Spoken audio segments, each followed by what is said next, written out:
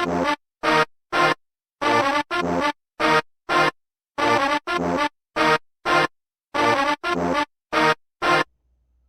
right, now we're moving into colorless. I'm here with Jude. Say hi. Hello there. Alrighty, so let's just go over the grading scale again here. For A's, they are game-winning cards that are good in basically any situation.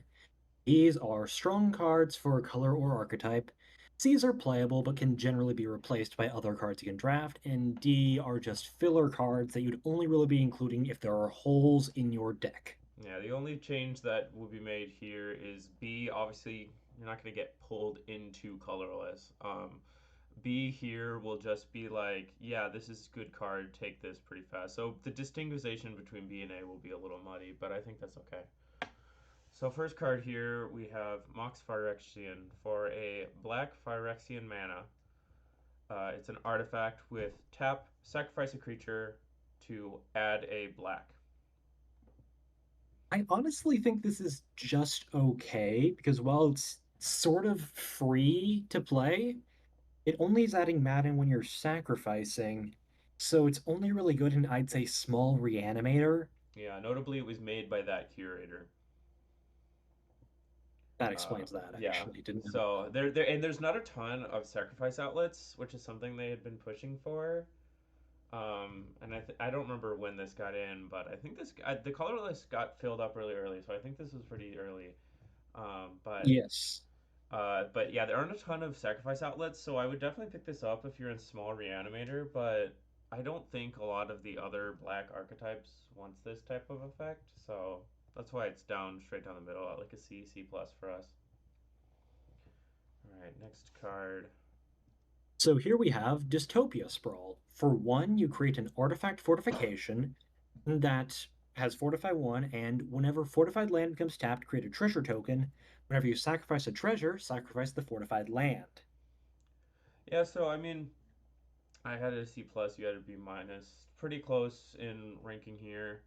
Um, yeah, I think you're just gonna be stockpiling a ton of treasures for an explosive turn. So I mean, this probably will just be like a turn one, turn. I don't know when you play this, but hopefully turn one, You played obviously. turn one, I feel. Yeah, you want this on I mean, turn one. Um, oh, notably, it does not. I had not read the card correctly. It does not sacrifice the this artifact, so you can just fortify another land once you sacrifice yes. it. That makes it better. That bumps it up to the B minus you had it at. So Yeah. And then I also will say that if you have a bunch of treasures from it already, you aren't going to be losing that much by sacrificing a single land, no, yeah, especially with the land sacrifice archetype we have already. yeah. I mean, in Golgari, this is like almost like a slam dunk because it replaces your land and puts a land into your graveyard. Yeah, B minus should have been if I had read the card correctly. I agree with that now. All right, going pretty quick here. We got big red button, 2 mana for an artifact. Tap, add red. And it also has red, red, red. Tap it, sacrifice it. Each player activates all non-mana activated abilities of permanents they control for free right now, and you order them. So this is a thing that shines in specific circumstances, but requires you to already have a better board state than your opponent, or if nothing else, a decent planeswalker. Yeah, I think. Oh yeah, a decent planeswalker would be good. So I was about to say that is it might not be like I was gonna say this is probably really good in crimes and targeting. So Boros and Rakdos because you're probably gonna have a whole bunch of permanents that are have activated abilities that are actually doing something. But bringing up planeswalker, there's a lot of really good planeswalkers in blue. So yeah, if you have any of the blue planeswalkers and this card, yeah, that would be really good. There's some really good and then and then in Gruul, I suppose you have Jolie Wheela, which his ultimate you're probably not getting a ton of the time, but it makes like a 1100 attack haste creature. Yeah, and then another important thing to note is this does get around the GX restriction on a few cards. Oh So yes, Heartfire Hero Monstrous Rage can be activated twice with this. yep, And that yep. card's already absurd. It is really good. Not sure exactly how that one slipped through. Maybe it'll not be as big of a monster as it appears, but keep an eye out for that one for sure. All right, next card. Here we have both GTs. For 2 mana, you create a legendary artifact equipment with whenever a equipped creature deals combat damage, put a charge counter on both GTs. Remove a charge counter from both GTs to do one of, giving the equipped creature +2/+2 until end of turn, untapping target land, gaining 2 life. Target creature can't block this turn. Put a +1/+1 counter on equipped creature. Target creature gets -1/-1 until end of turn, and it has equip 1. Yeah, so don't the other GTs give like double strike or something Uh, in base magic? I No, it don't puts remember. two. It puts two on it. But regardless, this is just very versatile. Oh yeah. So, and you can't get rid of it really, unless you have artifact removal, which there isn't as much of as you'd expect with the large amount of creature removal in the Yeah. set right now. Um, I'm trying to like grok when you would do the +2/+2 or the creature can't block. Most of the time, I think it's going to be either untapping a land, putting a counter, or giving a creature neg one. I think the neg one is going to be the most Yeah. commonly used one. And then if you really need the life, two life, but just the versatility of having all of those options available to you for 2 mana and then another mana to just move this around to your best creatures. Yeah, that's Yeah. really good. This is especially good in Boros because of all of the just combat things it has in general. And due to there's a number of things that give double strike, at least in red. Yep, So yep. Alrighty. Um, Next up we have Fear Women Fish Me Want. It's 2 mana for an artifact equipment. Equipped creature gets +1/+1 and has protection from fish, and it also has instant speed equip. Tap, add blue. I don't think there are any fish that got in unless there was a Don Don joke I missed. Yeah, let me take a look But while you're talking. what I remember of what we have is this.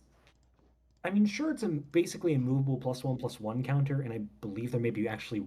Oh, there's the. I think Void Minotaur makes fish, but they're Yeah, like I a think there's gifted a fish. I think there's a Kiora that literally just all three abilities are fish.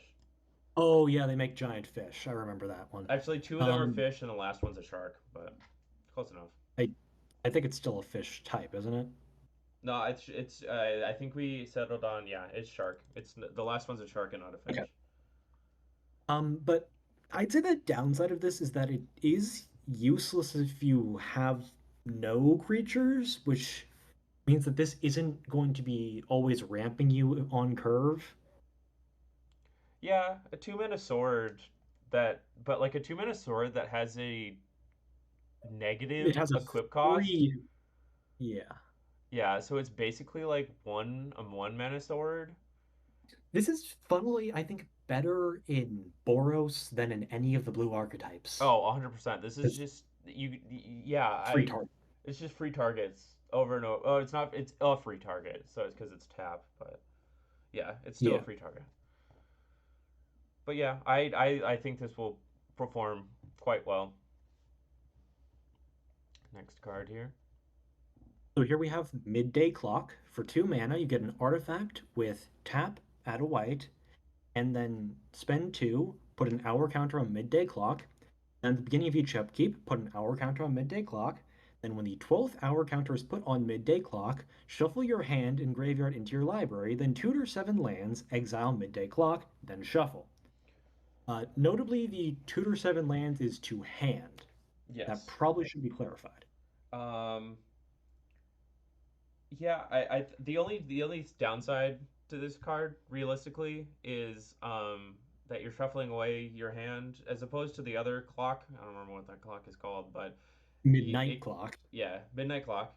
Uh where you're just drawing 7 cards, like getting rid hypothetically getting rid of action to shuffle and draw 7 lands doesn't feel great. But at the same time, this is going to be late game, and you've just gotten pretty much probably the rest of the lands in your deck in your hand. So you're only going to be drawing gas for like the rest of the game. So Yeah, that's the main upside. And also, if you have any specific land you somehow haven't found by the time this goes off, you're going to be getting it this way. yep, exactly. Oh yeah, it's any land card. That's not even basic land cards. Holy shit. I mean, to be fair, if it takes that long to happen, it's probably fair. Yeah, exactly. No, 100%. I'm just glad we don't have any like Field of the Dead effects in 8.0 Yeah, because that would that make may this. change though. Yeah, it may change. We might make a Field of the Dead in 8.1. All right. Next one. You made that one, and you also made this one, right? And I also made the button. And you made the button. Yep. All right. Monster Under the Bed for 2 mana. It's an artifact food. It has Intimidate, which is it can't be blocked except by artifact creatures, and then creatures that share a type with it, or not a type, color Sure, with it. color. Yeah, share a color. Taps to add green, and then it has 3 green monstrosity 5, which if it's not monstrous, it becomes monstrous. Put 5+1/+1 counters on it. And then as long as Monster Under the Bed is monstrous, it is a creature and is green. This does have niche synergy and animate everything. If you animate it without its monstrosity ability, it is only blockable by colorless creature or by artifact creatures. That's true. So that is a benefit. Yep. I don't Aside from think it's they're generally just I think the food type is mostly trinket text here. it is. I mean, monster isn't food. Let's be real. Yeah. Yeah, that's true. Um hold on. I need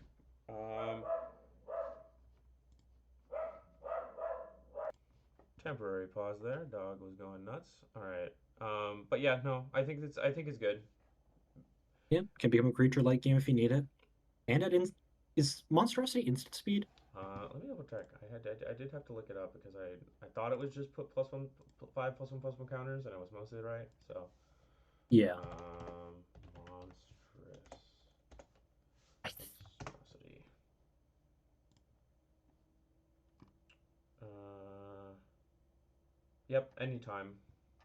Okay, So so we that is should actually be something, and it can pay for itself too. again. Yeah. So it's basically 4 mana, which is not that bad. Yeah. But yeah. All right. Next card here.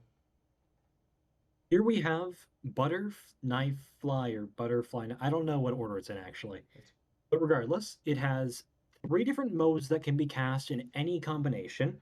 For 1 mana, you have Knife, where it becomes an artifact equipment with equipped creature gets +1/+1 and has this permanent's other abilities.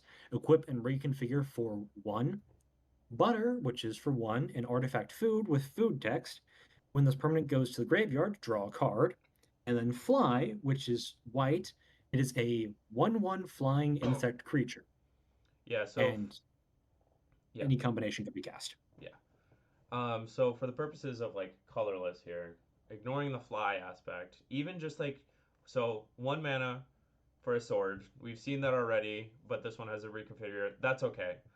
The 1 mana food text, not the best ability. 2 mana for both of those effects is pretty good. And then if you somehow can get white on there, it just becomes really good because then you can give any of your creatures flying and +1/+1.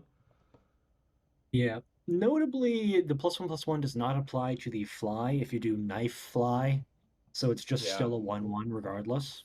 yeah, it's just a 1/1 with flying, but it does have reconfigure. It's basically a Dragoon's Lance at that point, and that card was like really. It's like a better Dragoon's Lance, but it's also a creature. Yeah. Giving Well, it's not a creature well equipped, but yeah. yeah, it's not a creature well equipped, but uh, equipment that can give flying notoriously have been really good. So I'm glad that the flying is locked behind having white mana. Yeah. But I think there's probably enough fixing that you can, or like treasures that you can probably just pay the white sometimes. But Yeah. otherwise, the 2 mana version of this, where it's just all colorless, is also pretty good. Yeah, and whenever a creature whenever a quick creature dies, draw a card is decent too, Oh especially yeah. if you got a lot of disposable creatures. Oh yeah, for sure. All right.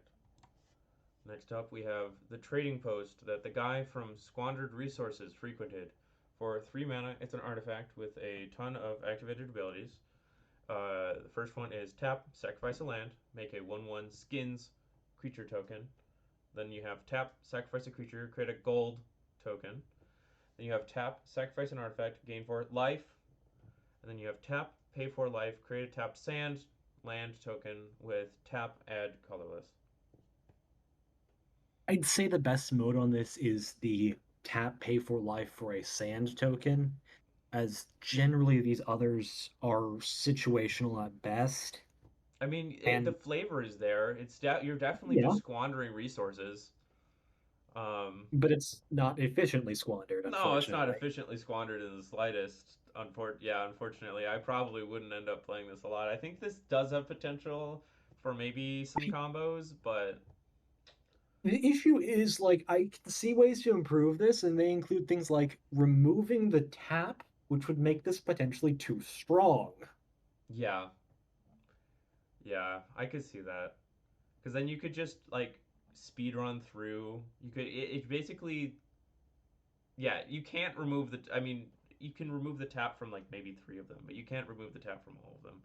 I think this might be a card that gets buffed 8 point or after the cube's done. We After the cubes are done, we go through cards, see which ones we think need some nerfs, which ones need some buffs. This one might receive one, but at the end of the day, you're squandering resources. I mean, what So did you when you're picking expect, I this card, guess? yeah, I don't know what we expected from a card where you're squandering resources.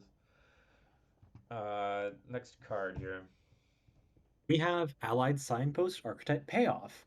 For the mana cost is technically a lie due to its rules text. So it's a legendary artifact creature that's a signpost ally. With during deck building, declare an allied two-color pair.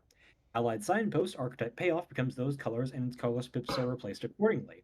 So the two generic mana for each of them become the two colored mana of whatever color pair you choose as color. And then whenever you do the archetype thing for the first time on each of your turns, draw a card and create a treasure token. So for Rakdos, we have whenever you commit a crime, which is probably the easiest. For Gruul, we have whenever you discard a card. For Demir, we have Saboteur, whenever you deal damage to a player. For Azorius, we have Historic, whenever you play a historic card. And then for Selesnya, I don't know how you pronounce it, it's Landfall. I think landfall is easier than committing a crime.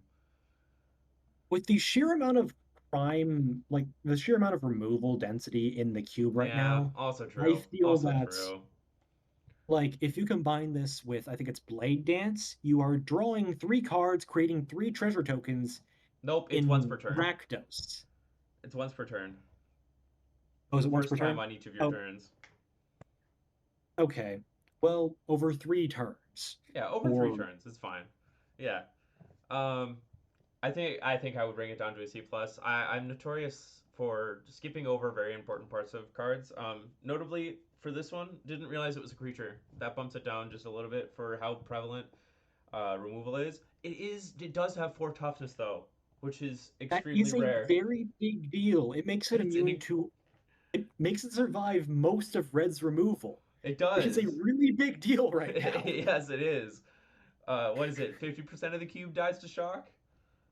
50% dies to shock and 75 dies to bolt. Yeah. So I mean, this is in the 75th percentile of creatures here. Yeah. Although it is heavy on the color. Um, oh yeah, it is heavy on the color. This might be a little hard to cast, so the body maybe is a little worse than you would expect for that casting cost. But I think the payoff's fine. Um, yeah, C plus is exactly kind of where I would put this. I'm excited for fuck. What's the other? It's not allies. What's the other? What was the Enemy? other? Yeah, the enemy. The enemy signpost in 8.1. I know it'd been talked about. And I don't know if we're gonna reserve a slot for that, or if it's just like, well, I hope you have this saved and posted immediately once Yeah. submissions open back up. All right, next card here. We have Broken Blackjack Bot. For 4 mana, it is an artifact creature robot. It's a 4/4, and it has cumulative upkeep. Discard a card, then draw a card. Discard all cards before drawing new ones. And then it also has Exhaust. Exile any number of cards from your graveyard with total amount of value exactly 21. Create 10 treasure tokens. This can get dangerous kind of quickly due to the size of draft decks if you have it last long enough. But again, you can just choose not to pay cumulative upkeep or to sacrifice this. I just don't feel it's a large amount of card selection, but I don't feel that it ends up helping you enough for when it comes out. No, it's really good in Gruul, but it doesn't help very much. It's notably a 4/4, so dodges a lot of the red removal. Um, but it doesn't, yeah, it doesn't do much. Doesn't have any like evasive keywords. Doesn't gain you any value the turn it comes down. It has to survive to your upkeep, and then even if you do survive your first upkeep, you're just um, what is it? It's not looting. It's rummaging. Yeah. It does have the benefit of if you are hellbent, you're just drawing Yes, cards. yes. That's the Um, upside here.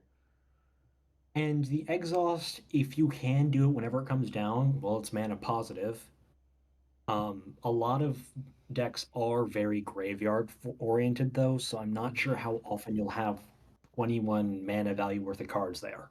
Yeah, I think I don't know if we're paying attention to what the curve looks like for the cube overall. I think this is a faster format than It is, let me just take a brief look at the slot sheet. Yeah, the majority of things are three or two, yeah. leaning towards two. There's a decent chunk of four in a lot of colors, but Yeah, so I think it might be a little hard to get to 21 mana value just because of how cheap a lot of the cards are. But yeah. I was evaluating this off of to the cumulative upkeep.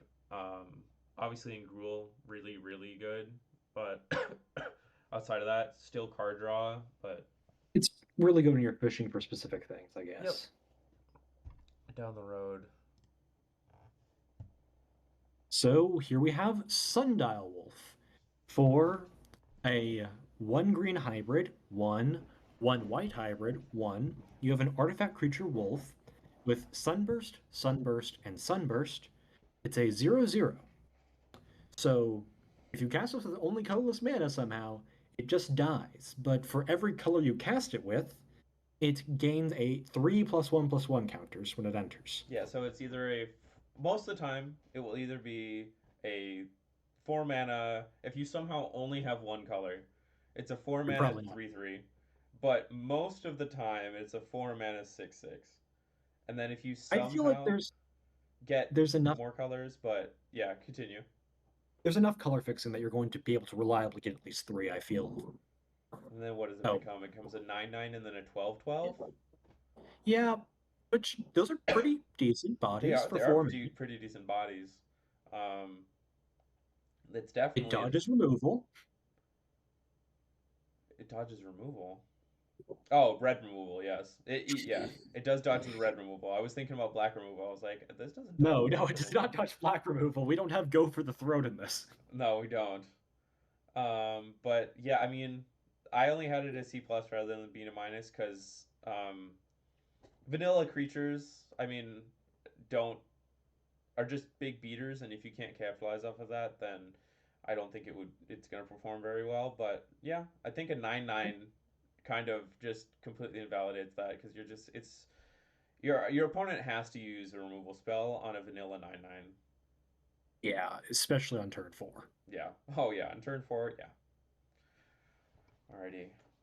Next card here we have Press Start Mega Man. For this is a lot. So 6 mana. It's a 4/2 enchantment artifact creature robot saga. Um, it has select stage, which means that you can choose the chapters in any order. Sacrifice after chapter 8. Notably, although it does not say it, I would assume that the creator's intent was that you cannot choose the same chapter twice. Um, it has a static ability of artifact creatures. Oh, hold on. That won't make sense. So on each chapter, create a 3/2 colorless robot artifact creature token that enters with the counter of its ability. And then artifact creatures you control have mega modular, which means that it works with all kinds of counters. And then I'll just quickly list off the different counters you can get here. You can get flying, death touch, vigilance, lifelink, first strike, trample, hexproof, and +1/+1. And then it also has two sacrifice a robot. This creature phases out. A lot of text. I feel this is pretty good for 6. It's not the greatest because of the fact that it is giving you, on the turn you play it, 6 toughness worth. No, it gives you Five, 5, six. 6 Yeah. when the turn it comes out, but then every turn after, it's still creating another 3/2, and they're disposable 3/2s. Yeah. So I think the best I think actually I'm bumping this up. I didn't think about the play pattern. The play pattern here is you choose Shadow Man immediately. You get that hexproof out so that you can sacrifice it and put the hexproof counter on this creature so that it's like impervious to removal, and then you will just continue to get the rest of those creatures. Yep. And then it's like after that, you throw on, I don't know, Vigilance, you throw on Life Flank or Trample or Yeah, something. like all of these keyword abilities are pretty good for 3/2 bodies, and then if they die in combat, you're just moving it around to another one, and then eventually you have this Ultra Voltron Mega Man, which is very on flavor, very well made card. The only downside is in the event that you do, it's never going to have all the keywords because it dies after 8 Yep. anyway. So you But I it mean, if it's lasting for 8 turns at 6 mana, something's going wrong in your yeah, game. yeah, yeah, exactly, exactly. And you know what? Maybe you're just putting all these counters on your monstrous monster energy drink. Yeah, that's true. There's Or I think there's or the Sundial Wolf or the Allied Signpost. or the Allied Signpost. There's so many cards that Or you the can be Fly. or the Fly. You can be Oh putting it on wait, the actually that's Fly. busted. Hold on. Oh Because my if God! you If you get put it on Fly, yeah, it's insane. you're just it can just equip to anything. It just equips to anything. Yeah. Okay, I want to see someone pull off a Mega Man Fly. Alrighty, that's good. I think we're getting into the lands here. Yeah. So here we have was land. It's a land. It can tap for colorless, or it can phase out. It can tap and then phase out with another target land forever. So Wasteland, unless you have like something like Crucible Worlds, Ice Still Explorer, not a great limited card in general. And the fact that this doesn't go to the graveyard, we have like an Ice Still Explorer type effect, but you can't even do that with this card. It just makes it a worse basic. I don't think you want to be playing this unless you can get an extra land drop, which I think only like Selesnya, maybe Golgari can pull off. Selesnya can, Golgari can reanimate, but this isn't going to graveyard. Um, I do think it's at least somewhat beneficial, as there are some very powerful duels in the format. Yeah, Um, I I think it's can't a think of sideboard card if I like it's if it's like you wouldn't want your opponent to be able to keep like Spirit Self-Guided Walking Tour out for a while because that's a lot of ramp on a land, and if you can just get rid of that, it's good. yeah. I think yeah, I think in that case I'd probably give this a sideboard. If you are playing your opponent and you see they have like one of the really good duels, they maybe you can put this in, but most of the time I don't think I'm gonna be putting this in my deck very often. Yeah. All right, last card here. Making up for was land, we have Evoking Wilds. It is also a land, and it says when Evoking Wilds dies, search your library for a basic land card, put it onto the battlefield tapped, then shuffle. And it also has Evoke, add 1 mana of any color. This counts as playing a land. Gee, I wonder if power creeping Evolving Wilds is a good idea. Yeah, I mean, the only downside that this has to regular Evoking Wilds, which before I continue, will say it's not significant enough, is that you have to go get the land right now. So you can't do it on your like opponent's end step. like you normally do with Evoking Wilds to like see what you want to go get, but just having it make a mana just completely invalidates all that. I don't care about not being able to And do you're that already anymore. playing the black. I'm This goes in every single deck ever. I probably wouldn't take this like pick one, but if I see this like pick three, I'm definitely taking it. It's I'm pretty insane sure fixing. Golgari also has ways to return it to your hand. Yes, yes, So, yes, you can. Yeah, especially in your Golgari. Um, I think if you see this later than pick three, you can pretty solidly assume that no one's in Golgari because well, there's a good pick amount of three, ways it to get this hasn't banned. wheeled yet. If you see it wheel, no one's in Golgari. Yeah, that's true. Or I mean, yeah, if you see this like I guess pack two, pick like four, you can probably move into Golgari. Um, but Yeah.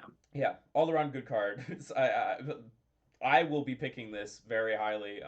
Hellscube drafters tend to not draft lands, and that might change for the people who watch the set review. But draft lands are not drafted very highly, and so this There will be a good are one. a lot of good lands, though. I I mean, know. No, we've you got say removal lands, we've got creature lands, we have lands that just for some reason change everything's color. that, but I've mentioned it in I don't remember which multicolor archetype I mentioned him or I mentioned them, but Banana is notorious for drafting House Cube 7, drafting all the lands. I think he's played like a six color slop deck like 4 or 5 times because no one wants Oh, to yeah. draft the lands, I mean, even I try if they're so drafting them, good. but only when they're my colors. There are times in 8 where you will draft lands out of your colors. Oh, 100%. There's two fetch lands that are like really good.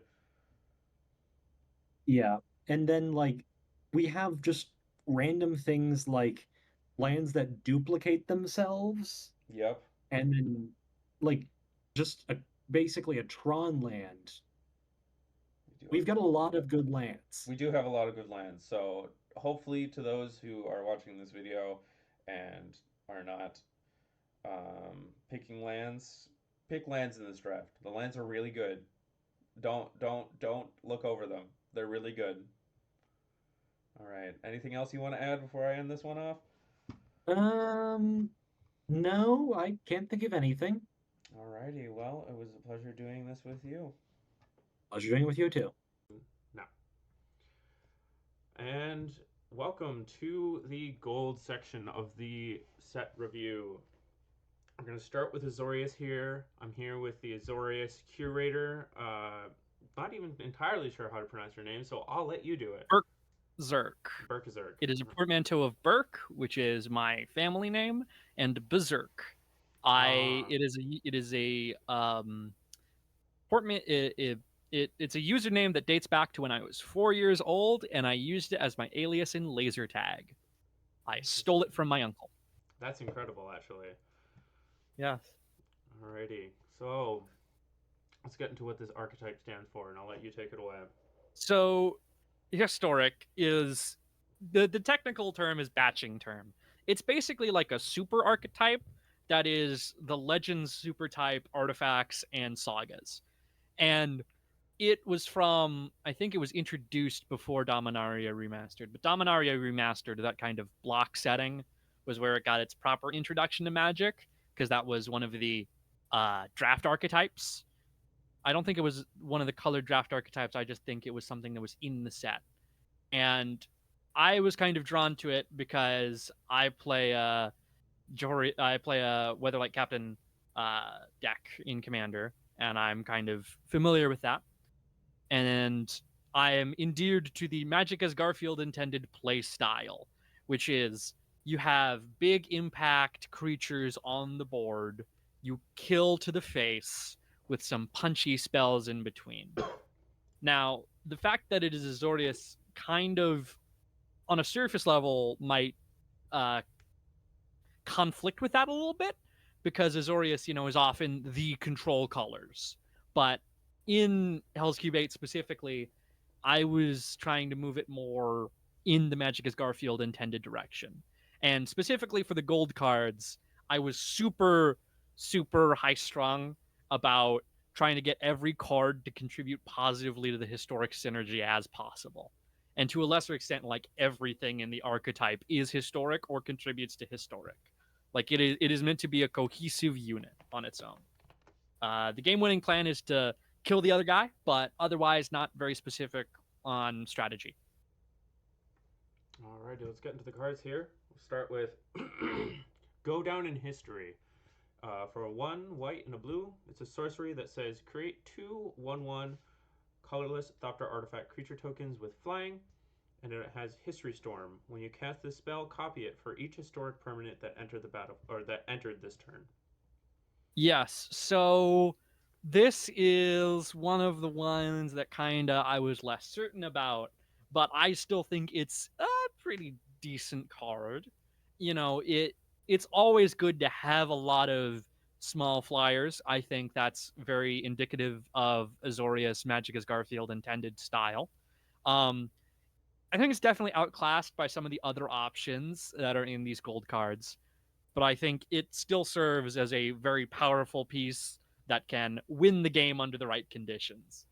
Yeah, Though I can definitely see it being on the less game winning side of yeah, these cards. I tend to agree with that. Storm is harder to pull off in a limited format than it is in constructed formats. Not to say that there are not a lot of cheap cards that you can pull off here. Luckily, you aren't casting them necessarily. So if you are casting a Yeah. creature and a clue comes in based off of that, if you cast like a Thraben Inspector, luckily this will count towards the History Storm, which is great. Um, as I have been doing the other colors, I was made aware that flying is a lot more rare than in modern sets. So flying is actually a little bit more Mhm. powerful than one might expect. So those 1/1 flyers might actually come in quite handy. Yeah. Um, so I'd still keep it at like a C plus level because again, some of these other options are just up and above, way better than this one. But I would give it maybe like yeah, like a C plus. Yeah. I could even maybe go B minus because some of that historic tokens sub theme does kind of bring the card up a little bit than when you just read it on surface level.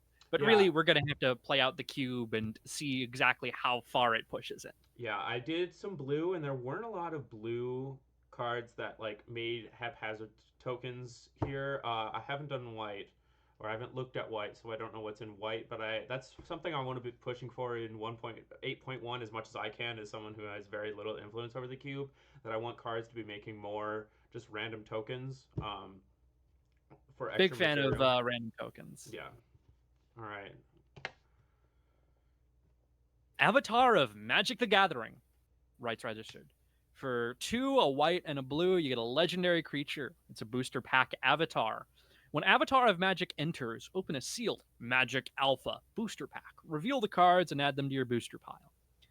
Whenever you cast a historic spell, you may either put a land from your booster pile onto the battlefield, or you may cast a spell from your booster pile without paying its mana cost. Yeah, so while I was valuing this card, I went over and I opened up a sealed pack. There's a lot of lands in there, but that's good. I mean, the fact that you can also play the lands whenever you cast a spell, it's basically this is just a rant. At worst case scenario, this ramps you with every historic spell you play, and Exactly. at best case scenario, you're getting like a demonic tutor. Yeah. There's so many just cards that like from alpha that yeah, a lot of them are bad, but at the worst case scenario, you're gonna get like 6 lands off of this. There's so many lands in those packs that you'll probably get like 6 lands off of casting your Yeah. historic spells. Like And I then just I just opened a pack of alpha in Thoughtbox, and yeah, I got a hill giant, good stats for the cost, and I got a bunch of crappy alpha spells, but like I got 2 planes, like, yeah, and I got an island. Like it's really good for some of these things. yeah, exactly. Just anything that you get for free is going to be generally good in a draft environment. So this one I feel like will overperform itself quite often. Exactly. Right. Yeah. Next we have Philomena Kunk, God of History. 2 white and a blue for a legendary enchantment creature god. It's a 5/5. It has indestructible, and as long as your devotion to history is less than 7, Philomena isn't a creature. And devotion was measured with little colorful pips that could be found on historic permanents. The black one looks like a skull, which is quite eerie. You may cast historic cards from your graveyard. Permanent spells cast this way enter with a finality counter. Yeah, so as always in Magic, having access to more cards in a card game is always good. And this Philomena Kunk, she is pretty good. I think one of the big downsides to Azorius, both in this cube and just in general Magic, is that it's a bit lighter on big splashy removal. Like obviously you have white's board wipes, but in Hellscube 8, I don't think many of those made it through, especially not on like a lower mana level like in some other colors. And also in as Garfield intended type of Magic, cards going to your graveyard is a lot more devastating to you than it would be otherwise.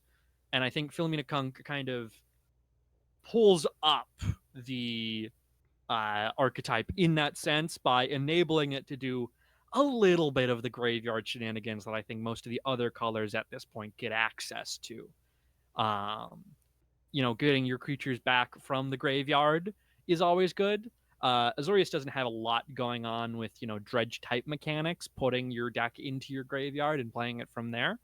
So it's not as much of a problem, but, I think a very skilled deck builder could make it that sort of problem. So while it's not always as maximizing as, Avatar of Magic the Gathering is, it's still a very good card in my opinion.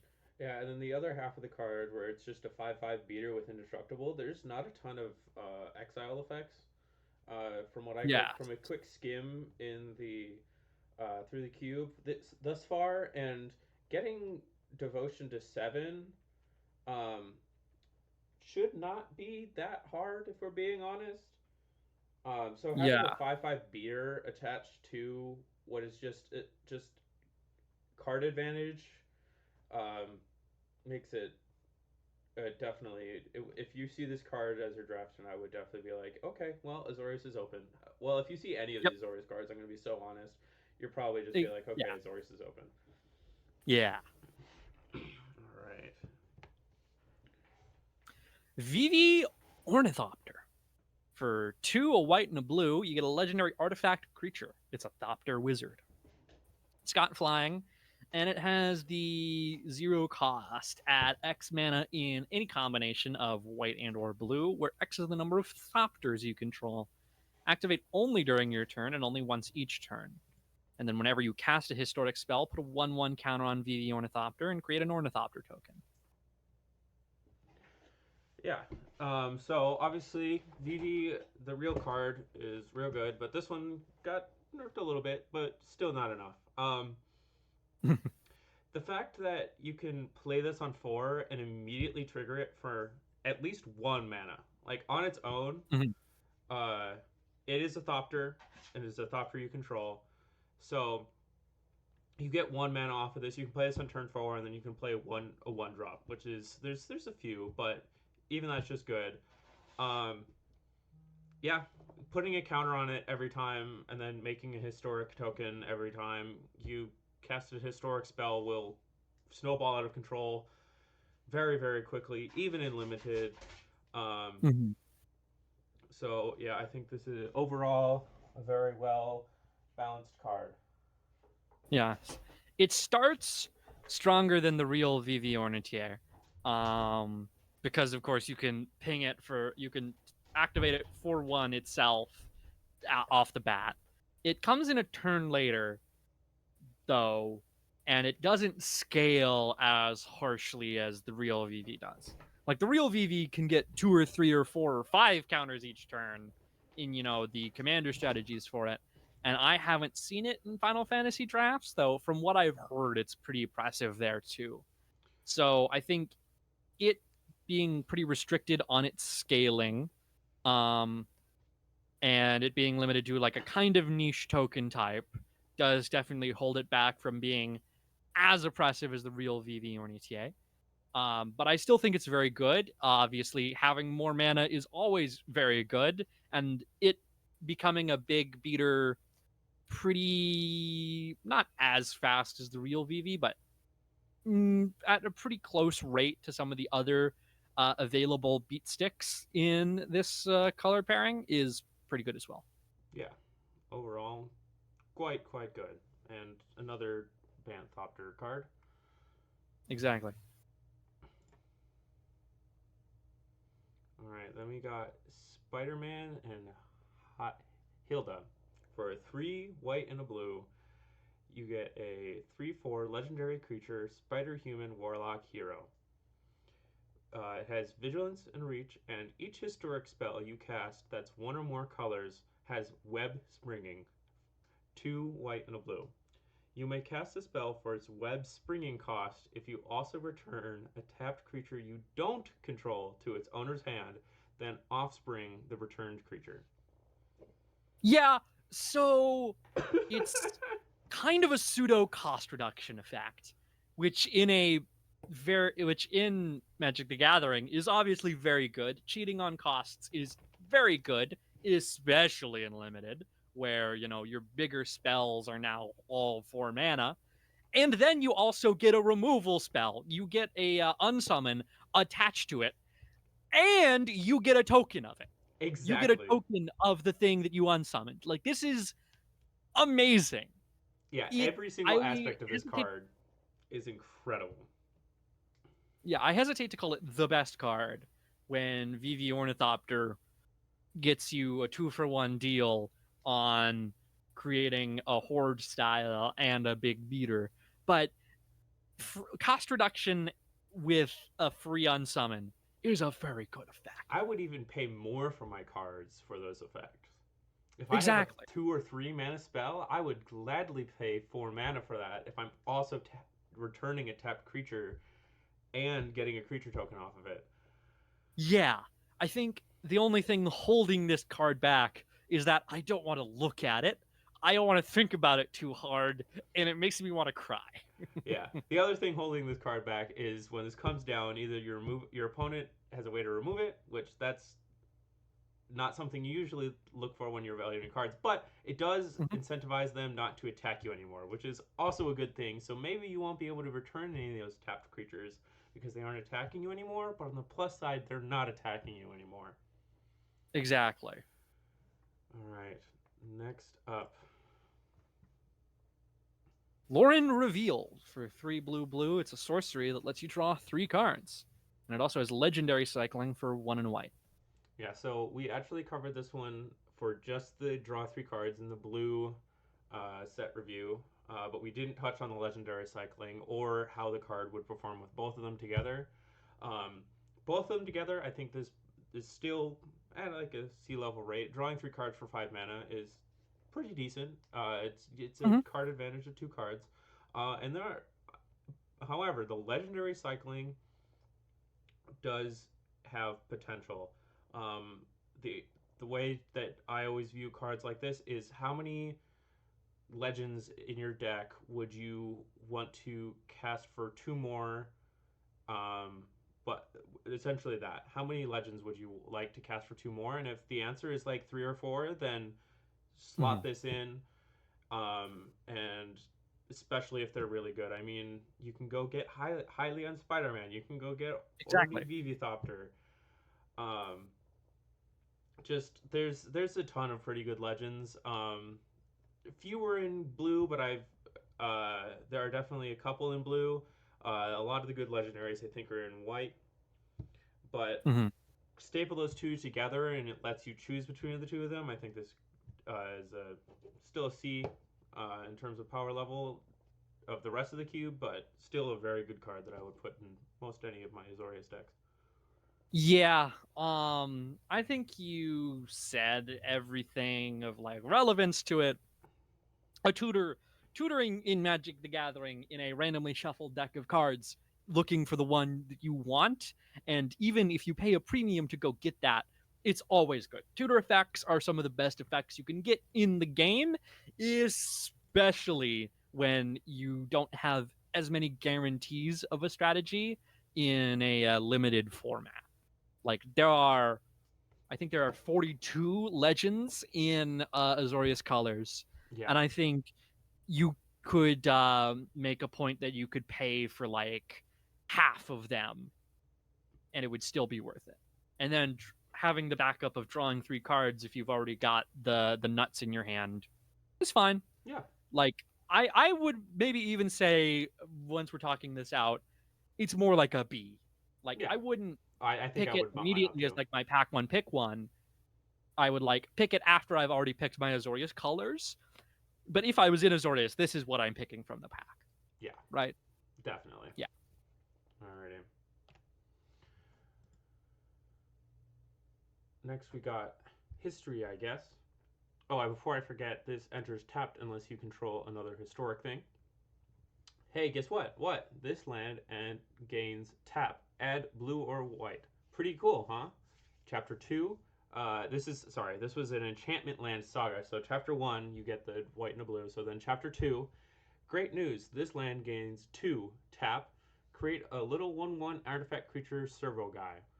Chapter 3, this saga gains society never fails to create the ornithopter, so make one right now.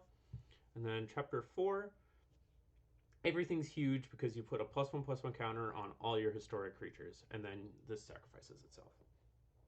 Yeah, so this is pretty good, I think. You know, it's an Azorius Urza saga to begin with. It doesn't create the Construct token, so it's not as good, but still having a 1/1 artifact servo is still good because that still contributes to your historic archetype. And if you're not really doing anything else, that could be a good use of your mana. It's a limited format. Mana sinks are important. Uh, the Ornithopter token basically does the same thing for free, and then getting a 1/1 counter on all your historic creatures is another good effect. This is like 3 good effects and an untapped land, essentially, if you're playing the archetype purely. It's 3 good effects and an untapped land all on the same card, and I think that is great. Yeah, and notably, it's also just like a free historic trigger. Exactly. That too, because it's a So saga. yeah, exactly. So if you play this on like turn 4 and then you cast even if you don't cast any other spells, if you cast go down in history, you're already getting 4 tokens just because you played a land. So that's what landed Exactly. at that B for me. Yeah, it does a lot of good things. When you kind of just read it, it doesn't seem that good. But when you think about it even just a little bit, it immediately like ranks up in your mind. Yeah, for sure. All right. Next. The pyramids in Egypt. The pyramids enter tapped. Tap, add white or a blue. And for an Azorius in tap, you can investigate. The aliens. To solve, you control 7 or more historic permanents. If unsolved, solve at the beginning of your end step if you have met the conditions. And then once it's solved, it taps for an Azorius. What do you mean, pharaohs? And it's a legendary enchantment land case. Yep. Another free historic trigger. Notably, back in, I mean, most recently, Magnifying Glass was printed in Murders of Markov Manor, and that saw a decent amount of play in limited. Even if I think it's 4 tap, make a clue token, but so having it down to 2 mana for a mana sink, where if you have 2 mana left over, you can leave it up and bluff that you have like a counter spell because there's a million of those in blue. And if you don't have a counter spell on their end step, you can just make a clue token is absolutely amazing. And for all of this to be stapled on a Absolutely. land that eventually will then tap for 2 mana is absolutely phenomenal. Exactly. I didn't put it in A because I didn't think it was as good, like especially having the 2 mana pips necessary to investigate. It kind of gives a restriction on it. Like if you're just kind of screwed on one color, then you lose that good mana sink that you might need in that case. And then, of course, you have to pay for the clue afterwards, which isn't as good, even though it is card advantage for 4 mana.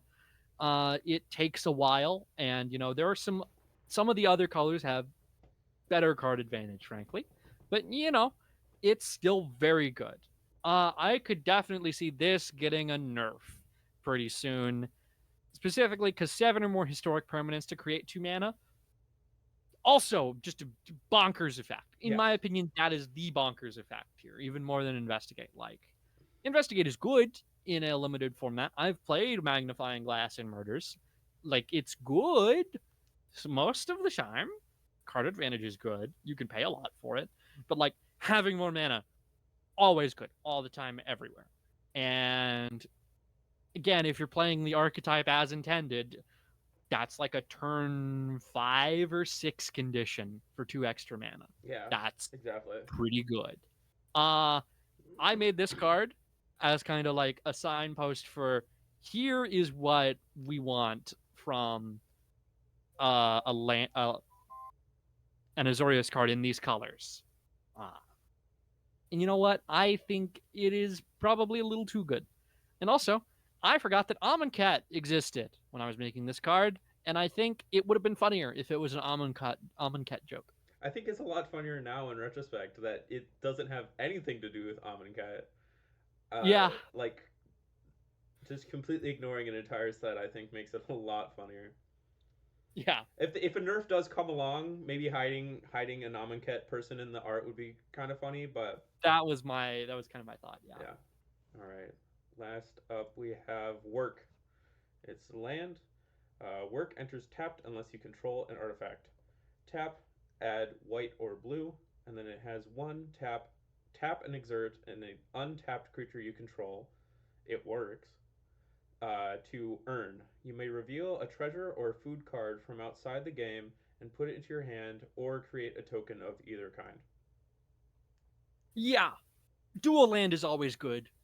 Untapped dual land is even better. I think. Well, you're not guaranteed to get it like you might with the any historic condition like history had.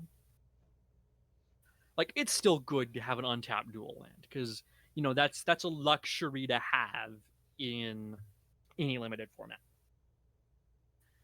Um, but tapping and exerting an untapped creature you control to make a treasure or a food, or get one from your sideboard, that's not as good as the other two dual lands in this color, frankly. Yeah. And that's not like a slight against it. It's just not as good. Like tapping an untapped creature and like having a token be your work slave the entire game and making a food or a treasure every turn, like that, I think that is more on the level, and I could definitely see this being a card that could get a buff if someone really pushed for it. But it does what it says on the tin, and it's pretty okay. It's Yeah. an untapped dual land. Yeah, which in the late game again, mana sinks are very pivotal to longer games. If just in case your aggro strategy falls through, having this backup plan of just creating card advantage through it's probably food, as in late game the treasures will not be as great, but you can put them into your hand, and then I believe how that works is you get to cast them for free. Uh, if it's a well, okay, it's a treasure food card from your sideboard. Um, Yeah. or you create a token. So not quite that. My bad. I think there are a few treasure or food cards that might be in your sideboard, but even then, just making a Well, food is yeah. pretty good. Also thinking about like Hellscube specifically, if you're drafting a certain color, I'm gonna do a quick helpful search Yeah, for so food or treasure. There are 5 food cards and 1 treasure, and they're all in I think other colors. Yeah. okay. Okay. There's 1 blue food, but that's not really in the archetype. There's one blue treasure that is actually pretty good. Um, Pictures of Temio's feet is actually really good. Hmm. Um, Okay, that's not. If you have Yeah, pictures of him. if you have some of these, this cards gets really good. But again, those are just some nicher combos. Yeah. Notably, a lot of the three of the foods are green. So if you're in Bant, just putting some Thopters out there. Exactly. Or if you wanted to be Bant and you couldn't, you got three green options right here. One of them is a Mana Rock. You can go get a Mana Rock for that green you're missing. Mm, yummy. All right. Well, that's all the cards we have. Any final thoughts from you on your gold cards? Um, Either this archetype will be completely dominant, or every other archetype is going to get some cool, weird trick, and we will lose everything.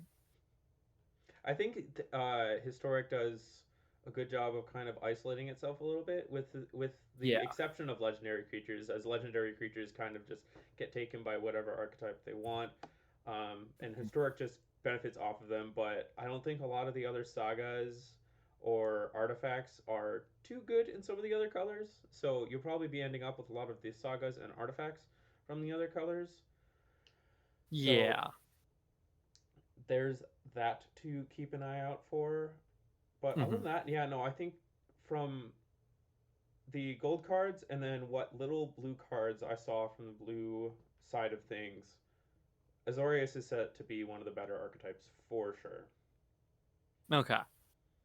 The only Yeah. thing that will keep Like, it back is this has been circulating as we're recording these colors is red is really good right now because a lot of the creatures are understated. And so shock kills about half of the cube right now. I don't think that's terrible for Azorius because you got a whole bunch of creatures, so shocking one of your creatures isn't gonna do much. But again, I think it's set to be uh, a pretty good archetype all around. yeah. Then yeah, Cool. then I will move on to the next color. Thank you so much for joining me. Thank you for having me. All right, moving into Orzhov. Once again, I'm here with the archetype curator. Hi, I'm Eight of Swords. I'm the Orzhov curator for the small reanimator archetype. And then why don't you get into what your thought process was while curating here? Yeah, so I had a fairly light touch while curating. People I think got the main gist of what it was. The archetype, was looking for reanimation effects, and creatures that are worth reanimating. A big thing was that generally, we tried to keep it mana value based. So like mana value 3 or less versus like power and toughness based, just for some amount of consistency. There are one or two cards that I really enjoyed and thought were cool that are maybe toughness based or power based, but generally, since also they're supposed to be kind of larger creatures with like larger power and toughnesses that you can reanimate cheaply, you try to keep it that. Outside of that, I know I pushed people for a lot of like introducing some more sacrifice outlets near the end, but um, I was really happy with all the designs. I kept a pretty light touch. I don't think there was any card that I said no to taking one of my slots. Alrighty, well, let's get into those gold slots then. First up, Yeah. I have two sides. I Forgore and I Remember. I Forgore side is a black mana, and I Remember is a white mana. It is a fuse spell. The I Forgore side is a sorcery that says any number of target players each discard a card. And then the I Remember side is also a sorcery that says return a permanent card with mana value 3 or less from your graveyard to the battlefield tapped. And then it has fused, so you can cast either one or both halves of this card from your hand. Yeah, so I like this card. It's very versatile. I actually really like that the reanimate part of it isn't targeted, so I don't think there's much graveyard hate, especially targeted graveyard hate, but it is something that it gets around. And it also lets you, if you fuse it, I really like that for 2 mana, you could just discard a card and then put it immediately into play. It's not the strongest thing in the world, but I did like it. I thought it was pretty good. I gave it a B. I think that it's going to be uh, a great card in draft. That's just is really good for the archetype. I guess what's it called? Red black might also use it for crimes, but generally, I think it's really good for small reanimator. Yeah, I think I'd completely somehow forgotten. I was like, why would you target yourself? Oh yeah, if you want to discard a mana value 3 or less from your hand and then get it to the battlefield, while also making your opponent discard a card. Yeah, I'd probably bump this up to like a B minus, maybe even a Yeah, B. yeah, I had not crossed my mind when I was grading that, but yeah, now with that extra context, I do think that this is probably, I think this is from what I've seen at least. I haven't looked at white or black individually, but I have looked at these cards. This it looks to be one of the cheapest reanimator spells to get stuff back, and it enables. So yeah, yes. I should have had that a little bit There, higher here. there's a couple of 1 mana reanimation spells, but this is the only one.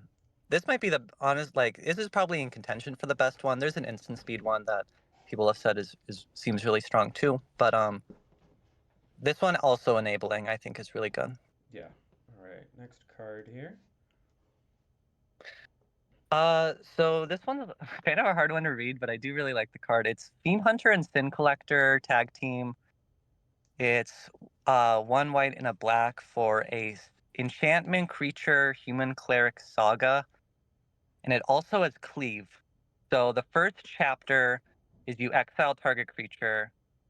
The second chapter is your target opponent reveals their hand. You choose an instant or sorcery card and you exile that. And then in brackets, so if you cleave it, you don't get this part, but in brackets, the third chapter is return all cards exiled by the saga to wherever they came from. To whence they came is actually the wording. And then as its ability, if this creature entered or is cast from the graveyard, you can pay white black as it enters. If you do, you cleave it. That's the only way to cleave it. So if you reanimate this in some way, you can pay an additional white black, and you never have to give the cards back, which is very powerful. And it's a 3/3. So Yeah, I think both sides of this are decently good. Obviously, the first Mhm. side very similar to the Final Fantasy Saga creatures, so you only get to attack with this Yes. once on the second chapter side, and then at the third chapter, it's a bit of a tempo play, disrupting your opponent's game plan. Um, if you manage to exile a creature that doesn't have an ETB effect, then them getting it back while you are losing a creature, they're getting back a creature.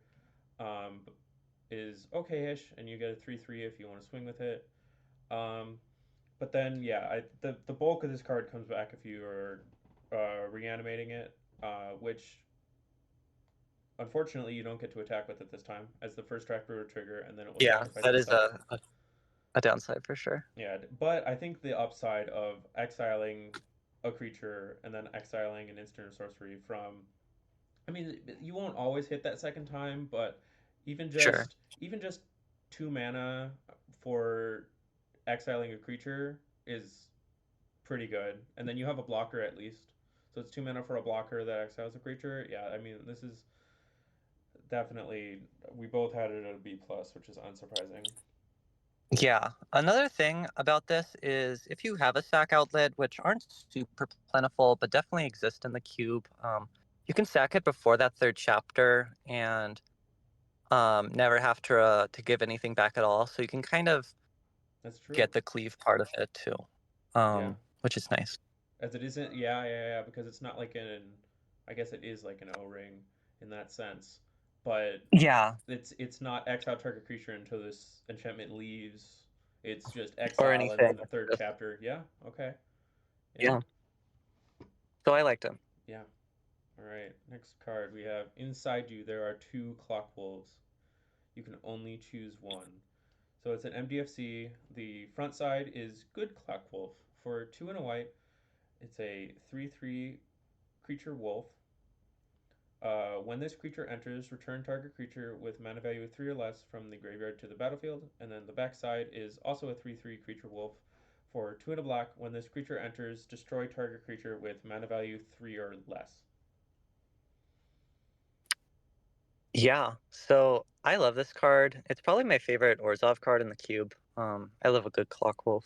As do I. And it's really nice. I mean, the front side being a 3 mana that reanimates something is really strong, and also means that you can kind of chain reanimates. If you have, you know, something that reanimates the front, you can bring this back and then have that bring back another creature, which Yeah. is huge. And then the backside being, a Ravenous Chupacabra, essentially. And the cube is Notably also a really good card in cube. yeah, really good. It is mana value 3 or less, but it's also 3 mana, and also I feel like most creatures are going to be mana value 3 or less in this cube, so I believe so. I think Yeah. this card is really, really strong. This is Yeah, I mean, a this really is good card for the this is like absurd. I mean, 2 for wanting. I mean, given you have to have something in your graveyard, but in Orzhov that's not going to be terribly difficult. 2 for wanting on the front side, and then Sure. also 2 for wanting on the back side, but putting your opponent back a step, and then again, yeah, if you reanimate this, then you also get something else. All around, just slam dunk card. Very, very good. Yes, very, Yeah. very good. And it's a Clock Wolf. It is Clock Wolf, exactly. We love a good Clock Wolf. All right, next card here. All right, this is actually one of my cards. This is Luris Charm. It's 1 white and a black for an instant, and you choose one. The first option is sideboard target creature. It becomes its owner's companion using the new companion rules, so they can cast it from their side, or they can pay 3 mana to put it into their hand from their sideboard. Second option is return target non-land permanent with mana value 2 or less from your graveyard to the battlefield. Then option 3 is Lurith of the Dream Den. The card becomes your companion using old companion rules, so you get to pay, 1 black white to cast it. So I think this card is very good. Yeah. I ranked it slightly lower, but only really barely. I think the reason I had it just that one tick higher is just the modality tax of how good Sure. this is to have those 3 options. I think most of the time, I mean, that you're definitely sometimes going to be getting that second one, but I think the first and the second option are a little bit better than, or the Sure. first and the third are just a little bit better. I mean, yeah, I mean, it's 3 mana instant removal. Yeah. That it's more of a tax than anything else.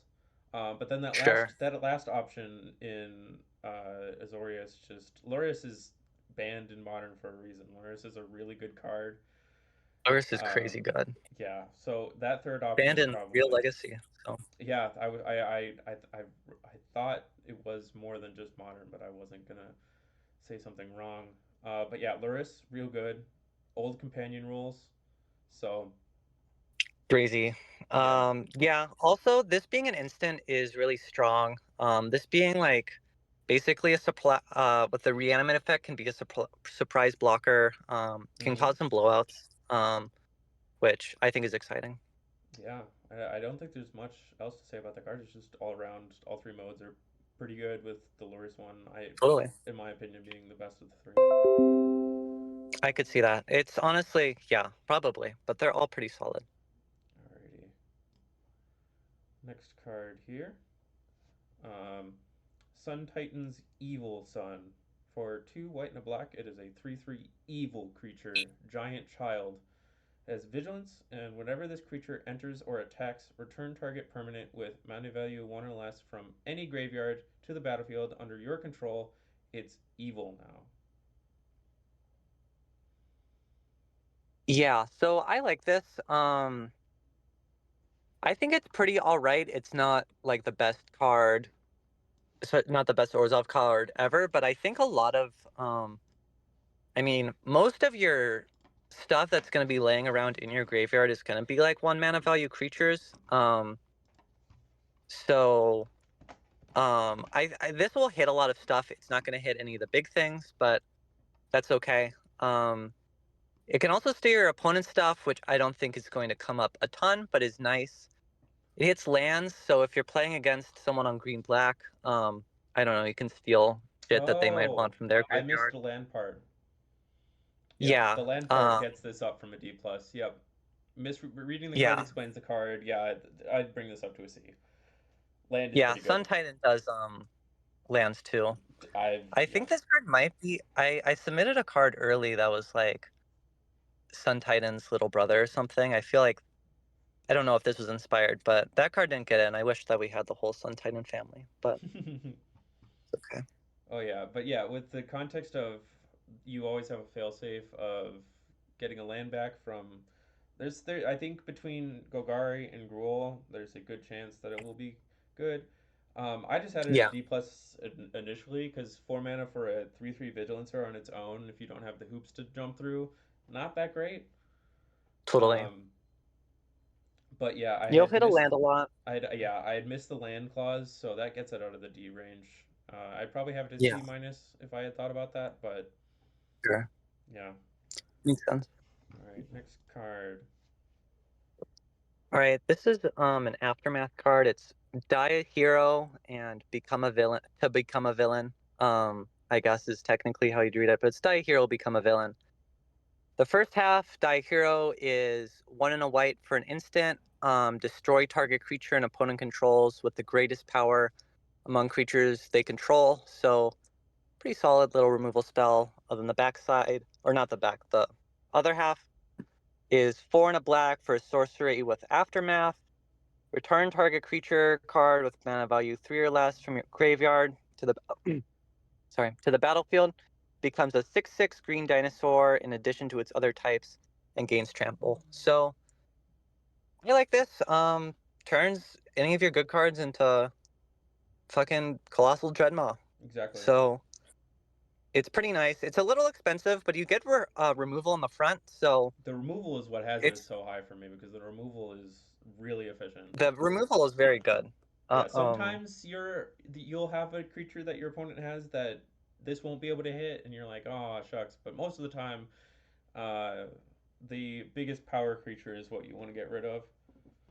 Yeah, it's So not a huge limitation, and I mean, essentially draws you a reanimate spell. That's yeah, exactly. fairly powerful. Yeah, exactly. Yeah, and the reanimate spell is really good. Yeah, yeah. Alrighty, next card here. We're moving on to the lands. We have Chicago in the good old days. It's a legendary land town. It has tap, pay 1 life, add 1 mana of any color, but the only colors back then were black and white. And then it has 3 white and a black. Tap it, return target creature card with mana value 3 or less from your graveyard to the battlefield tapped, except it's a gangster and enters with a gun attached to it. And the gun has equipped creature has +1/+1 and reach, and equip 1. I like this card a lot. The the only colors back then were black and white. I think Yeah. made me like laugh out loud when I read this card originally. I mean, then yeah, outside of that, I mean, it's a pain land, which is totally fine, Yep. but it has the upside of being repeatable reanimation. Like it doesn't even sacrifice itself or anything. Like Nope. you just get it It back. also doesn't like put a finality counter on it. Nothing. And even if they kill the creature, You you're just still straight up left get it back. behind with a gun, which having equipment that equips for 1 just to pump to +1/+1 has historically been really good in limited. It's really, really good. Then especially in like you're also in white, so you might, incidentally pick up some of the historic cards in white. Historic and the targeting which cards too. Yeah, so gun, I mean, I also just love the running gun like Shout outs equipment to in I Hellscube. think Enchantment was the first one to really drive that home. I believe that. So this is a really solid land. Close to, I want to say it's the best black white land, but the last one we're going to talk about, Phoenix, is kind of Yeah, crazy. yeah. Phoenix is a little bit crazy. But this card is really, really good. I Yeah. honestly, I Crazy rated it higher menacing. than I'm really excited to like play this card and just never have not something to do. exactly. Yeah. Alrighty. All right. This one is Cockless Shrine. It's a land, plain swamp. As it enters, you may pay 2 life. If you don't, it enters tapped. Then, as long as Cockless Shrine isn't on the battlefield, it's a 1/1 insect creature in addition to its other types. This is a shock land with upside. Yeah, so I can't rank it too lowly. Yeah, it's not the most exciting card. I think it's strong enough. I mostly let it in because I wanted it. I was like, when this card was submitted, I think literally that day I was thinking of a very similar design. So I really like the design, but it's not the most exciting thing, but it's definitely a workhorse. Like, it's just a nice shock land, and if it ends up in your graveyard somehow, you can get it back later. Exactly. Yeah, run of the mill shockland. Not too highly rated, but it's still a shockland, so I had it as C plus. Yeah. All right, last one here alluded to is Phoenix. It's like Kindred Land, Phoenix. It enters the battlefield tapped. When a creature enters, or when a creature card leaves your graveyard, if Phoenix is in your graveyard, return Phoenix to the battlefield. And then it has tap, sacrifice this land, search your library for a swamp or a plains card, put it onto the battlefield, then shuffle. This card is so good. I think this might be like I have it in an A because A plus is really hard to give out without drafting, but as Sure. after drafting, I can almost guarantee that I'm going to bump this up to an A plus because I believe it. just having a built-in Crucible of Worlds shock or not shockland fetch land is ridiculous. It's crazy. I mean, yeah, I do think that. So actually, this card There's not even like I missed the this fact is that the it, nerf version. yeah, this is the nerf version. You don't even have to pay life. You're not paying life. I just realized. Yeah, it's ridiculous. So the original version of this was like when any card left your Yeah, graveyard, it no, came that's back, absurd.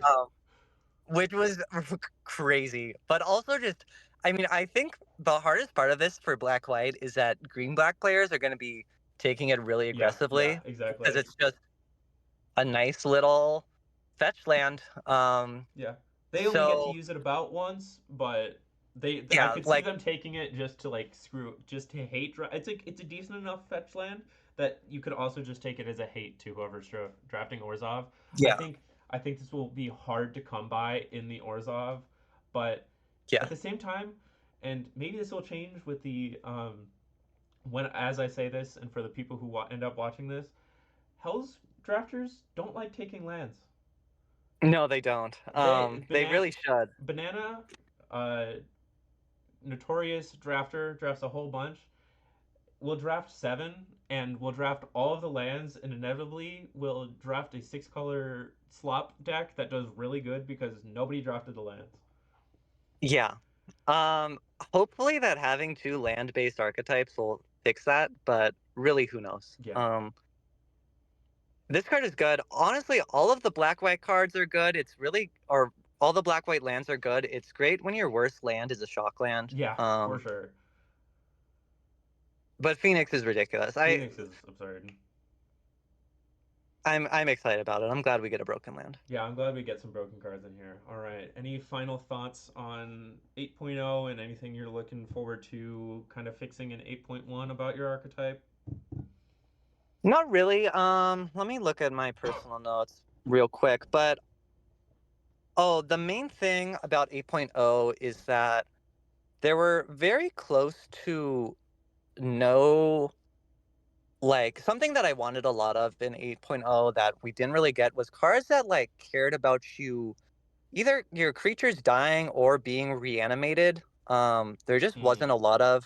There's like Tormod, which Blood Artist Effect would be great. We had Tormod, which cares about stuff leaving the graveyard. Phoenix, which is kind of crazy. Then Butterfly Knife, which is like basically Skull Clamp sort of effect. Okay. So I'm hoping for more of those. I know I've got some saved up in my brain. But otherwise, I'm really happy. I feel like it's going to be powerful. I think it's going to be really fun to draft. I think this type of archetype in general is Magic is really satisfying and fun to play. So Yeah. I'm hoping it'll be fun. Um, but yeah, we'll see. All right. Well, thank you so much for joining me, and I will move on to the next Thanks for player. having me. Of course. Great. All right, moving into Demir. I am here with the Demir archetype curator, Gold Crackle. Hello. And then I'll let you. You did black already, so I'll let you Yes. read these next two slides for yourself. So the grading scale is going to be a bit different than how it was for the monocolor cards because every card that is a multicolor card is specifically geared for that multicolor archetype. So in this case, because this is Demir, it's going to be focused on the Demir archetype and will be rated based on how well they support that, not just a general card like how we did monocolor. So Demir or blue-black is a combat damage to a player archetype, um, where I kind of had a hand in ensuring that it was small creatures with evasive abilities like can't be blocked or flying, menace, fear, stuff like that, so that they can deal combat damage, and then other cards like the enchantments, some expensive creatures, stuff like that, that offer payoffs for this combat damage. Um, yeah.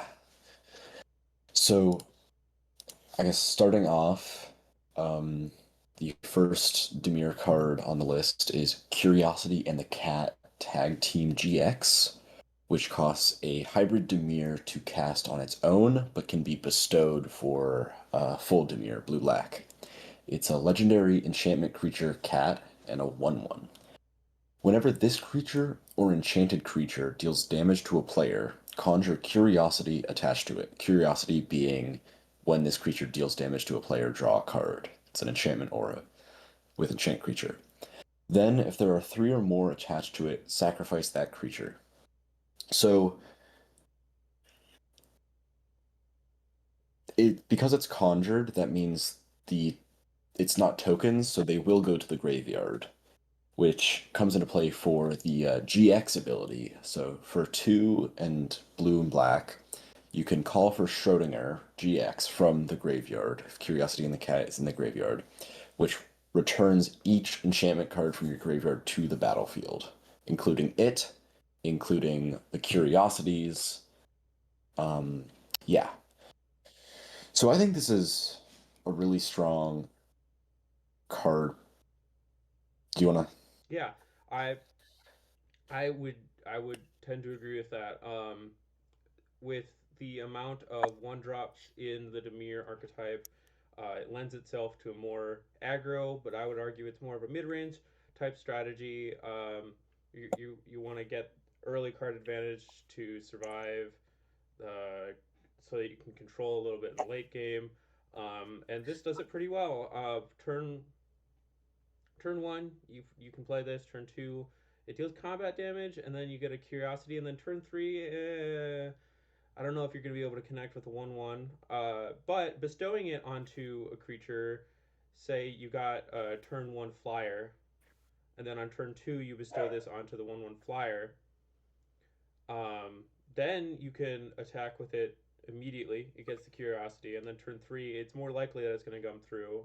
Flying was a little bit more rare in the cube than some other traditional cubes or sets in the past.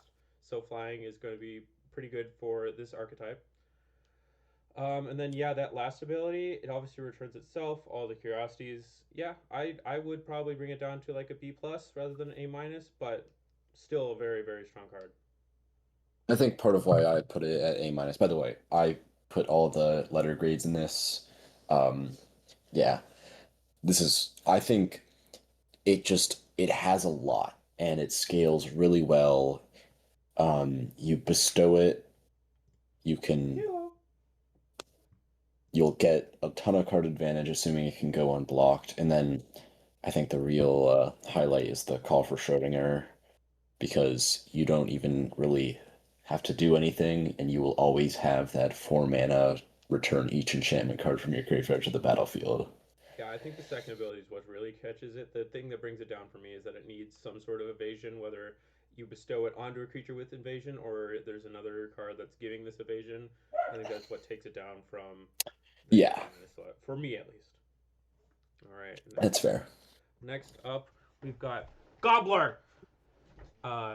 It's a for blue and a black.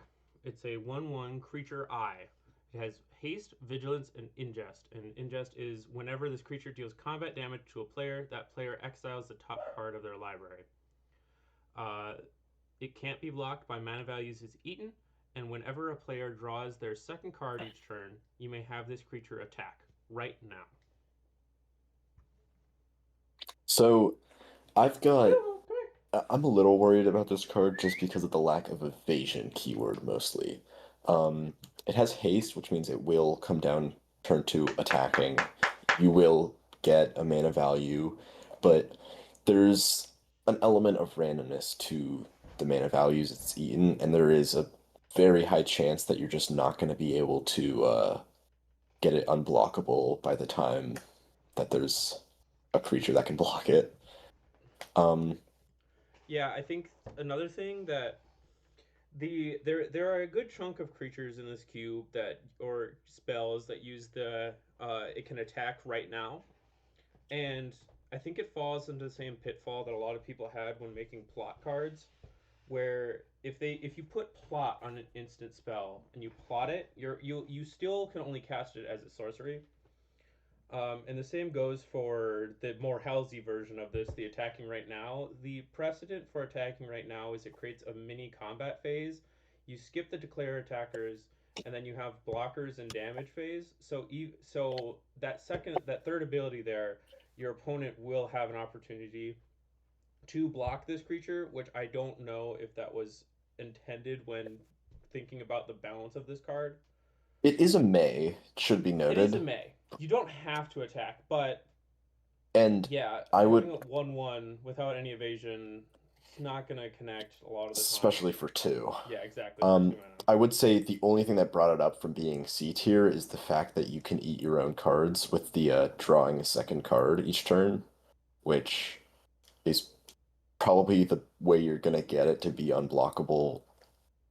But even You then, attack I just yourself with that? whenever a player draws their second card each turn, you may have this creature. Oh, I thought it was attack that player. No, Oh, no. that's not good. Yeah, this That's pretty bad. yeah, I think I think I would probably bring it down to like a C. With Yeah, that I in just brought it down mind, to a C. um, I think there are definitely I can't remember if there's too much in blue. I think there was a decent amount in blue, but there's not a lot of like giving other creatures Yeah, evasion. It's that either was. like it's usually the creature itself has evasion, and then Mhm. other creatures will give the evasion creatures benefits. Um, Yes. there's like one blue card, I think it's animate keyword, that like you get to enchant a keyword and then all of your creatures get that keyword. So I mean, it could be good in that, and I think in a good Demir deck, you're probably not cutting this, which is why I think it's at the C deck, C level. But it's probably like a 21st or 21st kind of card. Yeah. Um, yeah, I part of why I ranked it so high is just I was misreading it, which is awkward. Yeah, no, Okay. I've misread so many cards during the process of making these. All right. Should we move on? Yes. Okay, so up next is Obika, Spitter of Bars. It's a 2 mana, it's a Dimir blue-black. Legendary creature, Ogre, Bard, Rogue, 2/2. And the official text is I'm MC Obika and I'm here to say I can't be blocked the turn you play. A land so grand, and when I connect, you draw a card but don't get decked. The Oracle text is Obika can't be blocked as long as you've played a land this turn, and whenever it deals combat damage to a player, you draw a card unless you have 0 cards in your library. All right. Yeah, I think this is one of those cards we were talking about where it just like lends itself. It has the evasion itself, and the evasion is pretty good because turn 3 you're probably playing a land. Turn 4 you're probably playing a land. Turn 5, yeah, there's less of a chance that you're playing a land, but you're probably still playing a land. So this is like 2 damage, like 4 turns in a row if you can play this on turn 2. Later in the game, it gets less good because if you top deck this, it's the only card in your hand. Maybe next turn you draw a land. Um, but it's really oppressive, and I think that's what this archetype wants to be doing. So, with that in mind, I think this is going, and it replaces itself the turn after, and then from there on out, it's just card advantage. Yeah, all in all, really good. I would bump this up to an A minus even, or a B plus. I guess part of why I had it low is just it can whiff, and yeah, that's kind of rough. But this is a creature with its own evasion and its own payoff for it, which is quite good. Yeah, Yeah, there's not much to say. there's not This much else to is say. It's a very bread and butter type card. The if the you're the Hellsiness comes in the rhyming rules text. and the not drawing a card if you have no cards in your library. Yeah, that too. Yeah. I mean, this is you play Saboteur, you get this card. Unless there's like a really, really strong blue or black card Yeah. in the pack. All right. Next, we've got Spike, Judge Briber. Again, for blue and a black, it is a legendary creature human gamer. It's a 2/1, and it reads you may look at the top card of your library at any time. Whenever one or more creatures you control deal combat damage to opponent, if you feel like it, you may shuffle, then draw a card. The first time this creature would die, you may forget to put it into the graveyard. Okay, so I think this card is real good. Because it's got a lot going for it. It itself, I would consider on the payoff side, even though it's a creature, because it will trigger whenever your creatures deal combat damage, and you're going to be doing that a lot. Um, it draws a card, but more specifically, you get a little bit of like a functional scry 1. Um, and then if you Yeah. don't like it, you shuffle. And it has protection, which can be good. It can be really good if you, say, are getting swung at by like a 50/50 Urza construct. Yeah. Construct. There's a few cards that make those, so yeah. Yeah. So I think this is a pretty strong piece. It's just yeah, it's gonna get you card advantage. It's not designed to deal combat damage. If it really needs to and there's no blockers, go ahead. Yeah, I mean, Yeah. yeah, I agree with pretty much everything you said there. The third ability is sneakily good because if you're not blocking with this, you have better blockers. Although Saboteur doesn't have great blockers because you're going to be wanting attack all the time anyway. But Yes. your opponent has to waste 2 removal spells on this to get rid of it, and they're incentivized to get rid of it because it just makes it so that anytime you manage to connect with even just like a 1/1, you're drawing a card, and not just drawing a card, you get to draw. You have a better chance of drawing a good card because if you look at the top of your library, there's a land. You don't need a land. You can shuffle it away. Maybe you shuffle a land back on top, but it's still a better chance of drawing it on land. So yeah, I think A minus is right around where I would have this card, especially for decks that I just want to play 1 drop, 2 drop, 3 drop, 4 drop, and just like having an aggro strategy and just keep drawing cards, keep drawing your creatures, keep drawing your evasion. Very good all around. All right. Moving on is How the Grunch Stole Christmas. Um, this is a weird one. It's a 4 mana, it's 2 and a blue and a black. Enchantment Aura with Enchant Creature, and whenever enchanted creature deals damage to an opponent, you may grunch. And if you don't know what grunch is, prepare to learn. Yes, I just rolled my. Yeah, let me actually. Yeah, I will leave the site here. Also, if question will. mark, which is part of the grunge ability, is greater than 1, you discover that much. tinyurl.com/how to grunch. Ad blocker detected. Does grunge require you to have ads? I typed it in wrong. That doesn't. Oh, it's capital grunge. Yeah. So, grunge is a random. Oh dear, I just opened something. God, if I can type this right. Jesus. It's got a bunch There of we go. random effects. Yeah, so I just rolled it on the recording here. To grunch, put a grunch counter on grunch for as long as grunch has a grunch counter, grunch has tap grunch, and then you get to grunch again. Goodness gracious. Although, how would that work in this case? Is it just So, put a counter, put it on the creature? yes, because Grunch would then actually, refer to the enchanted creature.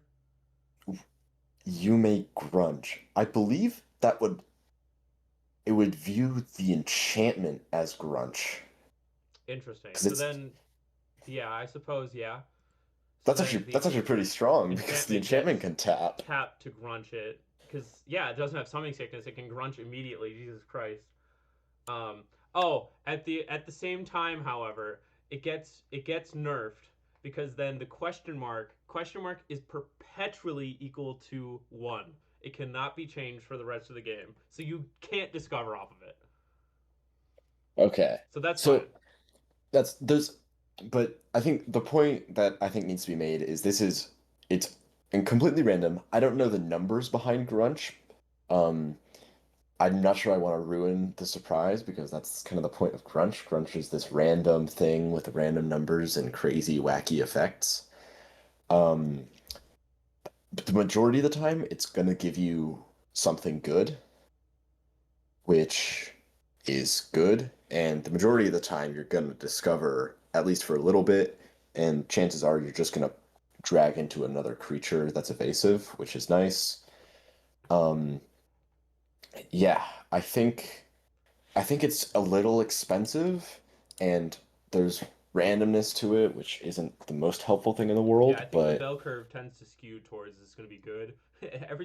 I mean, when I was evaluating this card earlier, I did a whole bunch of rolls for grunge just to see like how good the effects are, and I kept on getting good ones. When I rolled like 4 or 5 here for the recording, I rolled like 4 1s, and so you wouldn't even get to discover. yeah. So I think the bell curve tends to skew better than average. The grunches that I just rolled are not indicative of grunch in general. He does not stand with those views. And I would also just put my thought out there that you should play this card no matter what because grunching is the most fun Exactly. experience. I love grunching.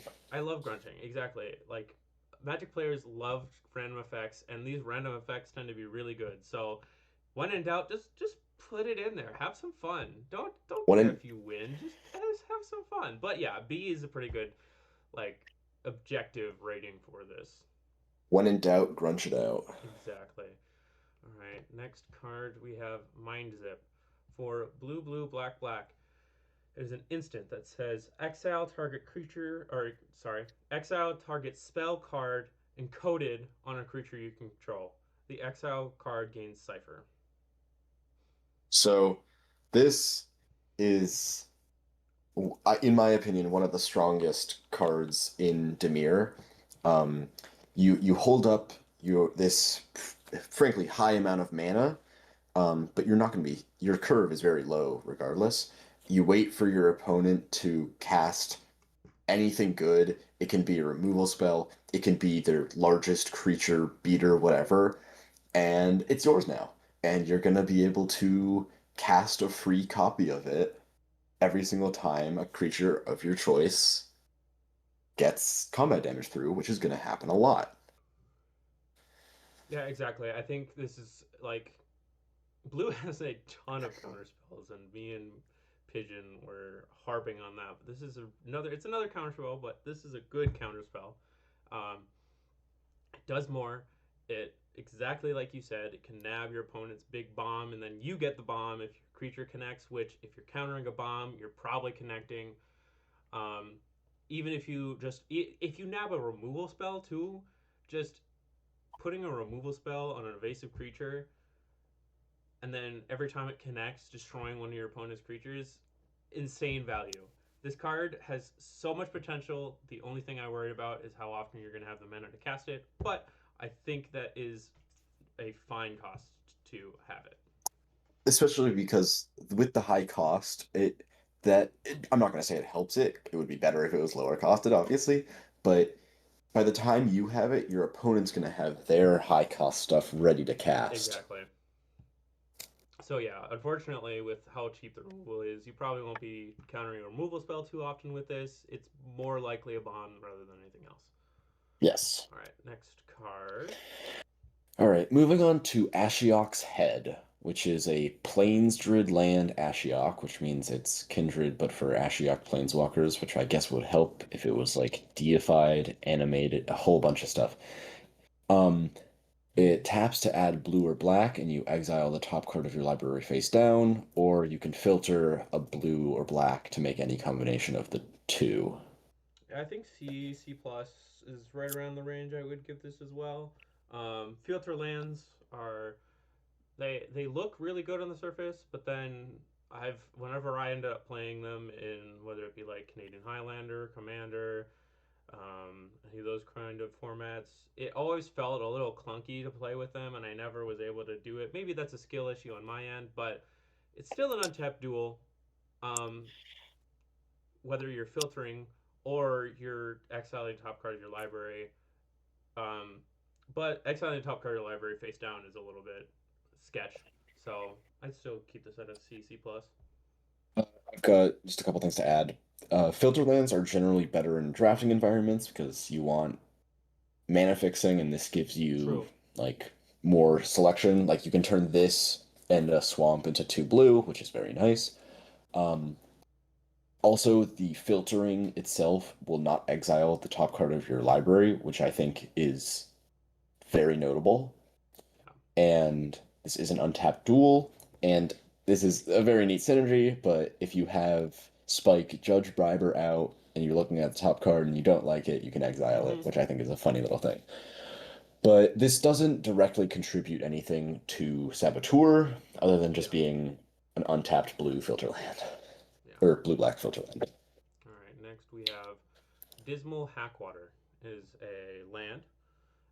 This land enters tapped unless you pay 2 life, so it's a shock land. It taps to add blue or black. It doesn't have the land type, so it's not a shock land. My bad. But for blue and a black, tap this land, and then you cipher this land. So exile and encode it on a creature you control. Whenever that creature deals combat damage to a player, its controller may play a copy of the encoded land. It doesn't count as your land drop per turn. So right off the bat, I think the most important thing to note is that the cipher ability is instant speed. So you can do that after the declare blockers step Yeah. To immediately get your land back. Yeah. And then from then on, you're getting double your lands every turn, potentially even untapped. Yeah. I think life gain's a little bit harder in Dimir to pull off, but even a tapped land is going to be great. Yeah, I think getting 2 lands per turn until you run out of drawing lands, but I think it's fun. The floor for this card is fairly high, and the ceiling is higher. Like it's just exactly. This is a good land. It's a shock land. There's a lot to love here. You get this out turn 1, you shock it turn 1, play a small creature. Turn 2 or whatever. I guess you have to do it on turn 3. But still, it gets you lands. It gets you a lot of lands. Yeah, exactly. All right, last card here. So this is the Totally Normal Dojo, which is a land that enters the battlefield tapped. You can tap it for a blue or a black, and it has ninjutsu for a hybrid Dimir. And when it is attacking, it is a 2/2 ninja creature in addition to its other types.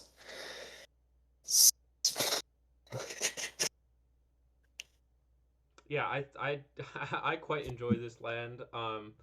It's it's really good. There's a lot of one drops in Dimir that you're gonna play on turn one, and maybe you want that creature to connect. But if you want to ramp, you can play a creature on turn one, then on turn two you swing with it, you ninjutsu it in, and then you can play another land, And just recast the creature from and the then first turn. regrad exactly, and then just recast the creature that you played. So the play pattern is, it doesn't ask much from you. It asks for a creature that you think is going to go unblocked, which in the early game I think you can do. Dimir has kind of this monopoly on the cheap creatures, so your opponents probably won't have a whole bunch of turn one plays. Um, yeah, good land. Not much else to say about it. It's very, very well made. Anything else you want to add on that? Not really. It's fairly simple. You're getting 2 damage in, and then it's just an extra land. Exactly. Um, yeah. All right. So actually, red has a lot of damage, shocks, Yeah, I've been whatevers, mentioning this in every single video that I do because it's something to look out for sure. and this can fall victim to that, and you Yeah. can lose a land drop from that. No, Just it or doesn't. You just not a lose land it. drop. It's a future land drop, I suppose, because you don't have a Yeah, land. Yeah, but it's it's not putting you behind on mana. It's just making it so that on a later turn you can't play a land. Yeah. yeah. It's regardless.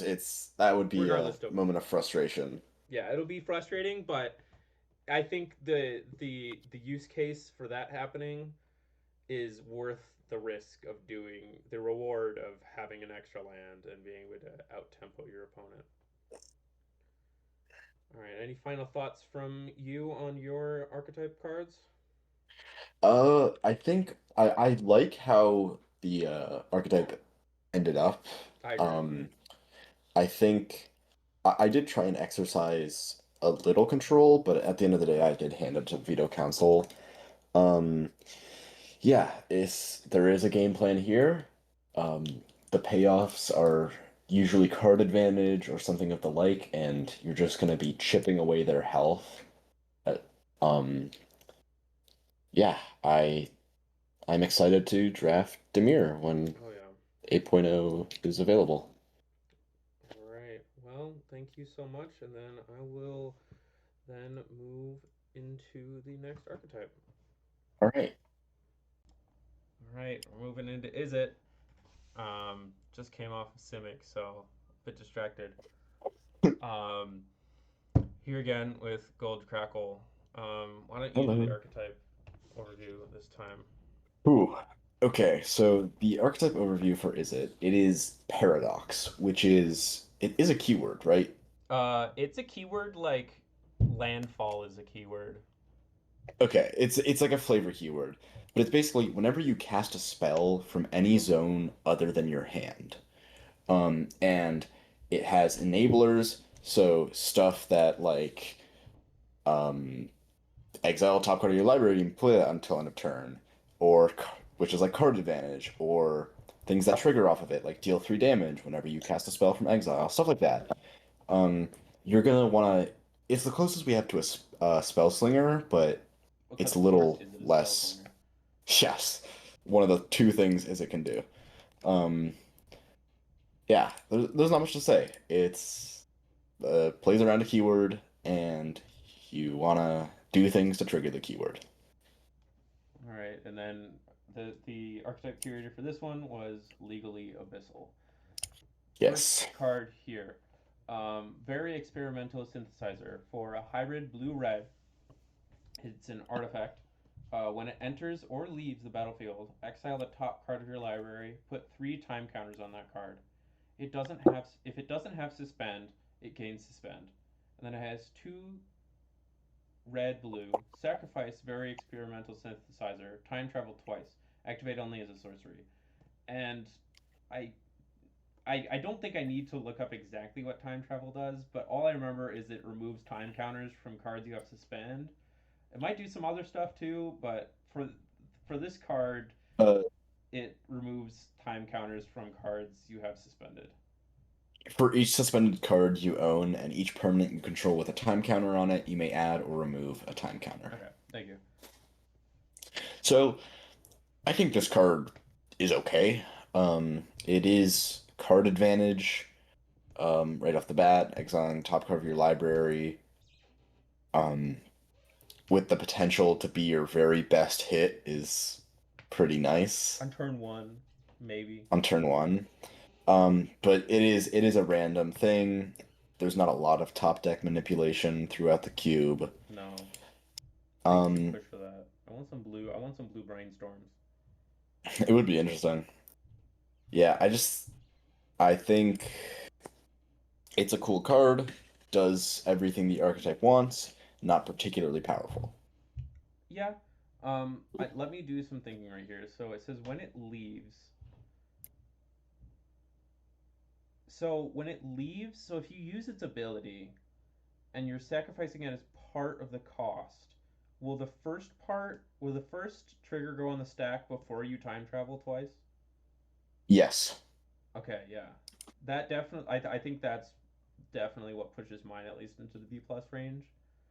Um because it's 4 mana, cast the top card of your card library for free at the beginning of your next upkeep. You're not even waiting the Yeah. 3 turns.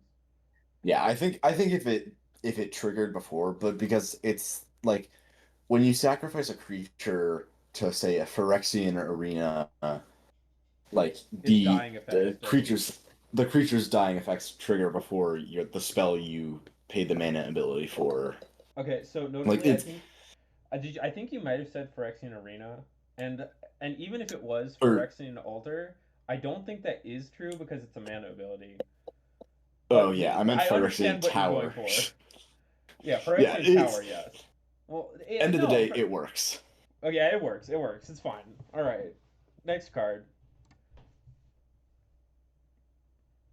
Okay, so this is Cyba Klyptomancer. It costs flat. Is it? It's a creature Moonfolk Gamer 1/1 with backup 1. And if you don't know what backup is, you're like most people. When it enters, you put a +1/+1 counter on target creature. And if it's not the creature with the backup ability, it gains the next ability until end of turn. And that ability is you may cast this card from the battlefield. Okay, so I'm gonna explain to you this card, and I'm going to convince you to bring this up from a C plus. You can Okay, steal your convince me. opponent's creatures with this card, Holy shit. and it's repeatable because you can cast this card from the battlefield to back up Oh my again. god. You're right. This card is amazing.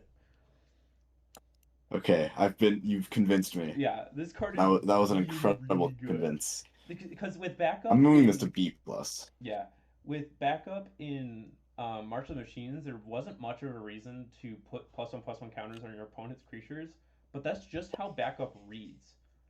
Backup creature reads as you can put a +1/+1 counter on any creature, and any creature gains the following ability. And so just be aware that this you can cast your opponent's creatures from the battlefield. You'll get a paradox trigger, and then you'll control them. And then if you're getting into the late game and this is still on the battlefield somehow, you can cast this creature from the graveyard or from the battlefield, get a paradox trigger, steal another one of your opponent's creatures, get another paradox trigger, and your opponent's creature. I think this is really good for 2 mana. Yeah, You're not going to be casting this on turn 2 a whole bunch because a 2 mana You 1/1 want is the too mana? late. You want to maybe cast this on turn 4, steal your opponent's 2-drop or something.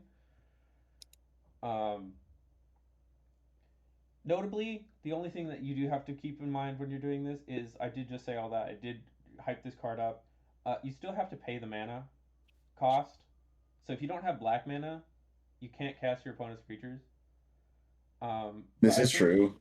the likelihood of your opponents having I don't know how much mana like treasure fixing we have, so I actually might take back a lot of that hype. But Um, we don't have a ton, but I mean, you can still yeah, you can steal your steal creatures red and anything. blue. Yeah. Yeah, you can steal your opponent's red and blue creatures, which is good. And then if you you can also just grab your own creatures. Like that's best case scenario, stealing your opponent's creatures. You can also just cast your own creatures if you have a creature a 2-drop that like has an ETB ability. Just cast that again and get the ETB ability. Yeah. Um, Although notably, I don't think the +1/+1 counter is going to be very helpful if you're casting it again. I'm pretty sure the +1/+1 goes away if you cast it from the battlefield. Correct.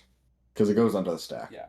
So yeah, +1/+1 is just there for if you don't cast it. All right. Next card.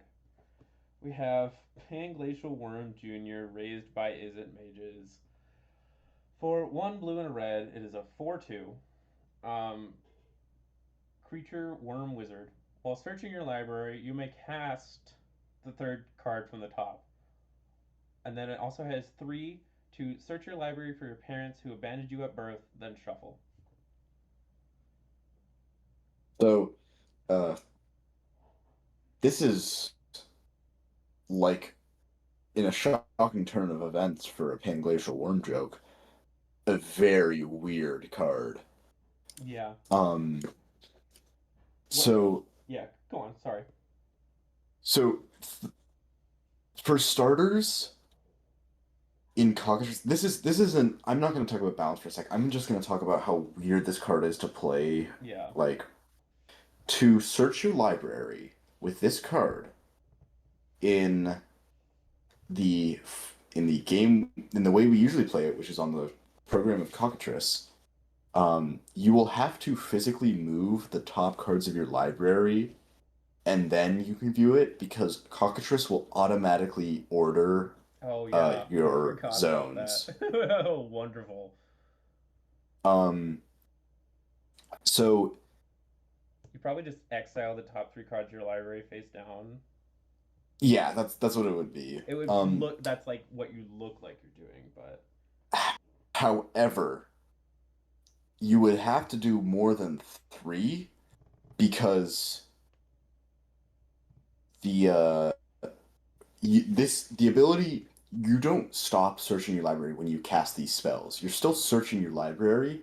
So let's say you cast like a cantrip that's number 3. Then there's a new 3rd card that you can still cast. Oh my goodness, yeah, this is a nightmare to play on Cockatrice. It's a really weird card. It's a really hard value engine to set up because there's very few searches in the cube. Oh, it's like 3 cards you could reasonably play, and it's not. And like all 3 of them are fetch lands. Having to pay 3 mana just for a very strange form of card selection that's going to take you like 12 minutes to set up and not guarantee you get anything. This is just not a great card. No, I'm glad this card isn't great because it means that I don't have to deal with that on Cockatrice. Seriously. If this card was good, I'd be so much more mad about that. I think its only saving grace is being a 4-power creature in a archetype with very low power creatures. But then it dies to shock. Yeah. Well, thankfully there's no shocks in this cube. Thankfully? Goodness gracious, that would suck. All right. That would make red such a strong archetype. Okay. Alright. Next one here. Okay, so this is Blue Death, the Screen Wrecker. It's a 5 cost, so 3 blue red. It's a legendary creature, Crab Crash. It's a 3/5. It has Flash. When it enters, exile the stack. You may cast spells exiled with Blue Death, spending mana as though it were mana of any color to cast those spells. And then if it would die, you exile it at the end of turn. So it doesn't die. But it gets exiled at the end. Yet. Yeah. It'll eventually die. There's another card like it. Yeah. There's a little bit of rules text too that it can't be used to pay sacrifice costs because you would then just have an infinite sack outlet. I think this card is like really good. Dimir has something like this with Mind Zip. This just is better. This basically just reads like 5 mana, steal your opponent's bomb on a creature. Sorry, I was blowing my nose. Yeah, I mean, this have it really this close to kind you. of this follows a similar trend with Mind Zip from Blue Black of being this really expensive like counterspell tech, where you're essentially stealing the opponent's card with a little bit of extra work. And Mind Zip was a very good card, and I Yeah. think this one is a little bit worse because you can only do it once. But this is it's a 3/5, Yeah, it's also which just is a pretty stapled on a tanky creature. body. Yeah, it's a stapled on a creature that's pretty rough to remove. Yeah. For any color that isn't black, but again, black just it removes itself at the end step. I just think that this what makes this card really good is it gets you out of the losing situation so insanely easy. Yeah. Like you like are losing, you're losing pretty bad, and you draw this like turn 5, and you see light at the end of the tunnel. Your opponent untaps, plays another forest, taps out, plays Colossal Dreadmaw, and you get to steal their Colossal Dreadmaw. You untap, you play a land, you have a 3/5 creature, and now you have a Colossal Dreadmaw, and your opponent doesn't. Yeah. I mean, there's really not much to say. It's a neat little card. I like it. Gives you Paradox Trigger, maybe. Maybe. Yeah. Alright. Next one here. Is it my turn, or is it your turn? This would be your turn. Okay. Grand Retcon. For 4 blue and a red, is an enchantment that when this enchantment enters, each opponent's owner plots it. That creature's owner controls it. They may cast it as a sorcery on a later turn without paying its mana cost. It also has Paradox. Whenever you cast a spell from anywhere other than your hand, plot the top card of your library. So, for starters, this is 6 mana, Yeah. You would hope to be winning which the game with is 6 mana. you hope to be winning the game with 6 mana. And do you do it with this? No. No. You might lose the game. There's really it just isn't great. Because I mean, this is a spell that is much better in your second main phase after you've attacked.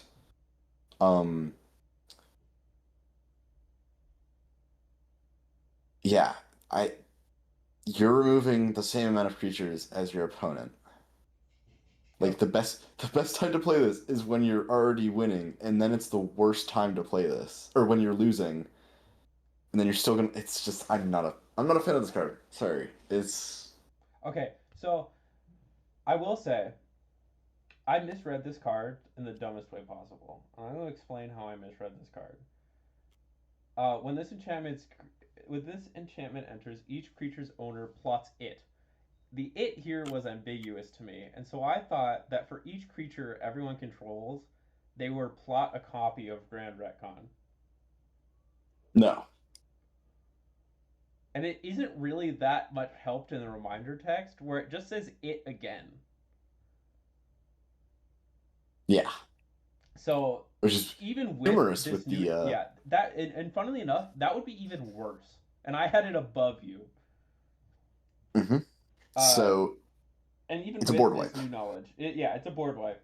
But your opponent gets their creatures back first. Mm-hmm. Which also Um, means they get to attack with them first. yeah, it does. You are drawing a card from, or you are plotting when you play all your creatures. But notably, removal board wipes are really good when you're behind on creatures. So Mm-hmm. you probably won't have very many creatures when this comes out. Because if you have a whole bunch of creatures, Yeah. you don't want to get rid of them.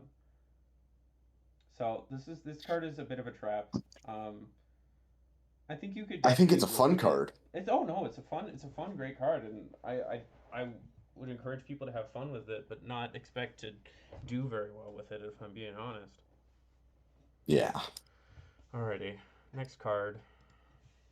Okay, this is Unshackled NHP, which I believe This has to be a reference to something that I'm not getting. it's a it's a Lancer reference. I believe it's non-human persons, and it's like weird aliens. So for Okay. 4 blue, blue, red, red, and it's a sorcery.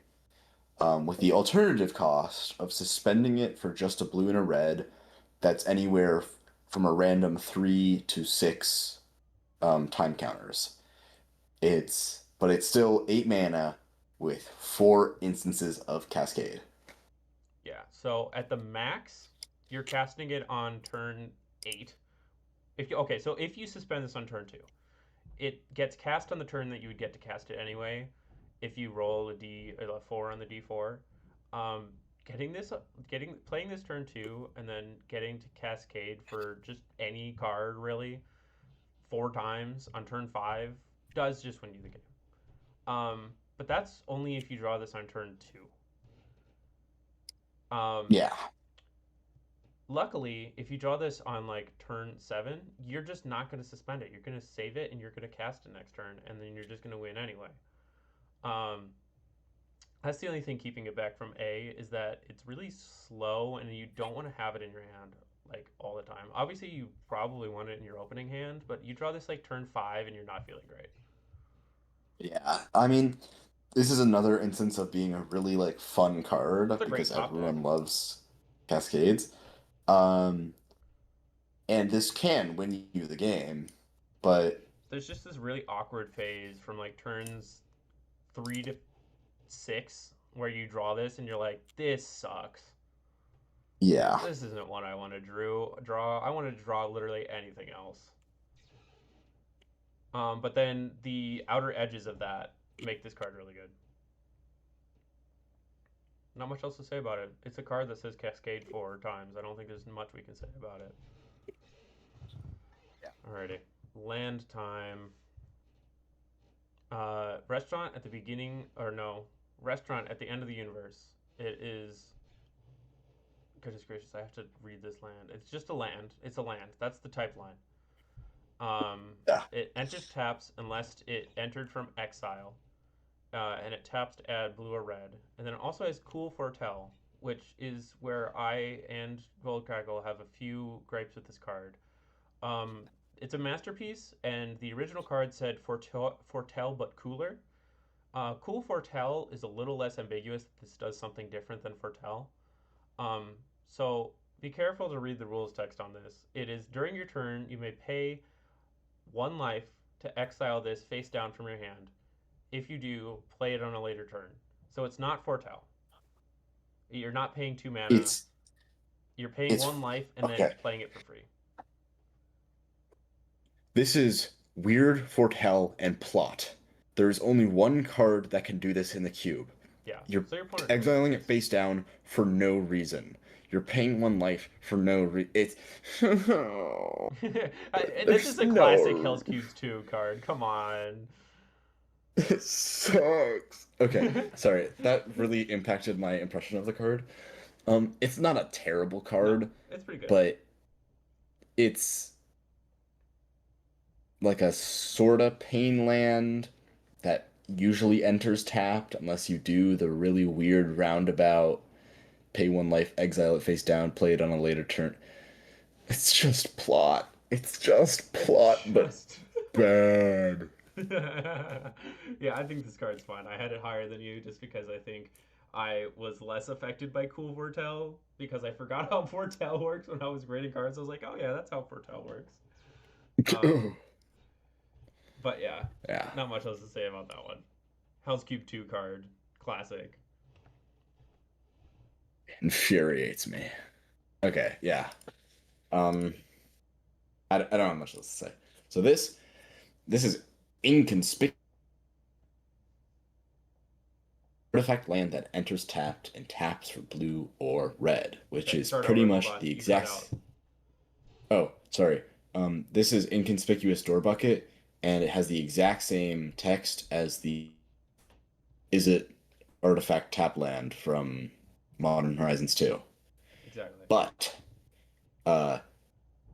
you can cast it, and it's really funny prank. It's an instant for blue, blue, red, and it deals 1 damage to target creature tap it, exert it, and then you exile the entire card. Yeah. So obviously, this is a very creative paradox trigger. I very like the design space behind this card.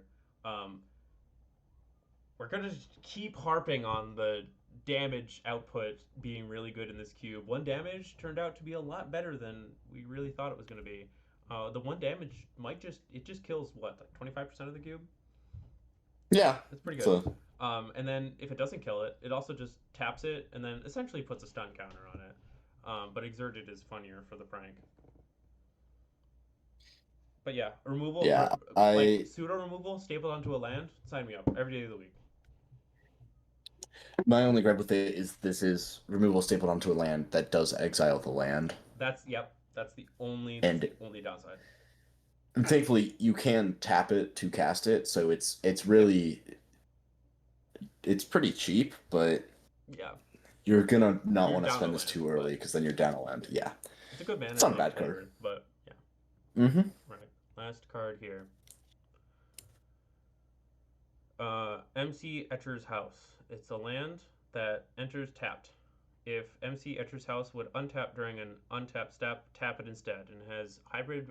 Is it untap? Add blue, blue, blue, red, or red, red. So, even among filter lands, Escher's House is definitely, I would say, better.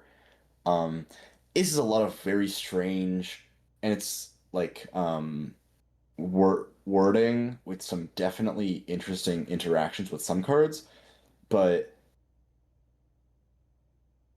it's just a filter land. Yeah, it's just a filter land. The only reason I have it at B and you have is there is an infinite combo with chromatic antern. It gives all of your lands tap any color, and so this was just infinite mana. I think just for that one piece of combo that you might be looking out for. I think if I'm in green and I already have chromatic antern and I see this card, I'm picking it up immediately.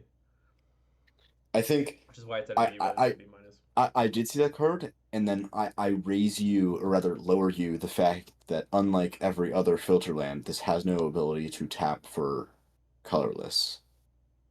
Does it filter? Oh, or the filter untap lands do for have colorless. that. Yep, okay. We'll go back down to B minus. I forgot that the filter lands have that.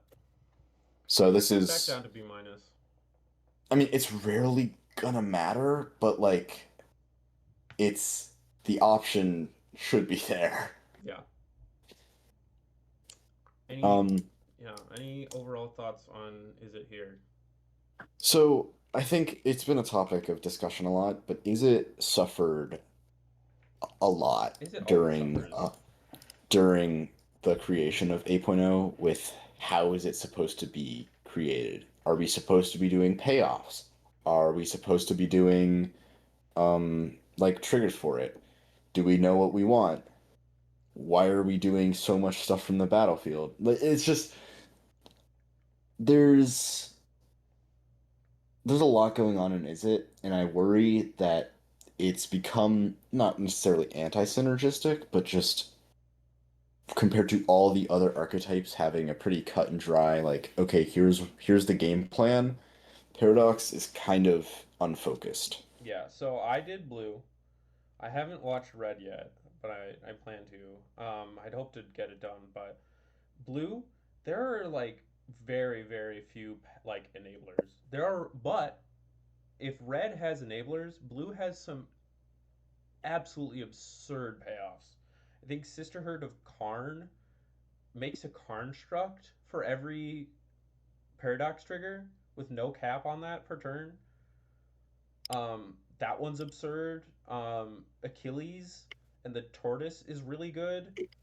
And I think there's another one that I'm not remembering, but then there just weren't any enablers. So if red doesn't have any enablers, we're just gonna have to push for enablers in 8.1 and good enablers at that. But the payoffs are really, really good, like incredibly good.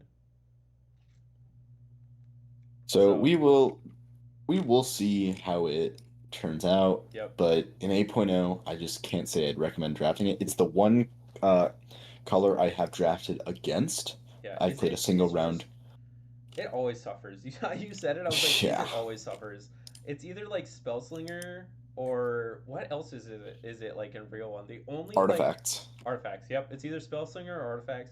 The only set where that wasn't true was Duskmorn, and it just got fucked over there too because in Duskmorn it was rooms, but then the blue, every single blue and red room was just so good that other decks were picking them up, and you never got any Mhm. rooms, which I thought is really funny that they tried to do something different and just also failed. But yeah, is it hard to draft and apparently even harder to make a real draft archetype? Yeah. No offense to anyone here, is it? It's just a really weird color pair. Yeah, there was only so much Debug, who was the curator, could really Yeah, do. love debug. But yeah, I think that's it for is it, and then we'll get into the last color pairings here. Alrighty. Alrighty, and we are into Rakdos. The curator for this one was Mumkigust, but they could not be reached for comment, so I am instead here with Gold Crackle. Hello. Alrighty. Um, so I'll start off with an archetype overview here. Crimes is just targeting your opponent's stuff, targeting more and targeting more. You get some cards that trigger off with targeted permanents and spells that target your opponent's stuff.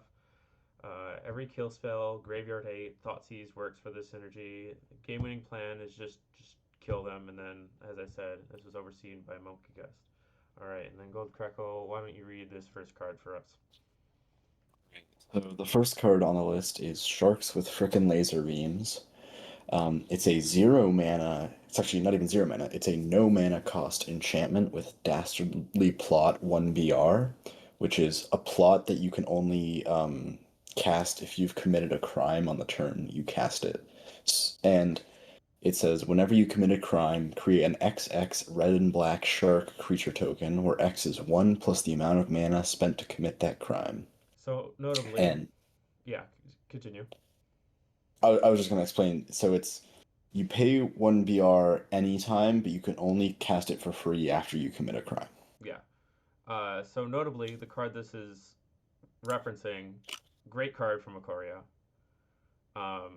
Was played in control decks at the time. Still gets seized play in control decks every once in a while in Pioneer, not Modern. Modern's too fast for that now. But um, 1 plus the mana spent to commit that crime. So activated abilities, mind you. So this card a little weird. Activated abilities. If it costs 3 mana to activate an ability that causes a crime, this will make a 4/4 shark creature token.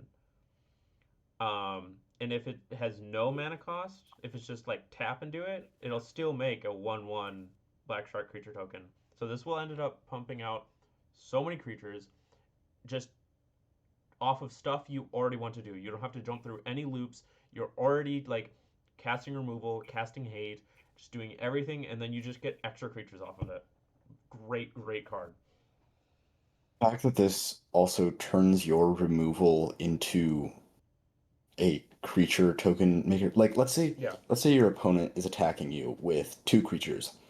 You play one of the 13 trillion kill spells in black to kill one of them, and then you make a 3/3 that can block and kill the other. It's brutal.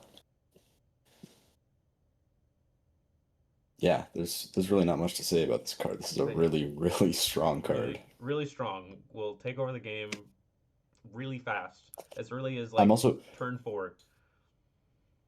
I'm gonna say this once, probably not for the last time.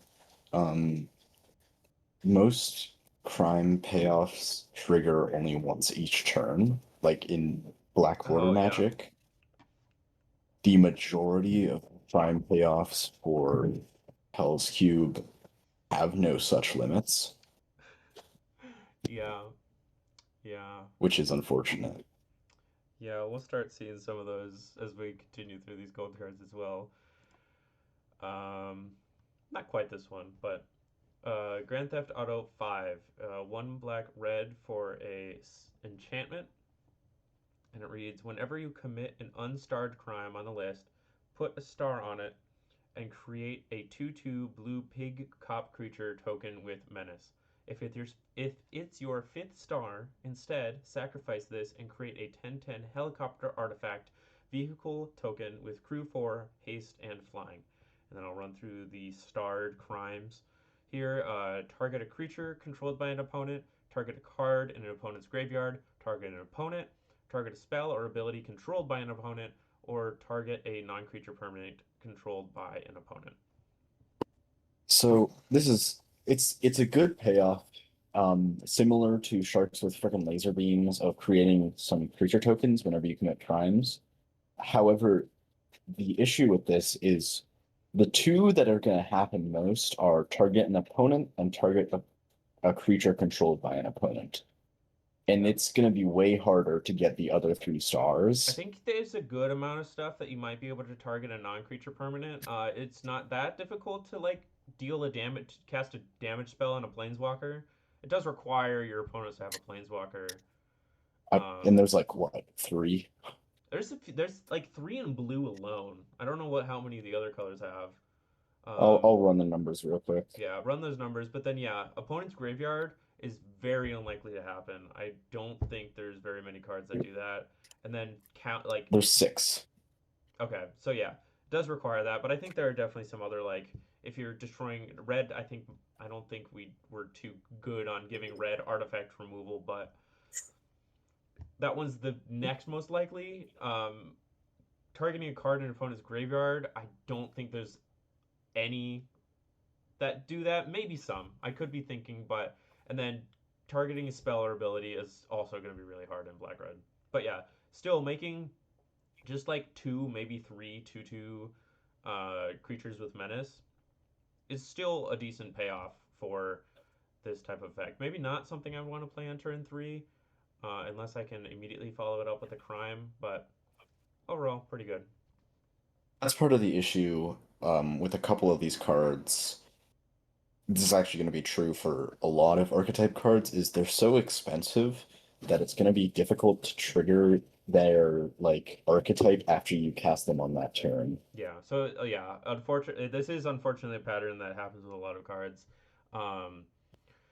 Is that on the turn they come down, they don't do very much, and then you have to like let it survive for a turn. Which when it's on an enchantment, that's pretty easy to do, but when it's on a creature, it's less easy to do.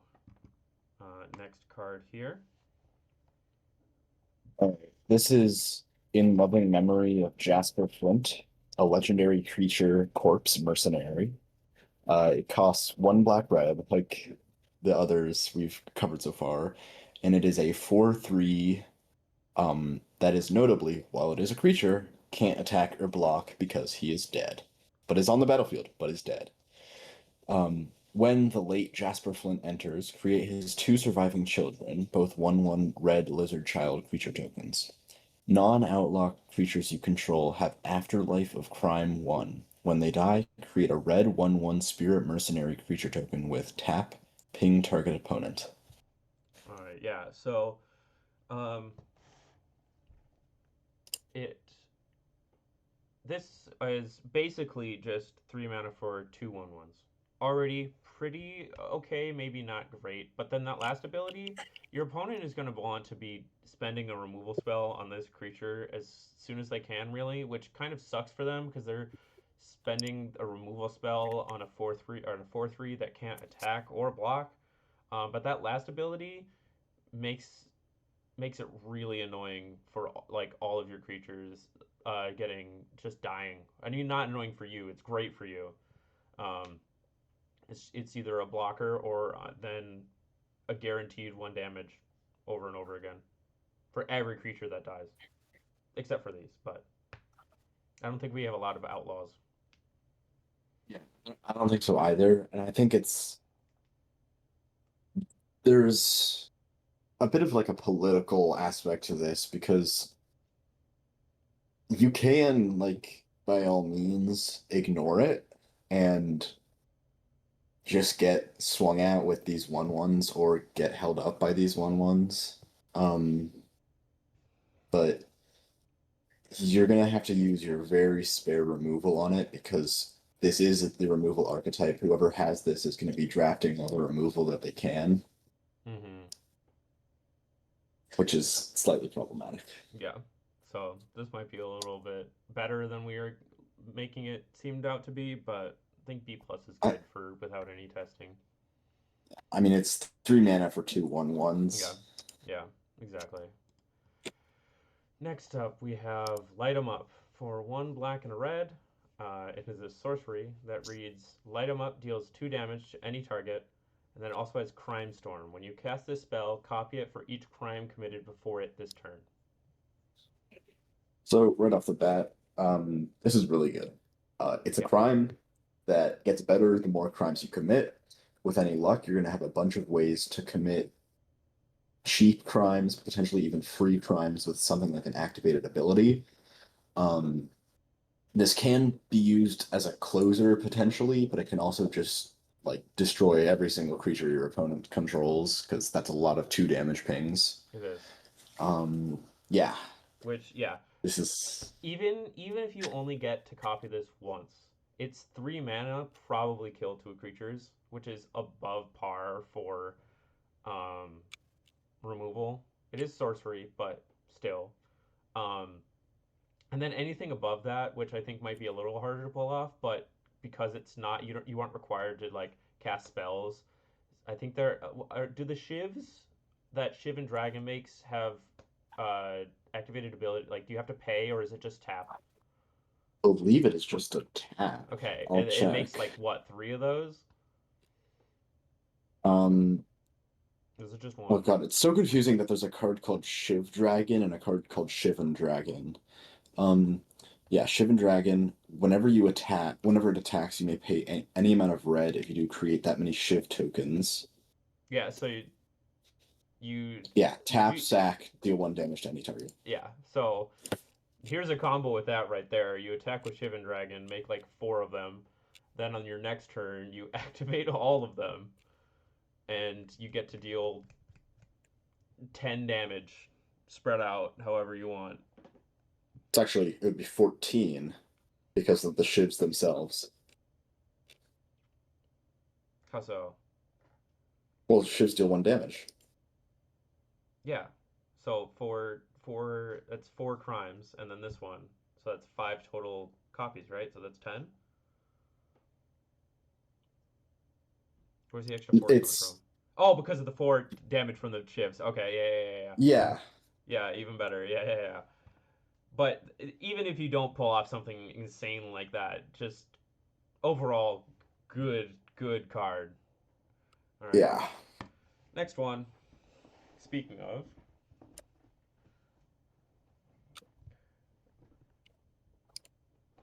this one. Okay. So this is Prepare for Trouble, which is a 4 mana 2BR enchantment. Whenever you commit a non-copy crime, copy it. You may choose new victims, or rather targets. Yeah. So again, you were talking about this in the super freaking awesome laser shark whatever. The fact that this doesn't have a cap on once per turn is a little absurd. It's one of those cards again where it's just like extra value for no reason. You have to jump through no hoops, absolutely nothing to get double the removal. And this is my pick for the best card in the set.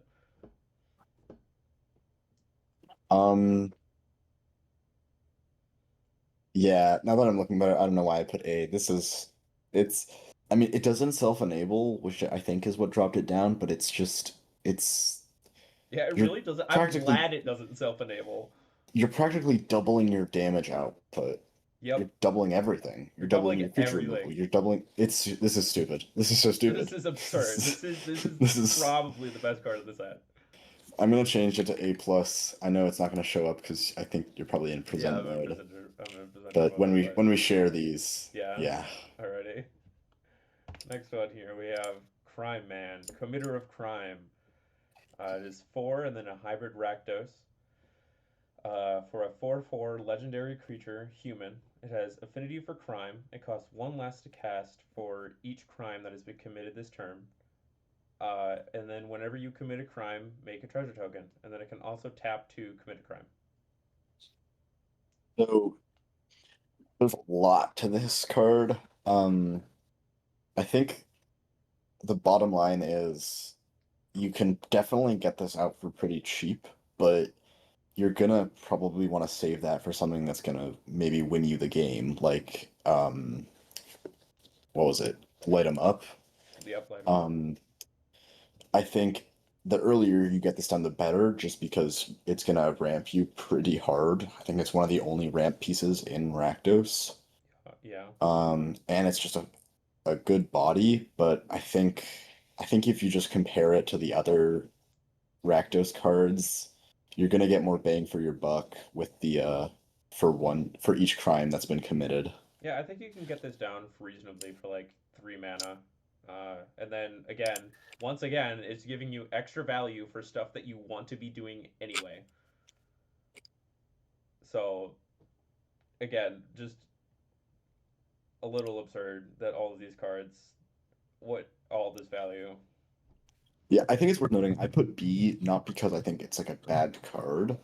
Like this is B in terms of like Comparison, yeah. looking at Rakdos holistically. Yeah. It's a very strong card, but there's just stronger cards. Which is a little crazy. Next one here, getting into the lands. All right, so this is Bazooka Bog, which is an artifact land that enters tapped. No way to get around that. And when it enters or dies, if you control a swamp and a mountain, it deals 1 damage to any target. So, and taps for black or red. Yeah, so I don't remember what the stats are. I remember that 50% of the cube dies to shock, but I don't remember how many creatures die to a ping. It's a dual land. It's a tap dual land that also can remove a creature sometimes.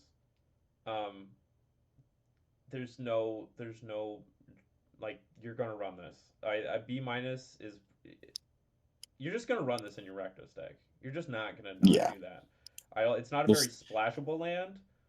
Um, I mean it, but yeah, you yeah, just are gonna run this. It's just not so spectacular as some of the other cards. and really the odds are you're just gonna ping face with this, get your crime trigger, as opposed to anything like crazy. There's very few creatures, aside from maybe the tokens that are made, that will die from this. Yeah. So even just like the 1 damage as like those lands from Outlaws of Thunder Junction, it's still pretty good. All right, next card we have Colligan's Command Tower. It is a land that enters tapped unless you've committed a crime this turn, and it taps to add 1 mana of any color in your Colligan's color identity, which will be black and red. But in case it comes up, you also have a Dragon Lord Colligan in the Colligan zone. Um, Whenever you commit a crime, you may pay 1 black and a red. If you do, exile this land. You may cast it transformed without paying its mana cost. And then on the backside is Colligan's Command. And if you don't know what that does, it is choose 2.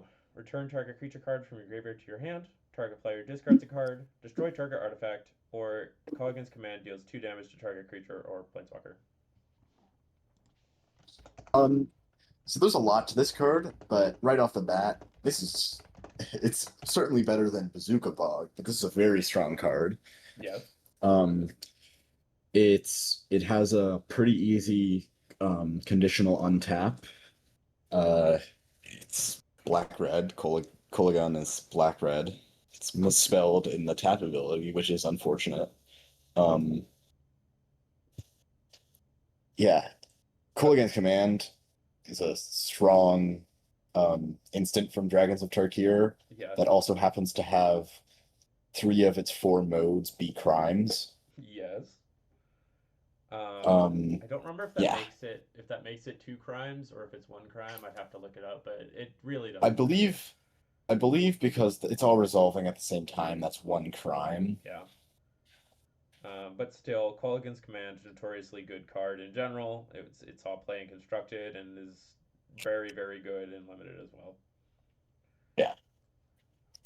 Alrighty. Next. All right. Last To wrap card up here. Rakdos is Memphis, Tennessee, which is a legendary land town. Ranked the most dangerous in the US when you take a morning stroll, which is a 5 mana sorcery adventure. It's 3 BR. You destroy target creature, then deal 2 damage to target player.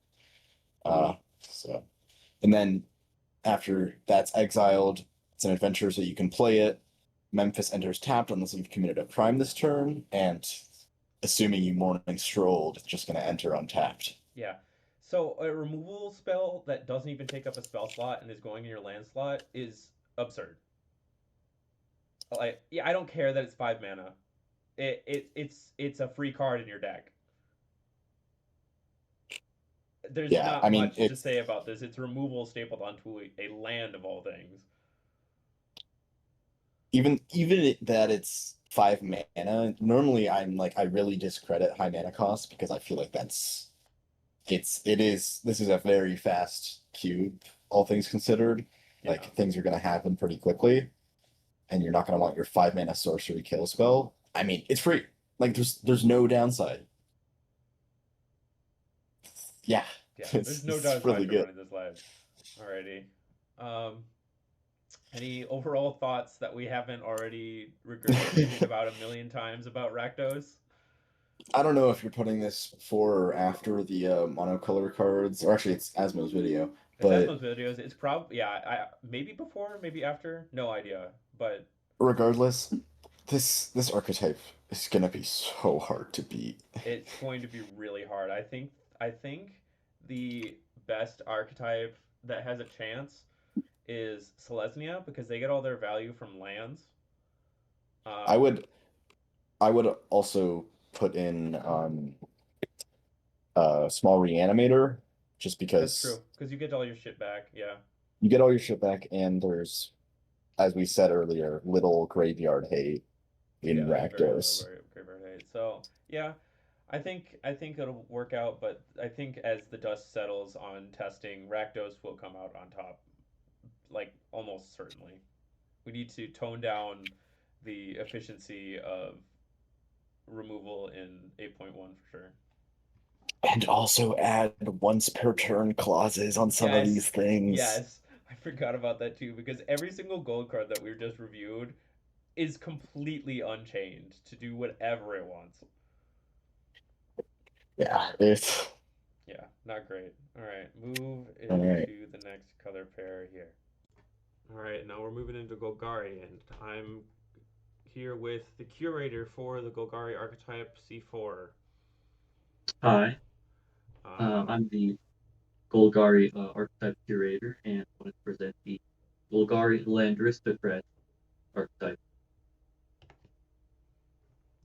Alrighty. So I'll let you kind of discuss what your archetype's looking for here. All right, so the Golgari Land Aristocrat, as the name suggests, is an archetype where you use your land as a sacrifice resource, kind of like in a traditional aristocrats deck, where you sacrifice lands to get value. In this case, it could be card advantage, it could be gaining life or losing life. It could even be like some kind of removal where you destroy creatures when lands enter the graveyard. In any case, it's powered by lands being sacrificed, which is a pretty risky strategy. So it has a lot of stopgap that would enable you to continue doing this game plan. For example, this fun little mechanic called landfill, kind of it's a fun off landfall. When you know how landfall has land enter the battlefield, well, the triggers to go up. Landfill has it when they enter the graveyard. So with these landfall or landfill triggers, you can end up amassing value to, make up for the loss of resources that you have by sacrificing land. So a few little pointers is that there's going to be a lot of lands that sacrifice themselves for value, fetch lands of that sort. Maybe Lotus Field. If we move on to 8.1, they could have. And then we also have ways to reanimate land, because I'm sure your graveyard's going to be filled with land. You're going to have a ton of them. There's a few cards that care about the number of lands in your graveyard, but there's also a bunch that return lands to the battlefield. So you could have some crazy blended reclamation style turn where you return a bunch of lands to the battlefield, and then you could cast a huge spell. And that's generally how you want to end the game. You get a bunch of lands on the battlefield, or you sacrifice a bunch of land, a bunch of stuff goes off, and you win the game from that. So yeah. Alrighty, let's get into our first card here. We got Crypto Prospector for black and a green. It's a 2/2 creature goblin that reads Sacrifice a land, add Bitcoin. Bitcoin is a black mana and can be used to buy a drug token instead of spent. Drugs are artifacts with 1 and tap, sacrifice this artifact, blitz target creature you control. So yeah, this card is a riff on a card that I consider to be one of my favorites in the land stack archetype, which is Squandered Resources. Squandered Resources is similar to this. It's where you can sacrifice a land to add 1 mana that land could have produced. And I consider it to be a staple of land stack deck. However, the reason why I rated this as a B plus is because while Squandered Resources I would consider to be an A in most cases, it's kind of a build around card. You kind of need the right piece to work with it. Like if you have some kind of thing like Crucible of Worlds letting you play lands from your graveyard, if you combine that with Squandered Resources, you could eventually not lose any card advantage. But in this case, since it's a draft mode, I would just consider this to be very good, but not like an automatic pick in every case. And what makes this one uniquely good is that you can use it if you don't actually need the mana at the moment. You can use it to create this drug token, which form a card advantage, and potentially you can use it to amass value by granting haste to a creature that you aren't really sure is going to last until your next turn. So yeah, I would consider this one a B plus. Means it's a very solid pick. You'd probably want to pick this if it were early in the draft, but I wouldn't say it's like a Black Lotus or anything where you gotta drop other things in favor of it. Yeah, exactly. I think that this is pretty good way to sacrifice your lands here. It can ramp you, or if you don't need the mana late game, you can just start turning all of your kind of smaller creatures into card advantage, which is amazing. So if you're sacrificing your lands for triggers for like landfill, we'll see it a little bit here. But I think all around for 2 mana, this is exactly what you're wanting to be doing in this archetype. Yeah, I agree. All right, so now we have it that goes back for second. It's very, as you could probably tell at this in this cube, we've got a lot of it that Eldrazi, and this one reads or this one's a creature Eldrazi that's devoid and has 1 tap to sacrifice it and create a food token. And then if you pay black and green, you could return this creature and another land card from your graveyard to the battlefield tap. Yeah, so I had this a little bit lower than you did, only by a little bit. Um, Again, black and green for a 2/2 is on par for what you would be wanting from an archetype type creature. Letting it sacrifice itself to then get its ability in the graveyard, and then its ability in the graveyard is obviously the big part of this land. I just think that 2 mana is a little bit much for this to be like a home run out of the park type card. But it's definitely doing exactly what this archetype wants, getting lands out of your graveyard back into the battlefield so that you can sacrifice them again. I think it's good. I just wouldn't rate it too highly when you're looking at these cards. Yeah, for the most part, I agree with you. In a vacuum, I definitely give it a similar rating to what you did, but there are a few extra cards in the set, like Rakan, or there's a bunch of reanimator cards where you could potentially have like a stack outlet so that you don't have to pay the 1 and stack it to make the food token before you pay the 2 to reanimate it and the land. So with those in mind, I gave it a little bit of a higher rating because it's probably going to be just sitting in your graveyard randomly, and you could get some extra value from one other thing you've drafted. So you could maybe use this as like a repeatable restore card like that restores like you take 2 and reanimate a land from any graveyard to the battlefield. So I think it's similar in that way. Yeah, I would tend to agree with that. Next up, we got Mutifit, Yavimaya's Harmonist. For 1 green and a black, you get a 2/2 legendary creature, Elemental Wizard. And it has tap, return target land card from your graveyard to the battlefield. It's a 1/1 black forest skeleton land creature in addition to its other types and has no other land types. activate only as a sorcery. So yeah, this one is similar to the I think it's Moose Zippet from the Eternity set, where you can return creatures from your graveyard to the battlefield as like skeletons with no abilities. So this one, I gave it a C plus rating. I think if you're already on the GB play game plan, this is pretty solid. But I wouldn't be like first picking it or anything because it's kind of a do nothing. You kind of need to have stuff already in your graveyard, get value from this, and it takes a turn cycle to start working. But when you do, it's pretty much like some kind of repeatable ramp option. You can make them jump blockers, and they do count towards land spill when they die because they are forest forest land creatures.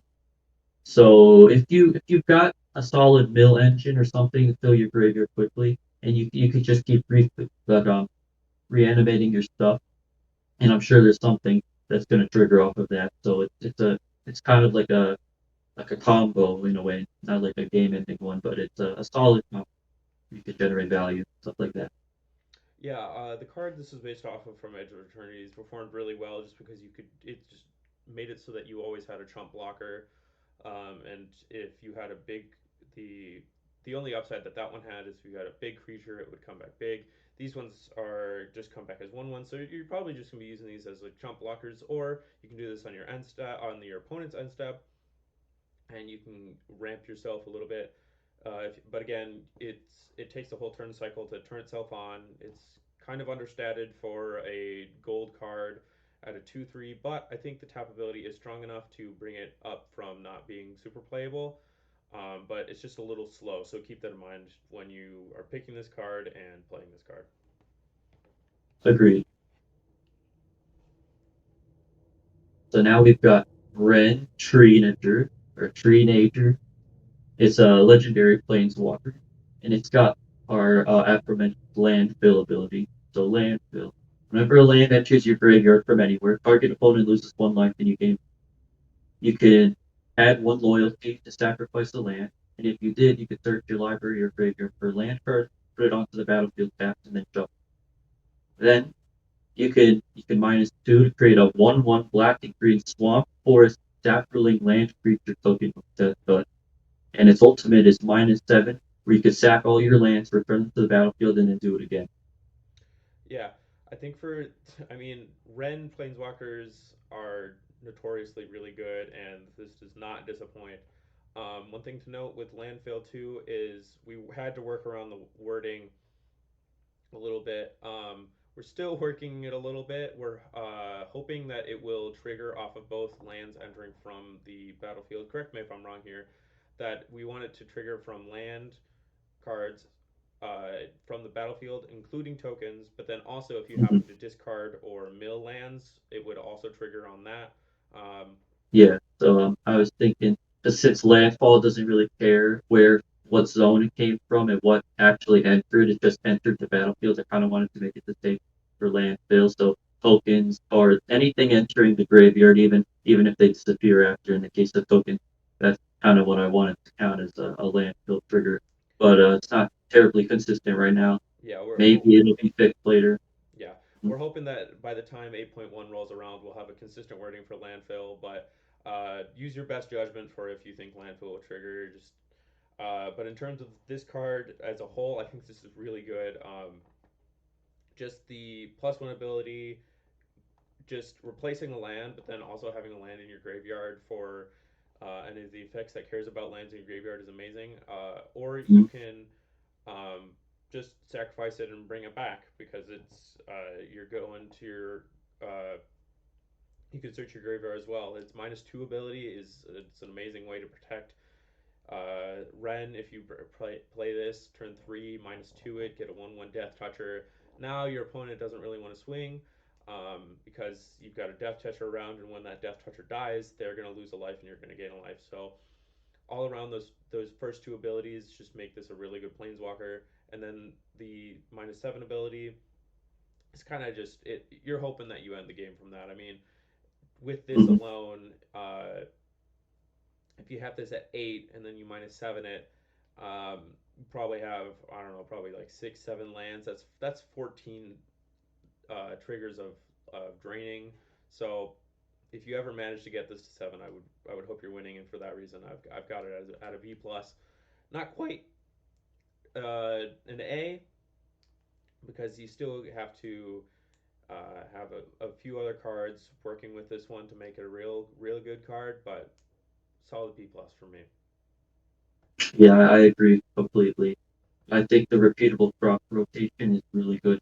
Maybe not as good as if it were constructed, because there's a lot more down basics than constructed. But I think it's just very solid all around card. And I agree that the ultimate basically ends the game if even moderately through the game. If you're drafting, I'd say you pick this if you have basically anything that would help a BG game plan. Maybe if you're running like the is it paradox or a completely different thing, maybe you wouldn't pick this, but like if you're on green or black, it's a great solid choice. So yeah. Yeah, even on the splash, it's pretty good. All right, next up we got Gerard Golgari Landlord. For black, black, green, green, you get a 2/2 legendary creature, zombie elf parasite. Each land gets +1/+1 for each land card in your graveyard. And then it has one black and a green, sacrifice another land. Each opponent loses life equal to the sacrifice's land's power. It works unlike Gerard. Sacrifice a land and or sacrifice a swamp and a forest. Return Gerard from your graveyard to your hand. And as a reminder, non-creature lands aren't creatures. So yeah, I'm not too big on this one to be honest. I think the mana cost is very restrictive.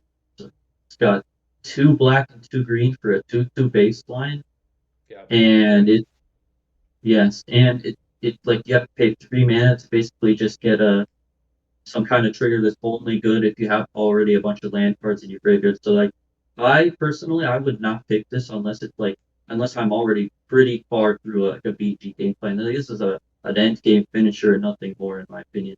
The whole lands getting power from each land card in your graveyard is a nice joke, but when it comes to this card itself, since I think Gerard's buffed by each creature card in your graveyard, which usually offsets like the crazy restrictive mana cost. In this case, it doesn't. Yeah. So that makes it a pretty weak creature stat wise, and also pretty bad in the mid game, early game. Yeah, Really, only a late game finisher. yeah, I just feel like you're jumping through too many hoops to make this synergize with the rest of your board. You have to have a lot of stuff already happening for you. You have to have land creatures, which this doesn't make. You have to have lands in your graveyard, which you can have this do, but for a mana cost of 3. And then sacrificing 2 lands just to return it from your graveyard, not even to the battlefield, to your hand, just not does not feel great all around. But if you happen to have all those things and you think you can pull that off a lot of the time, and then play this as your game finisher, I think it would be pretty good. But in any other scenario other than that, I don't think this is going to play very well. So, yeah. So now we've got Nar based off the Nar from Kamigawa. It's got it's 4 and a black and a green for a legendary rat creature. It reads all lands have fear. You can tap it and sacrifice a land to create X 1/1 black rat swamp land creature tokens, where X is the number of lands you control. Yeah, so kind of just like the other side of like what Gerard was trying to do here. Um, it it makes it so that any of your land creatures that you may already have just automatically get fear the turn you play this, and then if this survives for a turn, it enables itself, and the only thing it asks of you is that you have lands on the battlefield, which there's one card that kind of nombos with this, and we'll get to that in just a second here. But other than that one card, I mean, it does not ask very much of you. So if you're playing this on turn 6, your opponent's going to want to get rid of this really fast, because next turn you'll untap, you get like 7 or 6, maybe more than that, black rat uh, land tokens that ramp you and then also can't be blocked. So if they don't take care of this one really fast, it's going to get out of control really fast. The only reason I have it at a C plus is because 6 mana for a 3/3 is not a great blocker at that point in the game. But if it survives a turn, then you're most likely winning. Yeah, I agree for the most part. This thing, if it had haste, I would put it at A level. Oh, 100%. Yeah. But otherwise, the fact that it takes a whole turn cycle before you can use it gives a lot of windows for removal, and we've got a lot of removal, probably way too much of it. So there's probably 100 ways this could get taken out before you start. But if you do happen to get to your next turn, I think it is a very good, basically doubles all your land, kind of splendid reclamation style. And then since they're unblockable, you can basically kill them.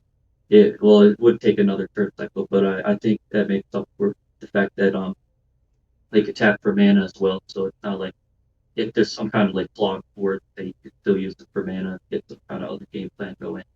But I put it at a slightly higher rating than you because I think that there's probably going to be a bunch of protection spells or some kind of way to protect this thing before your next turn, before you could potentially use the ability, or maybe some haste grant or black or green, maybe. So it's based off my coat essentially. But if that doesn't end up happening, then I would put it at a C plus like you. Yeah, I think the one thing that we do have going for the removal is that it's all really cheap, which is not a great thing, but that also means that your opponents are more likely to have used a lot of the removal at the point before turn 4 or turn 6 rather, but there's also a lot of ways that you can ramp into this. I mean, if you play the Bitcoin card from earlier on turn 2, on turn 3 you can play this. You can tap all 3 of your lands for mana, and then you can sack all 3 of them, and you can just play this. You'll have no lands for its ability, but you can get this out pretty early if you have the right tools. Because having an archetype about lands, I would sure hope that you're going to be able to ramp. Yeah, I like how it's self-regulating, where if you cheat this out early, you can't really abuse it as much because you probably stack a bunch of land to get it out. There are a lot of cards that just let you completely dump your entire battlefield into the graveyard and get a bunch of mana out of it, but because of that, you'd really want something that cares about number of lands in your graveyard, which is perfect when we move on to the next card here. Yep. Except we got Golgari Lotus Farm. It's a land that has hexproof and it enters tapped. When this land enters, sacrifice 2 lands, then sacrifice all other lands you control. And then it has tap, add X mana in any combination of black and or green, where X is the number of land cards in your graveyard. So yeah, this one is the non-bull we mentioned with Harrow where Aronar wants to have a lot of lands on the battlefield, but when you play this, you're kind of stacking all your lands to make one mega land to tap for a bunch of mana. So I put this at a B because I think it's very solid. Like if you can kind of get into a situation where you've sacked your lands a little too aggressively and you got too much stuff in the graveyard and not enough stuff on the battlefield. So when you play this, as long as you've got 2 other lands, then you can get a pretty solid ramp from this. You can tap it for a bunch of mana. It's got hexproof, so all the removal we mentioned won't really work on it. I don't think there's a land needed in the queue, but I might be wrong. No. So yeah, this thing's pretty much untouchable when it enters. It's hard to interact with. You can get a bunch of mana from it. The only downside is that you gotta add it all at once, so you don't really have like an interaction window where you can like hold up mana later, because you're gonna be stuck on one lane for a while. I imagine you got this.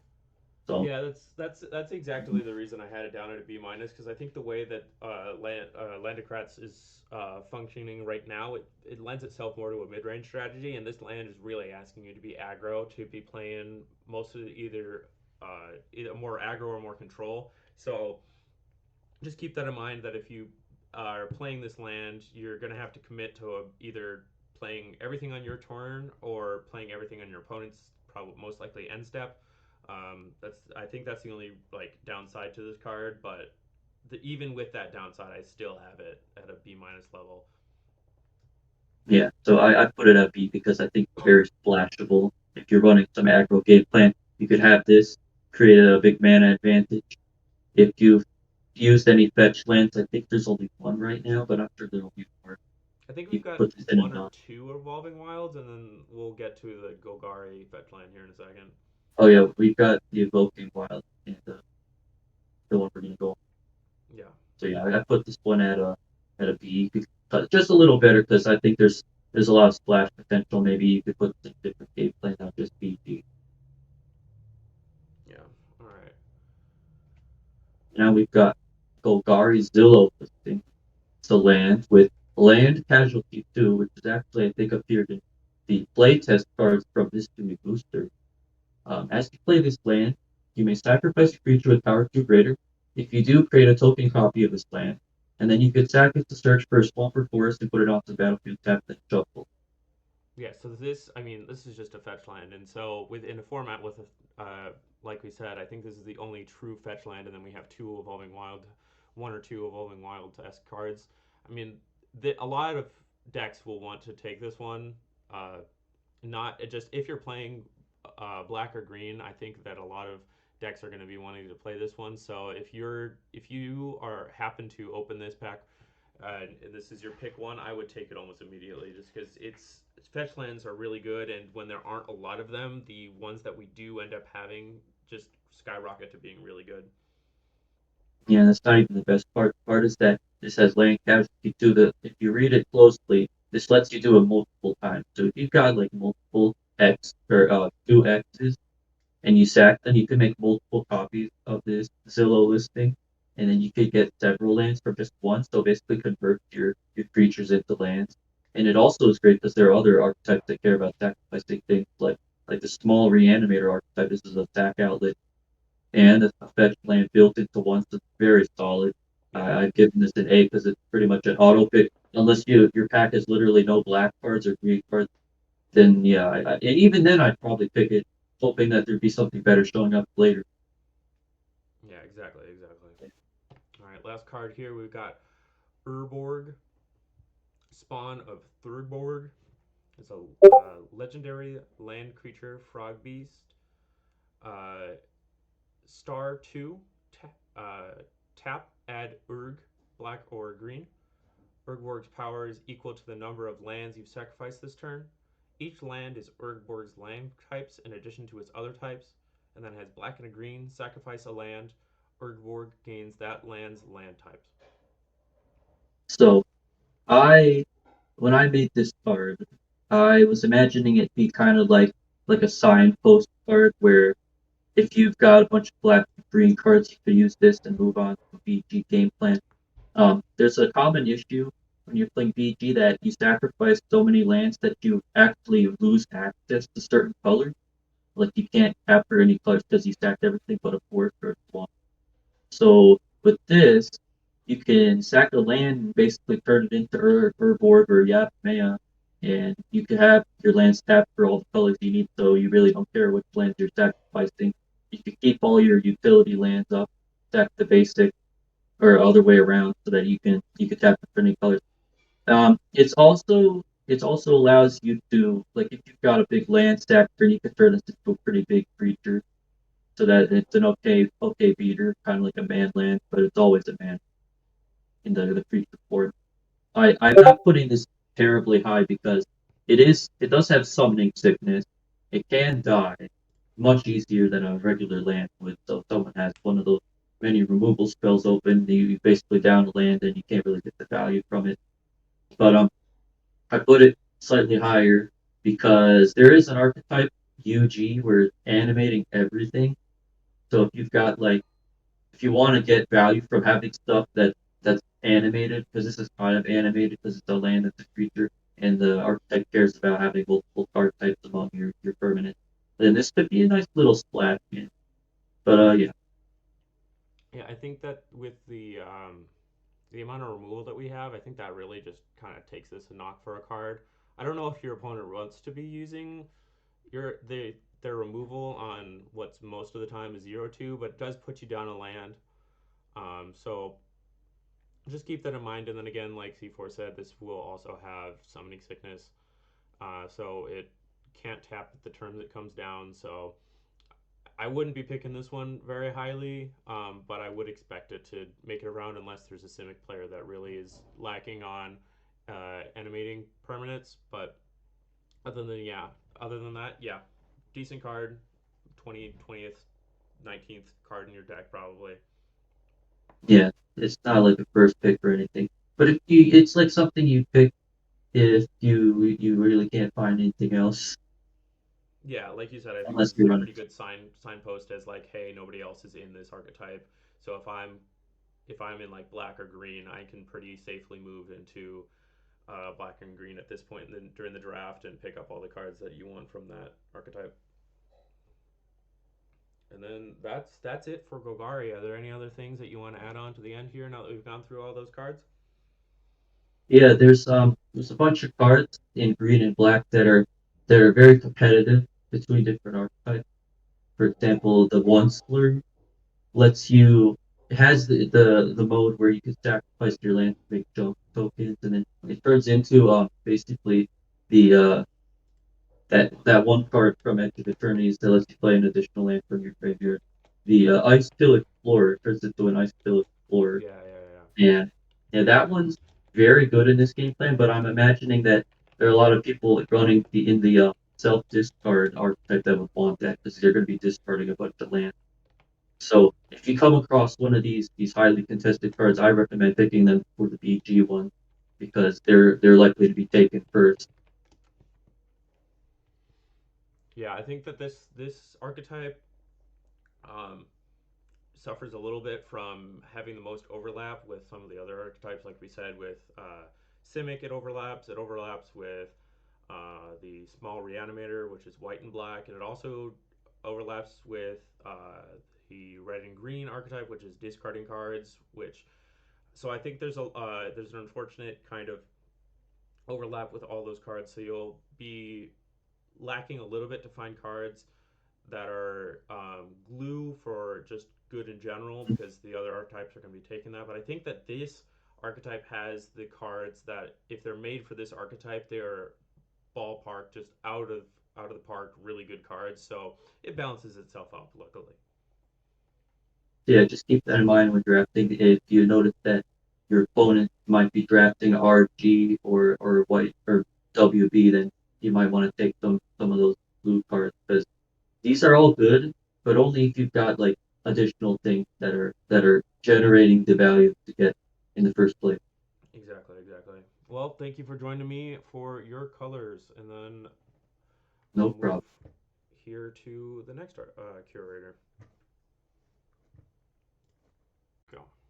All right, moving into Gruul. I am here with the Gruul archetype curator.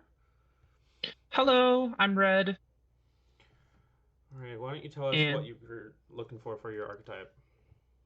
yeah, absolutely. So, my vision for Gruul as an archetype here was as a combo-oriented archetype. I think of it as one that's using cards in hand as a resource, similar to how Orzhov folks will say that you use life as a resource, where a lot of the time, maybe it doesn't even matter what the cards are in your hand. You just have to have ways to use them. Um, One thing I have noticed is that in line with Gruul, it's become both pretty fast and pretty fragile. I definitely expected the fragile part. I'm pleasantly surprised at the pretty fast part. Um, the archetype has some low curve spells in mono red or mono green that can fill your hand or get some amount of cards in your graveyard. Um, it then relies on a lot of its typically four or more cost signposts to have some sort of discard outlet to use those cards. When possible, it has some pretty good discard payoffs and triggers. In particular, there's a lot of ridiculous quantity of mana here. Um, I also think my biggest concern is that if you go for a win and then don't get that win, you might just lose because there's not a lot of straight card advantage in these colors. It's a lot of looting, um, so that we can do a lot of discarding, which means if you dump your whole hand to try to hit someone's face for 30 and you get stifled or something, that might just be the game. So it's going Yeah. to be hard for Gruul players, but I think you have to hold back a little bit sometimes. Mm-hmm. All right, so getting to the first cards here, we got Banana Water. While technically a colors card, we felt like it was appropriate enough to be included in the Gruul review. So it is 2 mana for an artifact that reads discard a card, gain 2 rad counters. As a reminder, rad counters are counters that are put onto the player, and then at the beginning of your upkeep, you mill a card for each rad counter you have, and then for each non-land milled this way, you lose a life and lose a rad counter. Or I'll double check when I finish reading the card here. But discard a card, gain 2 red counters, then you gain 2 life, and then you choose to either add red or add green. Yeah, so this is kind of an incredible card, regardless of archetype. In my opinion, you can cast it for 2 colorless mana, and even if you're in like Azorius or whatever, it doesn't matter. You can still use that red and green mana as colorless mana, or to pay colorless costs rather. So it's always going to be useful that if you are getting land screwed or just are a little short on mana for something, this can push you over the edge on that pretty easily. I think outside of that, the rad counters are going to be useful for any graveyard strategies. I know we have Reanimator in black-white. I think we have some other forms of graveyard. Golgari has a little bit of graveyard shenanigans. Yeah. So definitely slots in well with those there. And I think there's a lot of overlap between graveyard and discard as well, because this is one of those examples of a discard outlet being able to produce kind of obscene amounts of mana. If you have some green or maybe splash black cards that you can reanimate things for some amount of mana from your graveyard, then I think it's not unrealistic that turn 2, you play this, you dump your whole hand, you gain 10 life, and then you have enough mana to play some big scary threat from your graveyard that you just put there.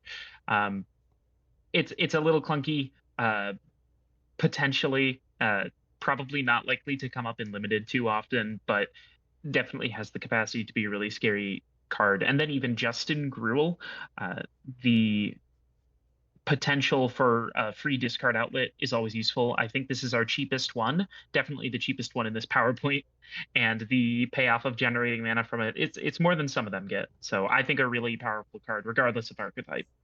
All right, yeah. As you were talking there, I looked up red counters. I somehow got that right off the rip, so everything I said was well done. Exactly correct.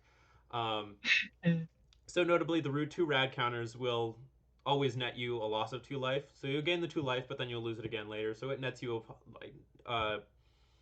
nets you 0 life, but that's fine. The only thing to be wary of is, like Red said, you're gonna want to, if you want to put out that big splashy bomb on like turn 2, hypothetically maybe, just be careful because you're going to be milling a lot of cards at that point.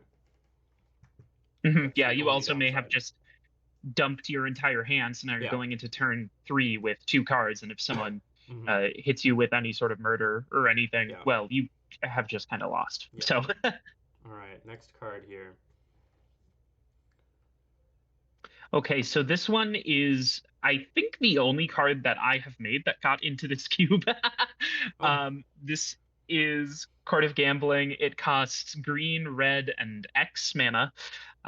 It has Convoke, and it allows you to, text of Court of Calling, search your library for a creature card with mana value X or less, put it on the battlefield, then shuffle, and then discard a card at random if one or more creatures convoked Court of Gambling.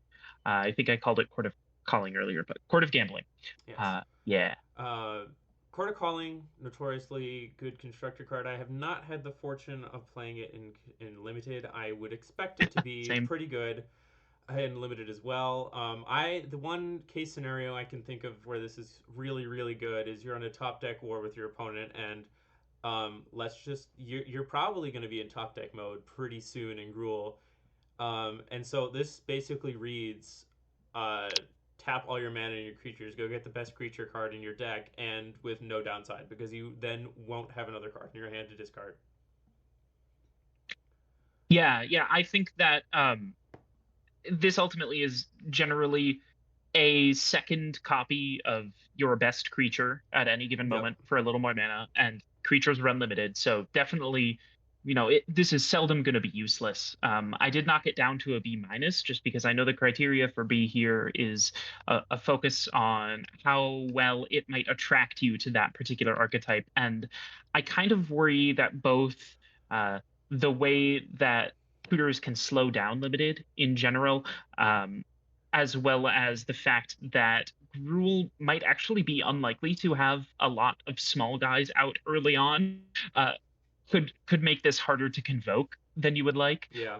I think that if you are in a particularly wide deck, is green white go wide? Green white is lands. Oh, okay. Well, something's I got don't to know go if we wide have a go somewhere. wide. Yeah, there's something's got to go wide somewhere. I'm not sure which card Yeah. type. Yeah, if you have ways to get a lot of guys on the board, then this can definitely be pretty scary to pull up. The discard a card at random is obviously a little bit unreliable, which can be frustrating. But you'll never, unlike the actual card gamble, you will never end up discarding the card you searched up because you put it right onto the battlefield. So Yeah. certainly a little more consistent than that. I do think this is a compelling card to include in a Gruul deck. I don't know that it would make me jump for joy and super compelled to switch to Gruul if I wasn't already on it, but Yeah. I think it'll probably still clinch some games.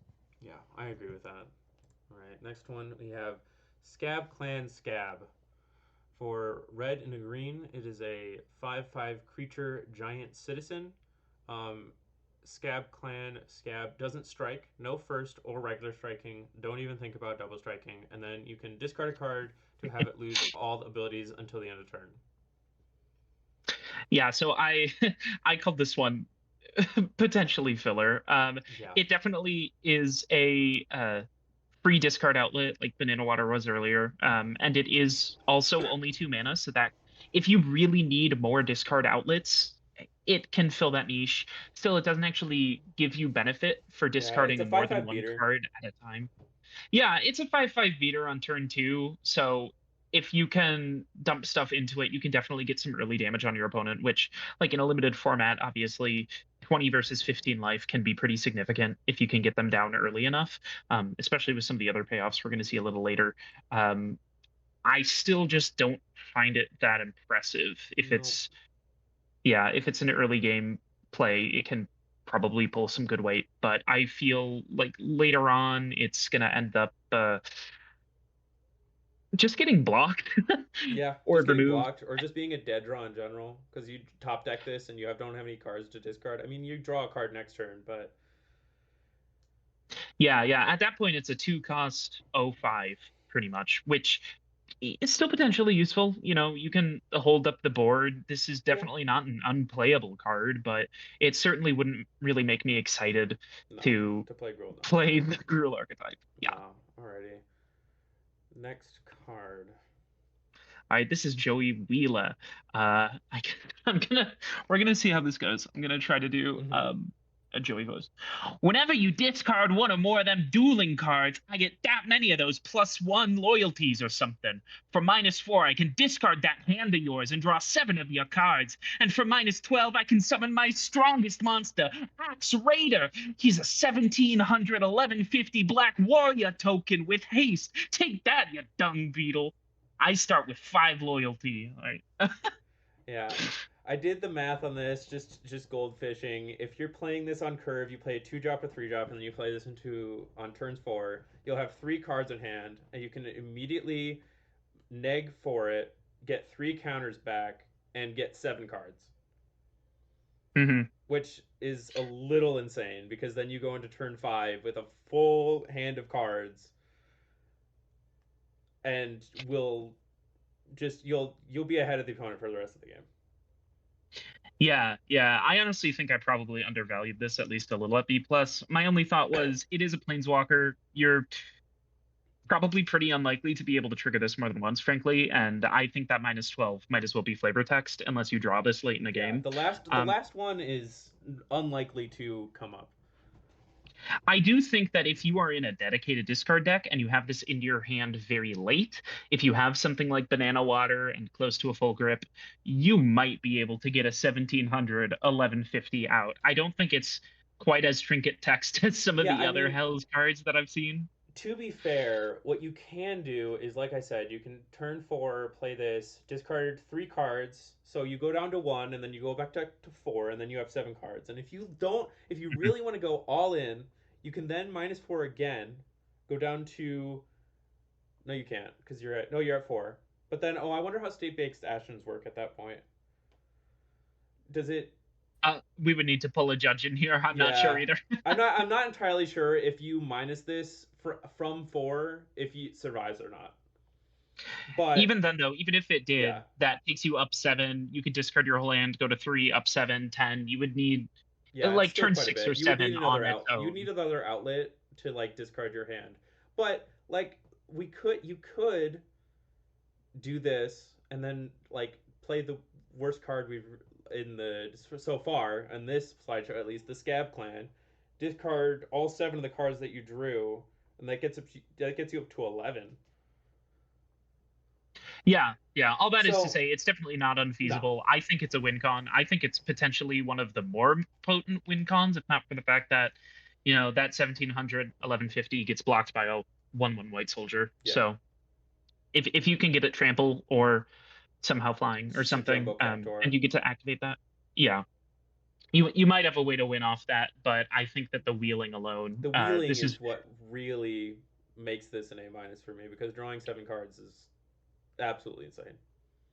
Yeah, I do think this is Rule's most potent source of card advantage, and it might be one of the best card advantage sources in the cube. I'm not sure. I haven't read every card. But yeah. There was not, surprisingly, blue, not very good at card draw.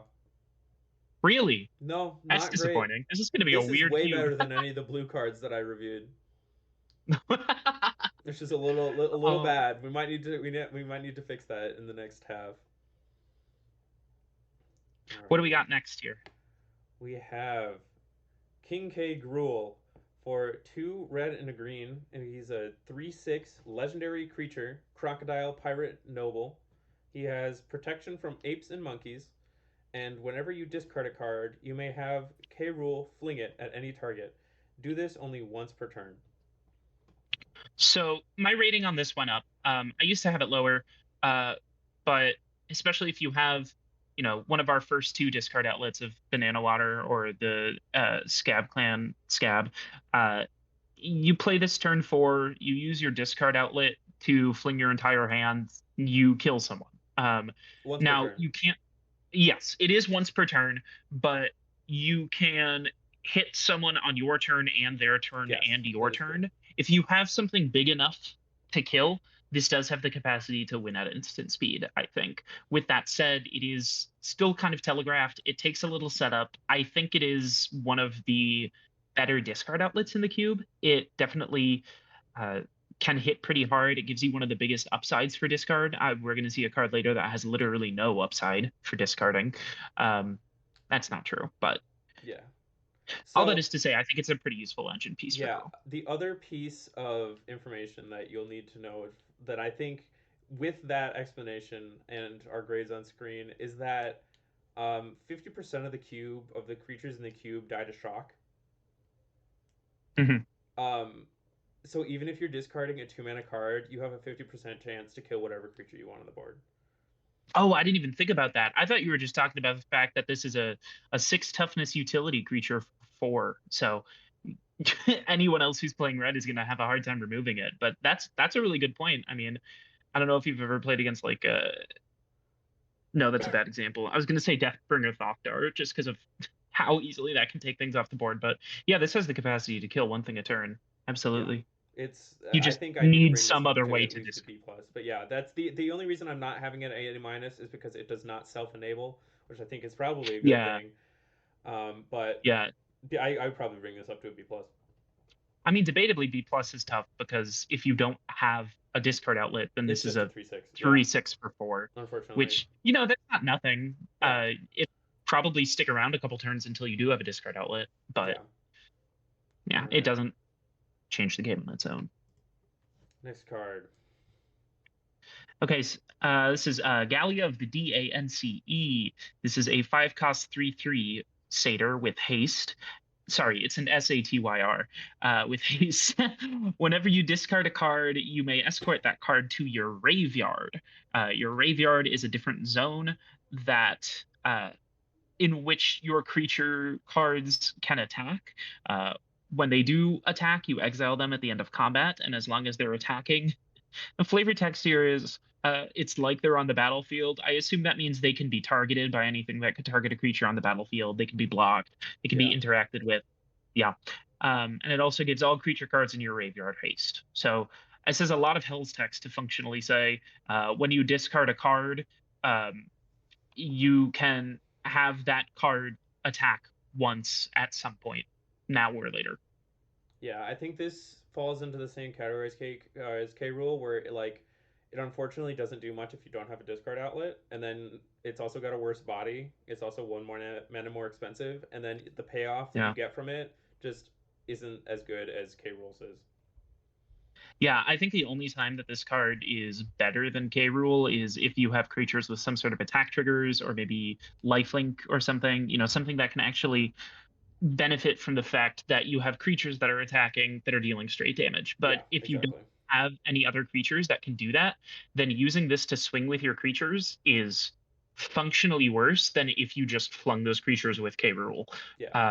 Because you get to choose the target in that case. I do think you can do both. You can. If you happen to have both creatures out, which is potentially useful, but just on its own, yeah, this is worse K Rule. Yeah, pretty much. All right, next up we have Borgrimmerigmost Engaged. For 4 red and a green, it is a 6/7 legendary creature, Cyclops. It has Trample, and whenever Borgrimmerigmost Engaged deals combat damage to a player, reveal the top 3 cards of your library, put all land cards revealed this way into your hand and the rest into your graveyard. Whenever you discard 1 or more cards, you may conjure Wedding Invitation into your hand, and then it also has discard a land card, do absolutely nothing. Yeah, I don't think super highly of this card. I'm regretting my B+. I'd probably bring it down to a C+. Yeah, I think a 4-drop 7/6 Trample, it does something on its own. If you're in top deck mode, that's a threat that's on the board. But on its own, you can conjure a Wedding Invitation into your hand the turn it comes down by discarding something. And if you zoom in there, the Wedding Invitation is a 2-drop. When it enters, draw a card. You can sack it to make a creature not blockable. Now, if you use that on Borborygmos, then you've made your Trampler unblockable, which is a little bit redundant. It is 7 unblockable to face, but K Rule could have just as easily flung Borborygmos for 6 damage without you needing to spend another 2 mana on a Wedding Invitation. And yes, the Wedding Invitation also draws you, so you're still kind of in top deck mode. It's just letting you churn through your cards faster because you have to discard not just any card, but specifically a land card for it to trigger in the first place. I don't know. I think there's a lot of pieces here where Borygmos could potentially contribute to a game plan, but just on its own, it's way too expensive for you to consistently use it as part of an engine.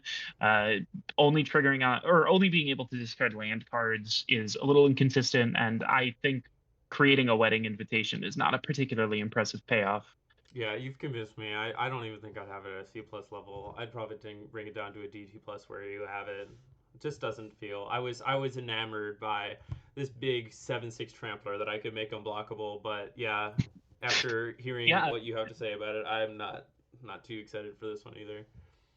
Yeah, I mean, you got to remember that if you trigger the Wedding Invitation, it's 2 mana to cast that, so it's an 8-drop 7/6 unblockable, which is still good. D might be a little harsh, but we have D as filler, and I think filler is an appropriate spot for this card right now, unfortunately. Yeah. All right. Next card. Okay, other than Banana Water, this is my highest rating on the list. I'm not going to do a British accent. This is London Crucible of Defiance. Okay, maybe I will. You can tap it and pay 1 life to add red or green, and it has English Channel. Pay 2 red and green, discard London. Creatures you control gain Riot until end of turn. They enter the battlefield. So what Riot is it enters with your choice of a 1/1 counter on it or haste. Yes, and so the other thing to note is if your entire team is already on the battlefield, and you don't have to give them haste for them to be able to attack, because they don't change zones, I think. Yeah, I believe we said that entering the battlefield constitutes it triggers ETBs, but it didn't move from the battlefield to anywhere else. Yeah, so it doesn't have Now, something. this is one of those things where we're in Hell's rules, and it can be it's hard to figure out or remember all the precedent. So most of the time you're going to be wanting the +1/+1 counters, but if you have a Mhm. creature that did enter the battlefield this turn, it would still have summoning sickness, and so you could give that one haste. Mhm. Yeah, I think the only reason I have this below an A is just 4 mana is, I don't know. I guess it is a game finisher, and a game finisher for 4 mana isn't that terrible. It's also like stapled onto a land, so Mhm. yeah. Yeah, I was comparing this in my head to essentially MDFCs in general. What would I think of a I don't know what this cycle of land is called, but is this a drain land? Pain land. Whatever pain land. Yeah. Yeah, I think I don't think we've ever seen a pain land or anything super close to a pain land on an MDFC, so that's already great. I mean, pain lands are already one of the better We got Uber duels. Shocklands in it's like Uber Shocklands on basic lands in Modern Horizons 3, where there was like only one land type. It was like only one color, but you could pay 3 life to have it enter untapped. Yeah, I think they had a couple of those in Zendikar too, I think. Yeah. Was it Zendikar? Oh yeah, Zendikar because of Rising. Seagate Restoration. Yeah. Yeah. All that is to say, even without the English channel ability at all, this is already definitely a takeable card in draft. If you're in these Yep. colors, you're picking up this card. And then you add the additional ability. Yeah, it's a little overcosted, but if you're at a point where you're strapped for mana and feel like you might not have enough mana to cast things, then you should probably be playing the land anyway. Whereas then spending 4 mana to pump your entire board is a pretty good alternative. When I'm thinking about MDFCs, I'm thinking, how does this other effect compare to me going up 1 land? And I think being able to pump my entire board is potentially, as you said, a good way to close out a game. Yeah, and notably, not only do you also get all the counters and the haste, any enter the battle effects also trigger again, which I think, yeah, would probably bump it up to an A- for me. I will say the thing that prevented me from making it an A+, honestly, is just that this card is not super splashable. You can definitely run it in a deck that's just red or just green. Although I'm not sure what that gives you over a basic. The fact that English channel costs both red and green means it's really not feasible for this to it's not doing too much for you outside of it's definitely worth splashing for, I think. Or rather, if you are splashing and red and green are anywhere in your deck, there is no reason not to take this over a basic. Yep. Yeah. All right. Next up, we have Spirit Self-Guided Walking Tour. Great flavor. Love this land. It has tap, add colorless. You get a ticket counter. Then it has 2 abilities. It has Monkey Mountains, which you tap, pay 2 ticket counters, create a Simian Spirit Guide token in your hand, or it has Elvish Forests, tap, pay 2 tickets, create an Elvish Spirit Guide token in your hand. And then it also has, whenever you discard a card for the first time each turn, you get a ticket counter. So in Gruul, this can relatively consistently, well, super consistently, this can make colorless mana. It can moderately consistently make either colored mana or a morph creature, a 2/2 for 3, functionally. I guess it's 2/2 for 4 because it requires you to tap this land as well. But Simian Spirit Guide and Elvish Spirit Guide is easy to remember. They're exile this from your hand, get its color of mana, but they're also 3-cost 2/2s. And if you're late enough in the game, if you just don't have other stuff to do, a 3-cost 2/2 is enough to prevent you from taking lethal damage, and sometimes enough to make your board wide enough that you can swing safely. So that definitely is something worth keeping track of. This isn't just pay 2 tickets, get a red or green mana. I think that's pretty useful. I do think outside of Gruul, this is worse than a basic. I think even in splashing, this is pretty hard to run with. Yeah, because you're just not going to trigger it consistently enough to get even those tickets. C+ honestly might have been a little harsh.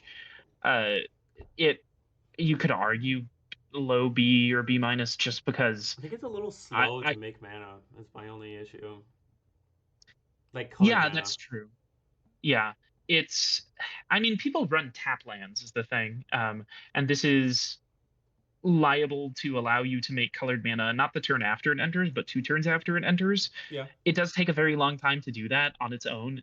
Again, not realistic it'll ever happen outside of Gruul, but in Gruul, if you have any way to discard, having it happen the turn after it comes in isn't terrible, but I guess that's why neither of us gave it a D, right? Yeah, exactly. Land's a land, and it makes resources. I hadn't even thought about the fact that there were 2/2s. I'm gonna be so honest. I only read those cards as exile this from your hand. Forgot you could cast them as creatures. Yeah, I mean that's the only reason people run them in constructed, right? Is Yeah. because they're basically rituals. Yeah. But yeah, something that makes you creatures forever is definitely worth remembering. All right. Pretty sure this is the last card here. Yep. So discard this one here. Discard enters tapped to Mountain Forest. Discard go battlefield. So if you would discard, put it onto the battlefield instead. And discard has cycling for 1 red and green. Yeah, I had this at an A minus just because the fact that it's perfect discard fodder. Any of your effects that you want to discard a card for, this is just free because it doesn't even go. It's ramp at that point, and if it had stopped there, I probably would have kept it at a B level. But then because they slapped cycling onto it, so if you draw this, you can then replace itself and ramp. Is what really put me over the edge. Yeah, it enters tapped, but you're probably not playing this as your land drop most of the time. That's true. Yeah, that's true.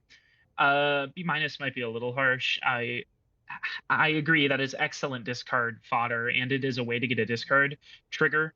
In Gruul, it's not going to continue to give you multiple discards as the game goes on. So I'm not convinced this is a specifically heavy draw to Gruul. I also don't know how well it works outside Gruul because, again, that cycling ability costs both red and green mana. So by the time that you can actually activate that cycling ability, you probably would have rather just drawn something other than the land in the first place. You know, either way though, like, yeah, it's a tap duel, and at the end of the day, this is an archetype review for Gruul and not an overall card review. Or maybe it's both. I guess I never asked. I'm wondering. I'm just like this is like speculation stuff. I wonder how well the cube would fare from effects like Chocobo Pick, where it had the kicker to return a land to your hand. I could see it being pretty good in Gruul, but maybe also in Golgari. I'll tinker around with that in 8.1, but yeah, that definitely would. If you had something like that, it would make me more inclined to run like Borborygmos or something. I do like the idea of playing in conditional discard spaces. I just think that the cards we have right now maybe aren't always the best fit for it. But all right. Well, do you have any final thoughts on your gold cards here? How you think 8.1 felt or 8.0 felt, and what you might be hoping for in 8.1? Before we added banana water into consideration here, I had said that I was hoping we could get some more non-creature engines or play pieces in Gruul. I feel like prior to that, and even with that to an extent, it's pretty easily disruptible with any sort of murder. Just if you kill a creature, you're kind of out of options. We could use like a good lava axe or something. Yeah. I do think that with both Joey Wheeler and the banana water, we do have some pretty good choices that aren't creatures to keep your game running. I would be interested to see just how quickly Gruul's hand runs out in 8.0 playtests before I make any concrete recommendations on whether we need more straight card draw in 8.1. Altogether, though, I think I'm pretty happy with how this came out. Yeah. I think everyone did well on pretty much every archetype I've gone over so far. Well, I hope that doesn't change. Yeah, I really hope it doesn't. I'm sure with this video and then with feedback from playtesting, 8.1, the first half of cubes always tend to be a little bit lackluster, and then the back half of cubes really tend to tie stuff together. So yeah, I'm looking forward to it. Yep. Well, thank you for having me to talk about this. Of course. All right, we'll move into the next one now. All right. Final color pair, and this is the final recording for the set review. This is what got recorded last. Um, I'm excited to finally draft this. I've had a lot of fun doing the set review. I'm probably gonna do 8.1 as well. I'm not sure how many people who did the set review are gonna come back for 8.1. I'd say a decent chunk, but I think we can, having done this set review, I think that 8.1 is going to be a lot easier. That being said, I'm back with Gold Crackle. We're getting into Boros, and away we go. Do you want to do the archetype overview? So, 8.0 has two targeting archetypes: black and red, which is targeting your opponent, and white and red, which is targeting your stuff. This is a very aggro archetype that is sort of Voltron-y, but more.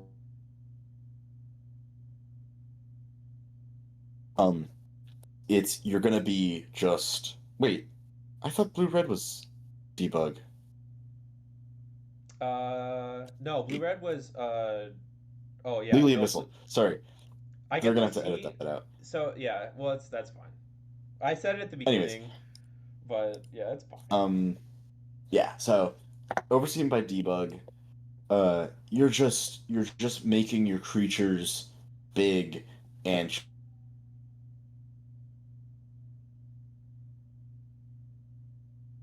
All right, you cut out after shonen. making your creatures big. What did you say after making your creatures big?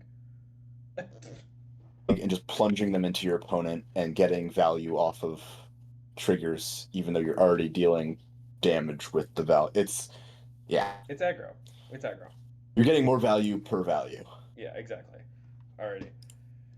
First card here. Annex and Cymede, looking for a third. It's a legendary creature, 3/2, human soldier. It has first strike, vigilance, and then it also has heroic. Whenever you cast a spell that targets Annex and Cymede, tap another target creature. If you control that creature and/or it's a unicorn, put a +1/+1 counter on it and proliferate. Otherwise, put a stun counter on it. So, before I talk about gameplay, I wanna make my statement once and never again. I am not a fan of the Hellscube like trend. This is like the tamest example, but the Hellscube trend of making frames that are radically different from Magic frames, and it takes like 3 times as longer to parse what they mean, Yeah, I had especially to when they go horizontal. yeah, I had to skip over Akros Theros Temple of Triumph University. I was like, what is this? Oh, it's just extra stuff that's in there for some reason. Yeah, Also, having the but 3/2 that's at the top is a little bit funky. I would have just put that at the bottom regardless, but yeah. Anyways, anyway. I think it's an okay card.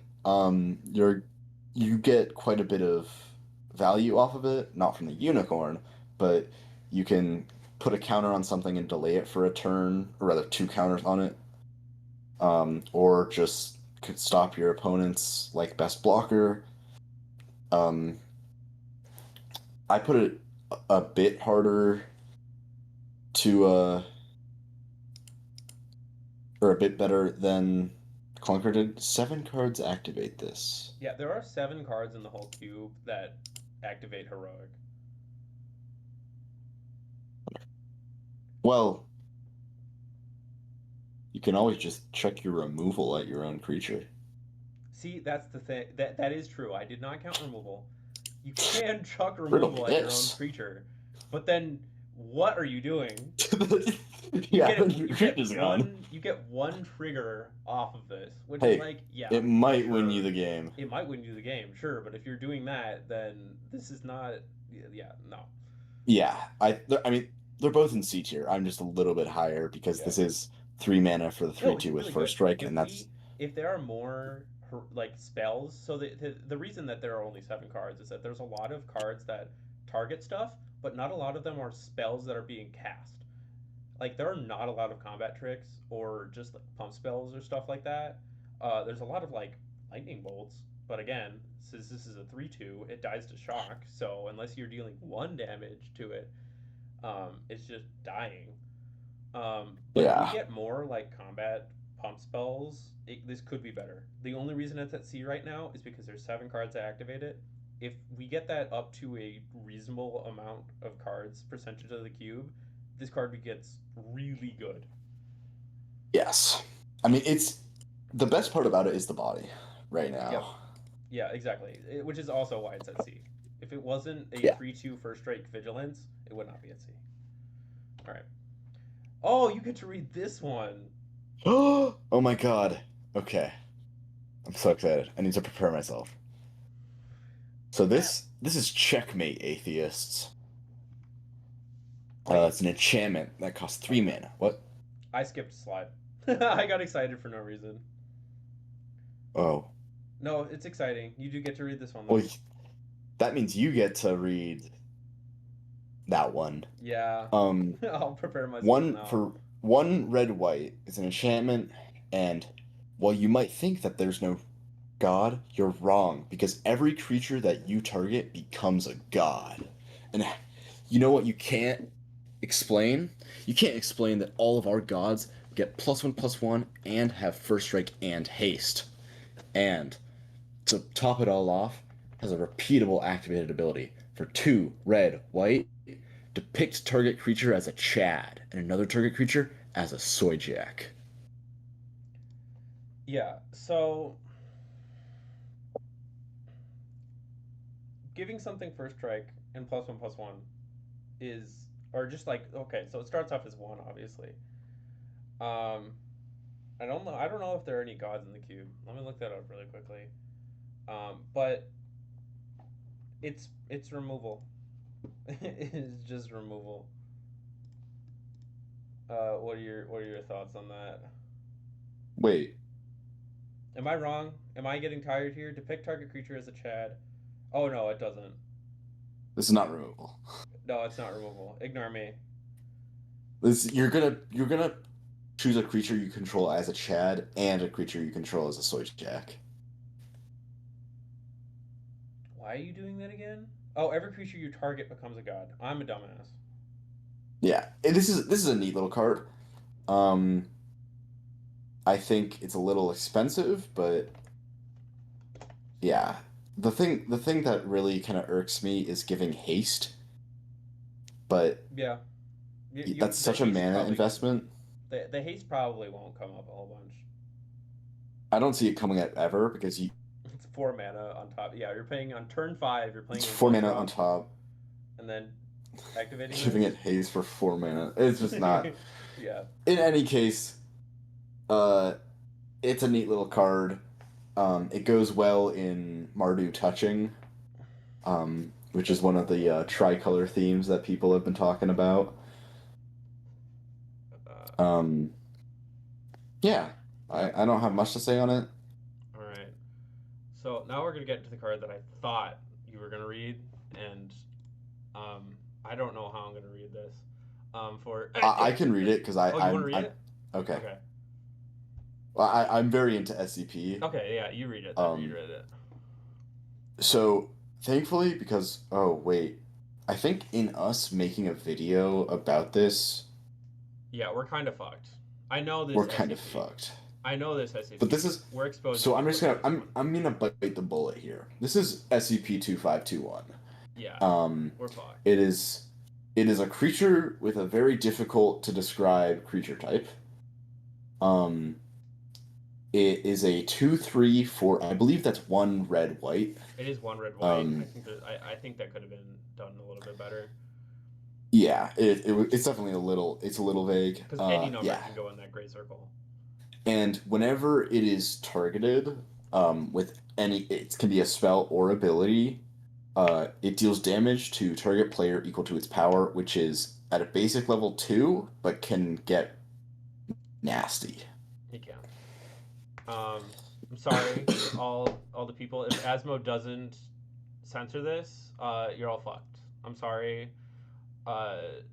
We probably I saved this one for last for a reason. We're not going to survive after this. And so if Asmo doesn't bleep this, you're also fucked. Anyway, shout out to Enchantment. I love Enchantment. Probably one of my favorite card creators. This is one of 2 cards they made for Hellscube 8. They were really big in Hellscube 6. incredibly so. I'm pretty sure they hold. No, they're. I think they either hold the record or they're in second place for the most cards in one cube. And it will be really hard to topple that. But after 6, they kind of took a step back. But I love them. Love this card. Into the actual card. Try not to reference it too much. 3 mana for a 2/3. Not the best for Boros if we're being honest. But having it deal 2 damage whenever it's targeted, uncapped, you can do this as many times you want per turn. Shock to a player. Really, really, really good. I mean, yeah, and because a lot of like the spells that you're gonna want to be targeting are like pump spells, Yep. or like auras that give things like a larger power, it's just gonna get better. Yep. It will just get better and better. Yeah, this does suffer from the parsability that I'm not a big fan of, but this is just such a creative card that I have to give it like a little bit of a pass. They posted this back in Hellscube 6, and it did not have the little piece of paper at the bottom. So apparently just adding that piece of paper got it to the point where the cube liked it, and I'm glad. And I'm glad also, unfortunately, killed enchantment. It did kill enchantment, yeah. That's R.I.P. enchantment. Yeah. All right. You read 2 cards in a row. I'll read 2 cards in a row here. Starting with Soul, bad guy. 1 red, white for a 4/3 legendary creature, human warrior. Your spells that can target things have Strive. You may pay their mana cost again, little asterisk here, any number of times to target a new target beyond the first. So I put this a little lower than Clunker, but not by that much. I think it's a 3 mana 4/3, so it's already above rate, and there's the floor is pretty low for this card, but the ceiling is very, very high. Once again, another amazing card for Mardu touching. And the reason I bring that up so much is because Black-Red is is predicted to be the dominant force because of the removal density, and being able to remove as much as you want if you have the mana is very nice. But also, you're able to do multiple triggers with the same heroic or the same valiant. Able to do whatever, like I don't know what a good the one card that's you go ahead. There's one card I just finished watching the white set review a little bit ago. There's a really, really, really good white removal spell called Swords to More Swords. It is 1 white mana, exile target creature. Its creature's controller creates sword tokens equal to its power, and the sword tokens are target creature gets +1/+1, or equipped creature gets +1/+1 for equipped 2. And so you can just pay white over and over and over again to exile like as many creatures as you have white mana, and your opponent just gets a whole bunch of swords, and the swords are just not good. So I'm also gonna throw this out here. The one game I played in which I won, I was Demir. They were but they splashed white for Swords to More Swords. Yeah. Which already tells you something. Yeah. But I mind zipped Swords to More Swords, and it won me the game. Oh my god, yeah. Swords to More Swords. Like it is an absurd removal spell. It is. I would say it is one of the best removal spells, and absolutely the best removal spell outside of black. Yes. And then there's just, even if we're not talking about Swords to More Swords, there are so many. Okay, and mind you, the way this is worded is it doesn't have to target something. If it has an activated ability that can target something, you can strive it. Mm-hmm. So the ancestral visions, but your ancestors are cavemen, where it makes 3 rock tokens, I think, or I think more importantly, like the Shiv one. I think that one's 2 mana. Ancestral Visions is 1 mana, which is why I ring it up. just any of the 1 mana spells in red and black or red and white probably target can target something. And so being able to just cast those over and over and over and over and over and over and over and over again, as long as you have the mana to cast it, really, really, really, really good. And it just so happens that 1 mana spells are also just usually removal. It's a great card, but as I said, the floor is low. Yeah, the floor is low, unfortunately. You do have to have cards that target stuff, but I don't think that's going to be too hard because there's like a million things that touch things. True. Alright, I'll read this one again. We have Tinnitus. For 1 red, red, and a white. It's an enchantment or a curse. It enchants a player, which does target, and then whenever a permanent is targeted, any permanent, enchanted player deals 1 damage to themselves. Yeah. I mean, this is just it's a neat little card. I would guess you're gonna pay 4 mana to do like possibly 10 damage over the course of a game, yeah. Over the course of a game.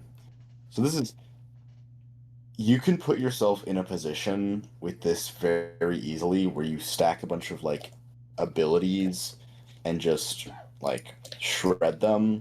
Like Checkmate Atheists is gonna give you 2 damage. Yeah, you're gonna target so much, and you're gonna deal 1 damage every time. Yeah. This is a peak aggro card. It's 4 damage, like scare your opponent that you're just gonna win soon. Or not. Yeah, this is good. This is a great card that just screams aggro at you. All right, your turn. Okay, here we have Mr. Antenna. For 3 red, white, this Mr. Antenna is a legendary artifact creature insect performer. It's a 4/5. So its first ability, coming straight to your house, trample. Second ability, the physical challenge. At the beginning of each player's end step, if that player didn't target Tenna this turn, Tenna untaps and attacks them right now, so during the end step. And then the third ability, it's TV time. Whenever Tenna becomes the target of a spell or ability, put a +1/+1 counter on him. Did you play Deltarune Chapter 3? I have not. I've played the first 2. Okay, I'm gonna reread this card. Because I personally want to read this as it's said in the game. It's Mr. Antenna for 3 red and white. It is a legendary artifact creature, insect performer, 4/5, coming straight to your house. Has trample, physical challenge at the beginning of your end step, yada yada yada, and then it's TV time. I had to do him justice. All right, into the actual card. I don't know if we mentioned this yet. I probably have at some point during the review. Attacking right now, the way that's ruled is it creates a mini combat that skips the declare attacker step, goes straight into blockers, and then damage, and then the part of combat that's weird that like your creatures die in. So it's not just like dealing damage. Your opponents do get to block Tenna.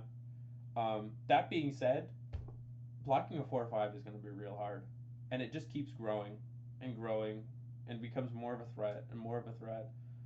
The only downside, which is why it's not an A, is because it also attacks you. Requires you to no, naturally you're gonna be the best at it. The thing is, your opponent's just gonna spend the removal on this. Yep. Like, even if it's a shock that doesn't kill it, still not gonna attack them. Yep. But trample makes it good. Removal makes it bad. It's a pretty okay card. Yeah. Not A plus or A just because of the unit of removal here. All right. I think the biggest issue with it is the turn it comes down. Yeah, unless you have something like taps to target something. Mm-hmm. So yeah. All right. Next up, we have archery range. It's a land that enters tapped. You can tap it to add red, or white. And then at the beginning of your pre-combat main phase, target creature you control deals 1 damage to archery range.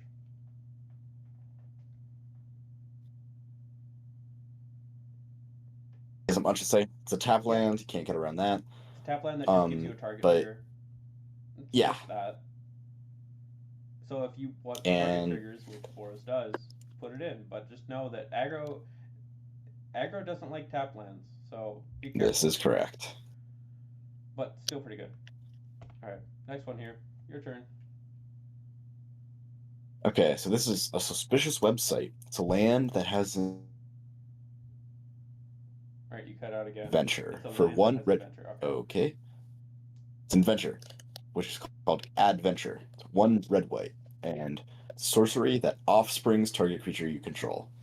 And then once it's exiled, you can play it. It's a land, enters tapped unless it went on this adventure and taps for red or white. Yeah, so 3 mana, probably offering your best creature. Also get a target trigger. Stapled onto a land, I would bump it up to an A minus. I always forget how good anything stapled onto a land is. It's a sorcery, and that's the only bad thing going for it. But untapped land that comes in like turn 4 at the earliest, untapped, um, that makes a copy of your best creature, seems pretty good to me. Yeah, I think just the simple act of making a token of your best creature, which will give you, it may not even be like your biggest creature, but if you do something that triggers off of triggers off of targets, then you get twice the triggers. If it's not about its own targeting, it's just, this is another very high ceiling and a much higher floor, in my opinion. Yeah. So I think this one's also pretty good. All right. Last card for the set review here. If Asmo puts this before all the rest of the cards, it's not obviously, but it's the last card for us, so I'm celebrating. Um, Tectonic Plate Armor. It is an artifact land equipment. It taps to add red or white, and then it deals 1 damage to you unless it's attached. And equipped creature gets +3/+3 and has ward 1, and it has equip your most powerful creature 3 red white. It's the one with the most or tied for the most power. So I don't think this is great.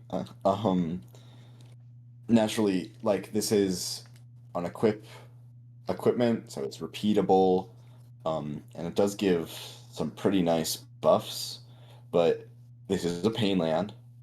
It is an artifact more susceptible to removal, and 5 mana is just a huge equip cost. It really is. For aggro? Yeah, for aggro, yeah. Luckily, it's on a land, so you don't really think about that too often. But yeah, I can see why you had it at a C plus. I just think that any land that does anything, um, other than tap for mana in the late game, is just inherently going to be in the beat range for me at least. And with that, the set review for us at least comes to an end. Any thoughts on Boros here before we end this off? Honestly, not really. I think it plays pretty cleanly. I obviously we don't know for sure, but I would say it's one of like the most balanced archetypes. Mm-hmm. Like, it has its game plan. It's the aggro archetype. I want to draft It's it. I want to draft it. I mean, I'm very partial towards. Yeah. I had a blast with the deck I made.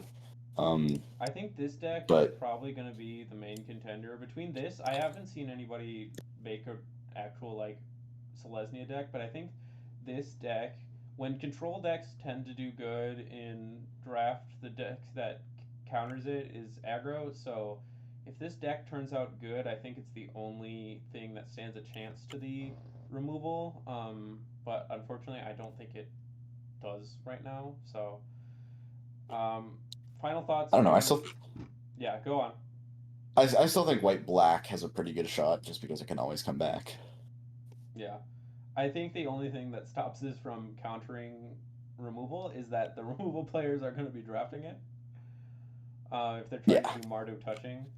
But yeah, overall thoughts on the entire cube. I still have 2 colors to watch. I need to watch red and green, so I don't have my full thing under here. But removal, obviously a problem. There's been some test drafts so far, and that has also been said from the drafters. So we will be pushing for less removal, less efficient removal in 8.1. But yeah, I had a blast, and I'm excited to do Yeah. this again. I don't envy Asmo for editing this. No, I do not at all. Thank you, Asmo. You'll be listening to this maybe, unless you just decide to slap it all together. In which case, Which you won't honestly, hear this at all. I fully understand. Yeah, I And understand. If you in don't, that it's case, fine. I would like it if you isolated this, but I would get it if you not. I'm very sorry if any of my predictions were just flat out wrong. Yeah, this is all predictive. It's all predictive. You've done one draft, so like some of this wasn't predictive for you, which is still fine. Yeah. But yeah, it's all predictive. Don't use this as like a definitive tier list as these cards are good, these cards are bad. I think we'll probably put a warning of that at the beginning because just in case nobody's watched a set review before, or Yeah. it's like an avid drafter, like some of the people doing this set review are. Some cards just are sneakily good. Like if we hadn't read into Oko, I don't think we would have discovered how good of a card that was. But yeah, no, I've had fun, and I'll definitely be doing this again. And I hope to see you there as well. I'll probably see you there at least for Demir. I should be. I'll bring you on for Demir. Well, I mean, at the very minimum. Definitely Demir. I think now that I have my important college college admissions out, I'll just have to see how that goes. All right, into Selesnya. Could not see or reach the curator for comment. So I'm here with Gold Crackle once again. Hello.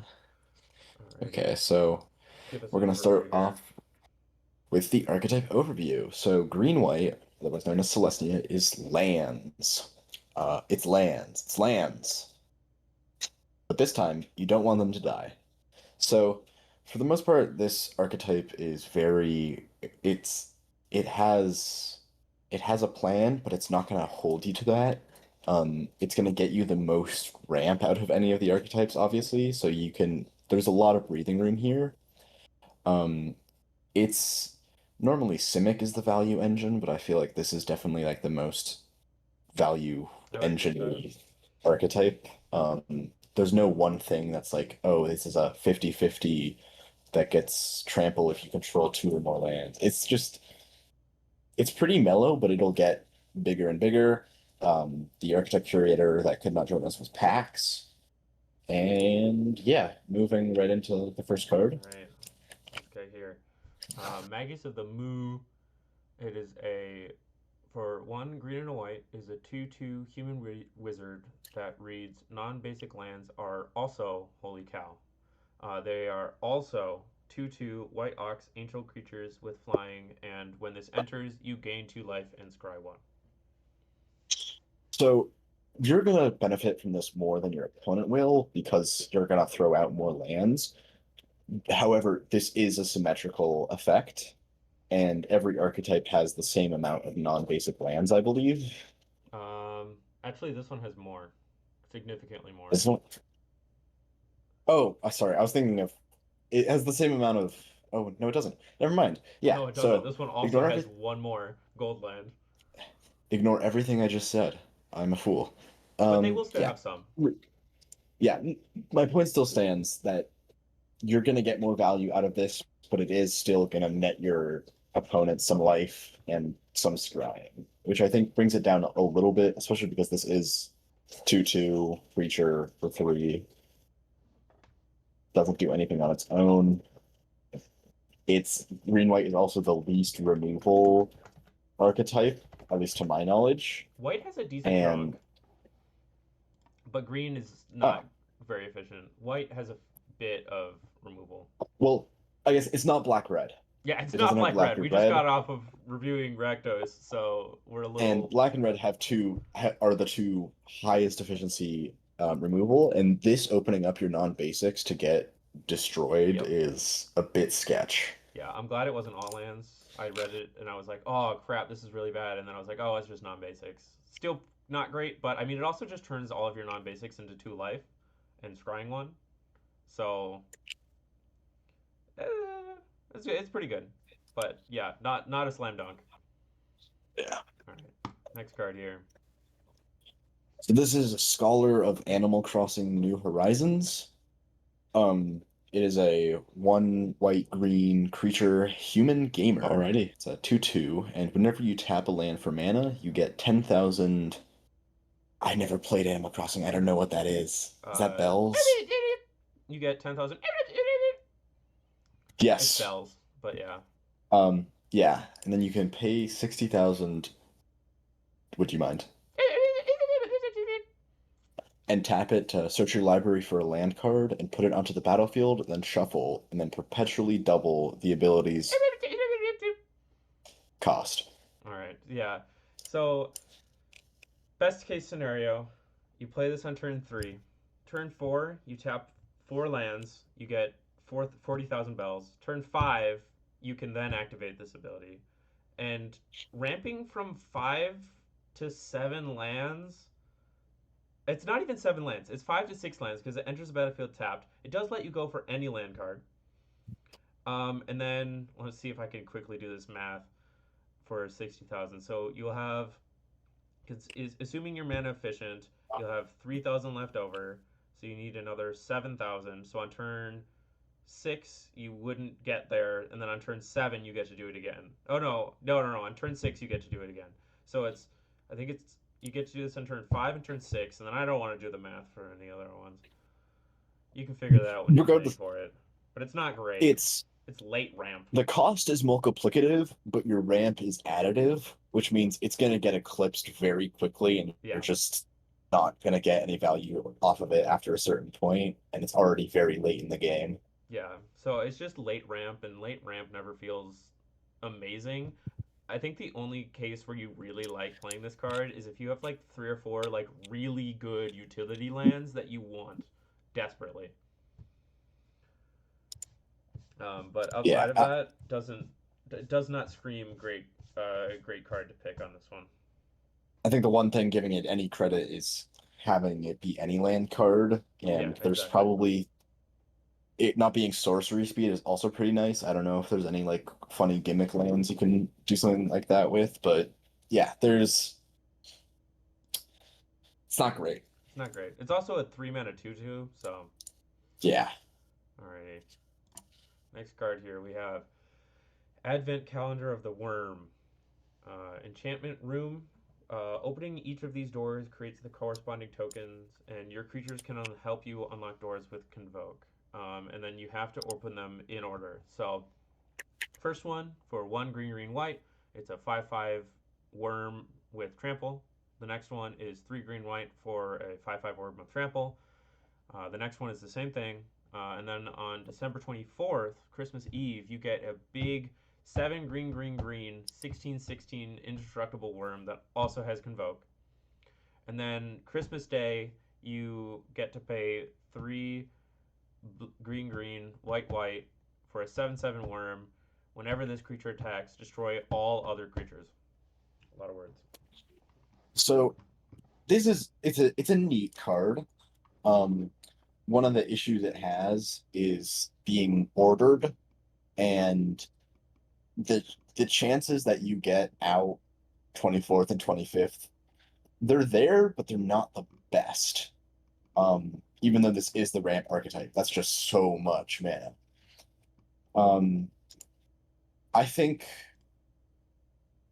I mean, this is repeatable creature token creation, at least 5 times repeatable. 2 of them are really good for the cost. The 3 mana for a 5/5 that you can do twice. Yeah, I think you're gonna run this, obviously. It's just a lot of creatures. It's a lot of card advantage for one card. Um, Yeah. and a lot of the creatures are just really good. Trample is really good in limited. So 5/5 tramplers are gonna Also, put in work.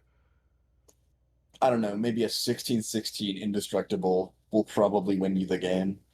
Yeah, it'll win you the game over a few turns as you whittle down your opponent's creatures. Uh, Yeah. but yeah. Alrighty. There's really not much to say. It's a neat little card. It's gonna give you creatures, but yeah. Okay. Moving on to Golos doing a sick kickflip. This is a 4 mana, it's 2 green white, legendary artifact creature Skater. Um, Lands you play have kickflip. It's a 3/5. Lands you play have kickflip 2, which means you may pay their kickflip cost as you play them, and if you do, they enter face down. And whenever you do that, it becomes a land named Skate Park that taps for 2 mana in any combination of colors. And then for Wooburg, you can exile the top 3 cards of your library and play them this turn, and they gain kickflip 0 if you do. Yeah, so this card's play pattern is really clunky to say the least. You play this on turn 4. It doesn't let you do much because you've already played your land for the turn. So you untap, and on your next turn, you can pay 2 mana to play a land drop, which then puts you back a mana. You'll only have 4 mana available. Um, so, and then from there, I think it ramps you, maybe, because you can just use the land that's kickflip to pay for the kickflip. I think it ramps you from there. Um, if you play this on turn 5, you can't kickflip the land because you don't have any mana available. Yeah, it's just a little clunky to get it going. Um, I think the soonest you can get the third ability, which okay, it's not the third ability, but the last ability there, the last ability is really good. But the soonest you can get that is like turn 6 on its own. If you are in 5 colors already, you might be able to get turn 5. But it's just a little clunky with its ramp. Yeah, absolutely. If because it isn't retroactively giving your lands the ability to tap for mana of any color, it's going to be pretty rough to turn that last ability online. And just having to invest in your lands, it's not a great feeling. No. The fact that like the best case scenario is when you're playing this on 4, it puts you back a mana the next turn if you want to kickflip your land. Doesn't feel great. Yeah. So I think you're still gonna maybe run this. It is a 4 mana 3/5 with upsides, but it's just Yeah. You'll probably still run yeah. it, but not the best that the gold cards have to offer. Next card here, we have Urza's Power Plants and Zombies. Plants versus Zombies, not both of them. For 2 green and a white, it is a battle Urza's Front Lawn, and it has 5 defense counters. You protect this, and then when this enters, you get 4 sun counters. At the beginning of your upkeep, you also get a sun counter. Creatures your opponents control are zombies in addition to their other types. And then you can pay 2 sun counters to conjure an Urza's Sunflower onto the battlefield tapped. And an Urza's Sunflower is a 0/1 land creature, Urza's Power Plant Plains. So it taps to add white, and at the beginning of your upkeep, you get a sun counter. You can pay 4 sun counters to conjure an Urza's Pea Shooter onto the battlefield, which is an 0/1 Urza's Power Plant Forest. It taps to add green, and you can also tap it to have it deal 1 damage to any target without flying. And then you can also pay 2 sun counters to conjure Urza's Walnut onto the battlefield. Urza's Walnut is a 0/4 land creature, Urza's Power Plant Wall. It has wall text, which is just defender. And damage isn't removed from this creature during cleanup steps. That is so much text. And the unfortunate part of having to parse this in draft is it's gonna pay off because this is a very good card. The ability to just keep your sun counter production running and running and running is very nice, especially because you can block, like you play this, you get 4 immediately. I feel like the right thing to do is to immediately put 2 sunflowers onto the field. Yeah, if you're Um, behind on creatures, I think one sunflower, one walnut is the right play, but most of the time, yeah, 2 sunflowers is pretty good. the ability to protect itself and just get you the pea shooters, which are objectively the strongest Oh, of course, that's why they're force on there. creatures. It's yeah, and it's just tapping to deal 1 damage is very good. Mm-hmm. Yep, exactly. Just this is gonna pump out so many creatures if you play it right. You do have to do quite a bit of thinking. I think this might slow down games a little bit, but still Yeah, pretty good. it's modal. It's gives you a lot of creatures.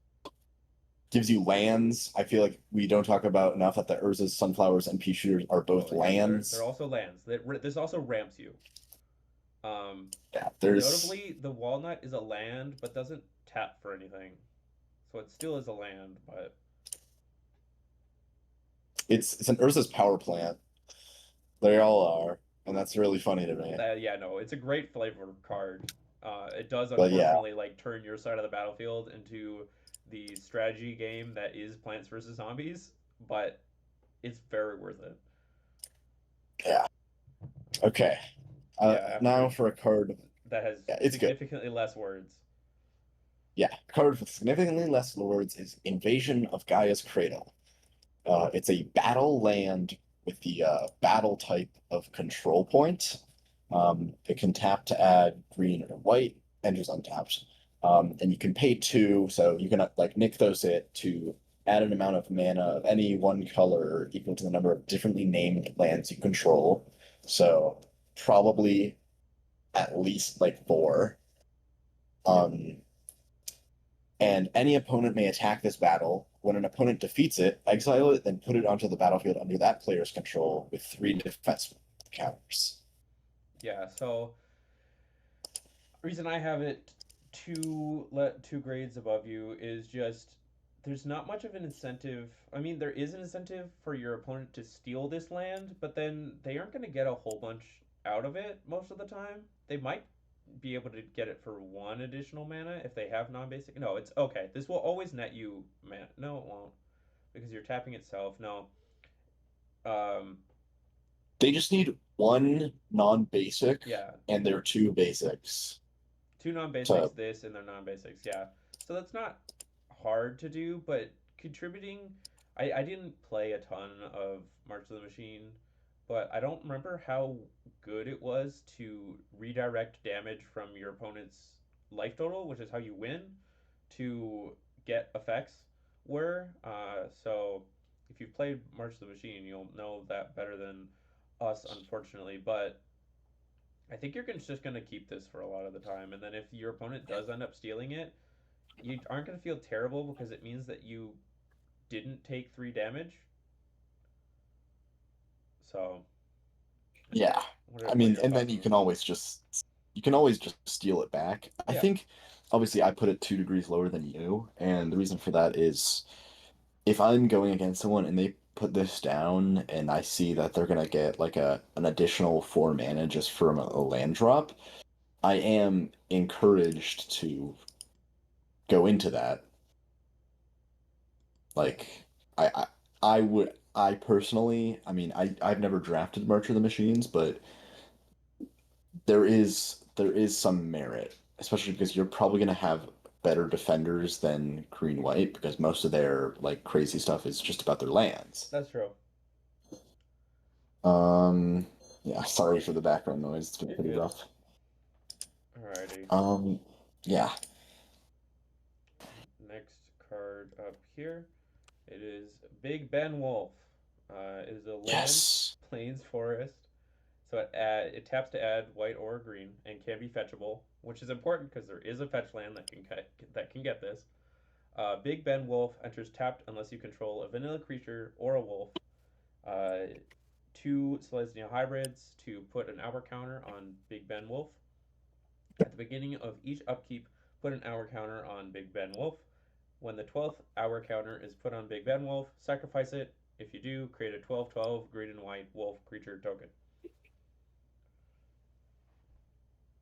I mean, so obviously I put mine a 2 above this time. Yes. I think it's not going to be the easiest to get it in untapped, but once it is there, you've set up a clock, and if this is like your first land Oh, I see what of you the did there. game, Clock. yeah. Um, if this is your first land of the game, then Yeah. turn 6, you're getting a 12/12, which is pretty nice. Big creatures are always very good. Um, it is putting you down a land, but you are in the lands archetype, so you're gonna have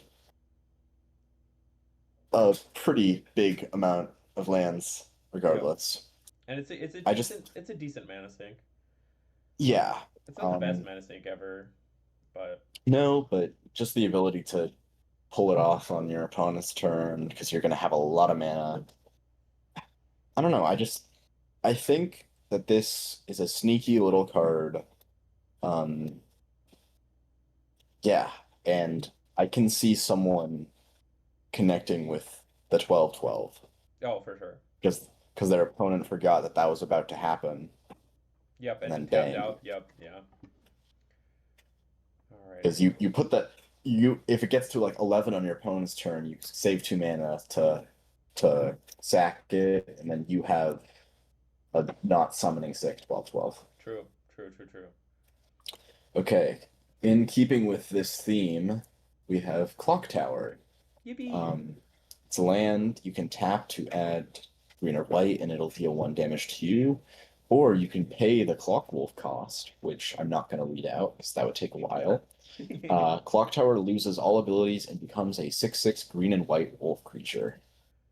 Yeah, this is just worse than the last one. It's not steadily. It's not like a threat as big of as a threat. Yeah, I don't know. It's just so eerily similar that I don't have a lot to say about this card other than the fact that this deals 1 damage to you. It's a pain land. Yeah. It's a pain land, and also, I mean, Clock Wolf is a nice creature. It's a 6/6 for 4, but you can't go back. No, you can't. It doesn't go back to being a land, so you're also losing I, the land.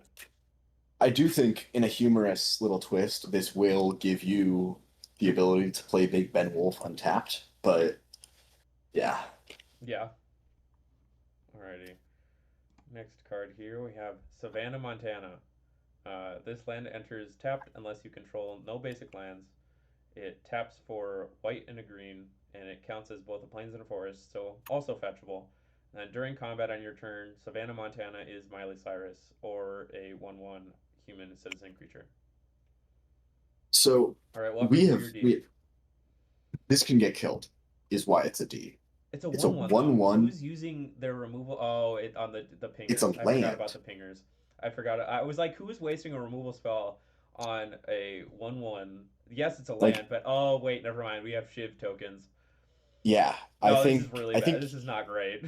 you're gonna see this, and I feel like this is I would not draft this card if I'm playing Celestia, and if I had to, I would not put it in my deck because there like Yeah. there is a future where you play this card, and then on your next turn they will ping it with one of the many red pingers, and Hmm. then you're just down a land. Yeah.